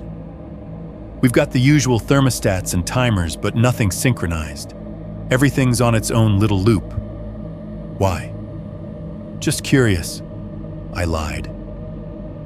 Later, when I could not let it go, I convinced myself to go one step further. I pulled up the online portal for residents, the one with the boring PDFs, maintenance logs, annual reports, energy usage graphs. I scanned month after month of charts. No scheduled outages, no noted test cycles, no pattern of brief power drops at 3 a.m. that would explain why my world went flat and silent in those moments. Maybe I am imagining the synchronization. Maybe my brain is just looking for patterns. But my body knows when those seconds are coming now. I can feel something wind up before the machines wind down. A tension in the air like static before a storm. And in that gap, I cannot shake the feeling that whatever circled that thin metal cabin years ago found a way to tap the veins of this concrete building too, quietly sinking the lungs of the house so it can see what I do when it breathes in and holds. 7.3, the last second, and why I am telling this to you. If you have made it this far, you are already the kind of person I had in mind. I am trying to picture you while you listen to this. Maybe you are in bed, phone in your hand, or on the pillow next to you, earbuds in. The room is dark except for that little rectangle of light. There is a fan humming somewhere, pushing the same tired air around, a steady white noise you have long since stopped hearing. Out in the hallway, someone's door closes, then the building settles. Maybe you are on a couch in a small apartment, bare feet tucked under a blanket. The TV is off now, but the router is still blinking, and the fridge in the corner kicks on and off in lazy cycles. You hear a car lock chirp in the lot outside, neighbors' footsteps overhead, the air vent sighing every few minutes like the place is trying to breathe. Maybe you are in a parked car at night, waiting for someone or avoiding going in somewhere. The heater is blowing just enough to keep the windshield clear. Streetlights smear orange on the glass. Your wipers are off, but leave faint arcs where they dragged. Outside, world quiet, except for the occasional rush of another car going by, tires hissing on wet asphalt. Wherever you are, you have a soundscape. You probably did not think of it that way until now. You will after this. I want to be clear about something before I go any further. I do not know what was outside that cabin. I do not know if there was ever anything out there besides weather, animals, and 5 slowly failing brains. I have heard all the explanations. I can recite them with the same calm voice the doctor used on me. Wind pushes snow along walls. Trees flex and scrape. Ice shifts and cracks. Hypothermia makes people hear things, see things, follow patterns where there are none. Panic turns ordinary sounds into threats. All of that is true. It is also true that the heater in the car should never have cut off the way it did, and yet it felt like it did. It is true that the first time we lit that stove, something dragged itself along the metal skin of the trailer like a hand testing a thin wall. It is true that something walked in circles around that cabin, slow and steady, while 5 grown men lay on their bunks with their eyes open, pretending not to be alive. Maybe the something was only us, multiplied, echoed, reflected back by fear and cold and bad wiring. Maybe all the steps we heard, all the knocks, all the scrapes were just the universe throwing our own sounds back at us in a shape we could not recognize. But here is the part that matters to me, and maybe to you. Even if it was just weather and fear, something took advantage of our silence. Something turned our rational choices off, one by one. When people look at the incident on paper, they get stuck on the choices. Why did you leave the car? Why didn't you keep the heater running in intervals? Why didn't you light the stove and keep it burning? Why didn't you open the door when you thought there might be help? Why did you let 2 of you go alone? Why did you let yourselves starve next to food? From the outside, it looks like a series of insane decisions, like we were actively trying to narrow our options down to freeze or die wandering. From the inside, it did not feel like deciding at all. It felt like complying. Every time we did something that might have drawn attention, light, heat, sound, something happened. A drag along the wall, a stomp at the cabin corner. Footsteps circling, slow and patient, a strange noise under the floor. It was never big enough to be an attack, never obvious enough to be clearly hostile, just timed. You try to light a fire to warm up, something scrapes the wall, and you slam the stove door shut. You think about calling out to whoever is on the porch. They do not knock. They do not speak. They just stand there long enough for the silence to turn your voice to stone. You consider waving, signaling, using the radio. The building trembles at one corner, once, and every instinct you have tells you, do not make this place look alive. By the end, we were not thinking, this is safer. We were thinking without words. This is what we are allowed to do. That is what I want you to understand. That is the part that still scares me more than any imagined creature. Not the idea of a monster in the woods, or a ghost in the wall, or some supernatural thing pacing around a cabin like it has all the time in the world. The idea that a place can train you, that there might be pockets in the world, a road, a clearing, a building, where the surroundings slowly, patiently punish every attempt you make to act in your own interest. Not with claws or teeth, but with sounds timed just right. With silence that stretches a little too long. With little scares that nudge you back towards stillness. A gate you should not drive around. A stove you should not light. A door you should not open. A phone you should not use. Until something in you agrees, you will sit quietly and make yourself small, and you will call that caution instead of what it really is. I moved to Sacramento to get away from that cabin, from that road, from the way the trees caught sound and held it. It followed me anyway, just not the way you think. Now it lives in the spaces between my machines. In that 1-second gap when the fridge shuts up, when the heater glides to a stop, when the pipes stop whispering and the neighbors stop moving, and my apartment holds its breath like a person listening at a door. Sometimes nothing happens in that second. The world just exhales again, and the moment passes. Sometimes something touches the other side of my wall, a scrape up the inside of my door, bottom to peephole.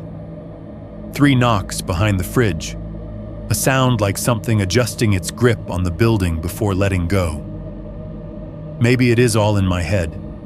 Maybe every tap and knock and drag is just my brain, permanently miswired by cold and guilt and late-night horror videos. It would be easy to blame that.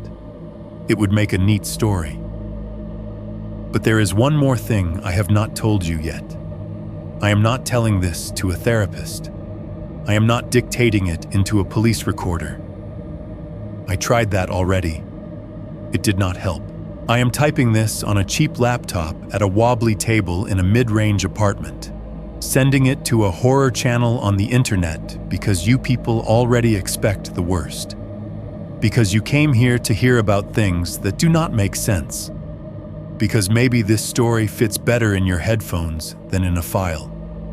Right now, as I write this, it is late. The apartment around me is mostly dark. One lamp on beside the couch, casting a soft yellow cone on the wall. The laptop screen in front of me is a bright rectangle, its light turning my hands into pale, shaky shapes on the keyboard. Behind me in the kitchen, the fridge hums its low note. The vent above my head blows a thin stream of air, making a faint hiss. Outside the window, I can hear the occasional whoosh of a car on the wet street, tires slicing through puddles. I type your name, to whom it may concern, because I do not know who on your end actually reads these, paste in this whole mess. Re-rate enough of it to hate my own voice, and then hover the cursor over the send button. I think about closing the lid, deleting the file, pretending none of this ever made it out of my head. Then I remember that cabin, that laminated sheet that said, "Winter use at your own risk," like anyone up there had ever felt like they were truly choosing. I click send. The laptop makes a tiny, cheerful noise as the mail leaves my outbox. At that exact moment, my apartment dies. The fridge clicks off in the middle of its cycle. The hum cuts, clean and absolute. The vent overhead winds down to silence. The upstairs neighbor who had been pacing stops. The building's usual low-frequency rumble, the one you only notice when it is gone, vanishes. For one perfect second, there is nothing. No fan, no compressor, no pipes, no footsteps. It is the same silence the cabin had, the kind that makes you aware of your own heartbeat as a foreign object in your body. I stare at my door. You think you know what you would do here. You think you would get up, look through the peephole, prove to yourself this is all nonsense. I used to think that too. From the other side of the door, at about knee level, there is a single heavy knock. Not a neighbor's fist, not a casual rap. A measured impact, solid enough that I feel it travel through the floor, up the wall, into my teeth. Then, slower than anything I have ever heard, something drags itself upward along the inside of the door. The sound starts low, at the level of the lock, and climbs. A faint, steady scrape, as if fingers, or something like them, are trailing deliberately through wood grain. Up past the deadbolt, up past the chain. Stopping when it reaches the height I know the peephole sits at. The hole I have used to check for deliveries, for friends, for strangers selling security systems I do not want. The hole I will not use now. I do not get up. I do not go to the door. I keep my eyes on the laptop screen, on the little blinking cursor at the end of this sentence, like it is the only thing keeping the room from tipping over. I have learned that opening doors does not always save you. Sometimes it just tells whatever is out there that you are willing to meet it halfway. So if, sometime tonight, everything in your place goes quiet at once, the fridge, the fan, the neighbors, the plumbing, do one thing before you roll over and decide it is nothing. Just listen. Listen to your walls, to your door, to the space above your head and under your floor. If you hear something out there, faint and patient, dragging its hand along like it remembers exactly how thin the barrier is, do what we should have done a long time ago. Do not call it stupid. Do not call it nothing. Do not tell yourself it is all in your head and fling the door open just to prove you are brave. Remember that somewhere up in a metal cabin, on a closed road in a storm, something learned my breathing, my panic, my silence. And now, apparently, it has an internet connection too.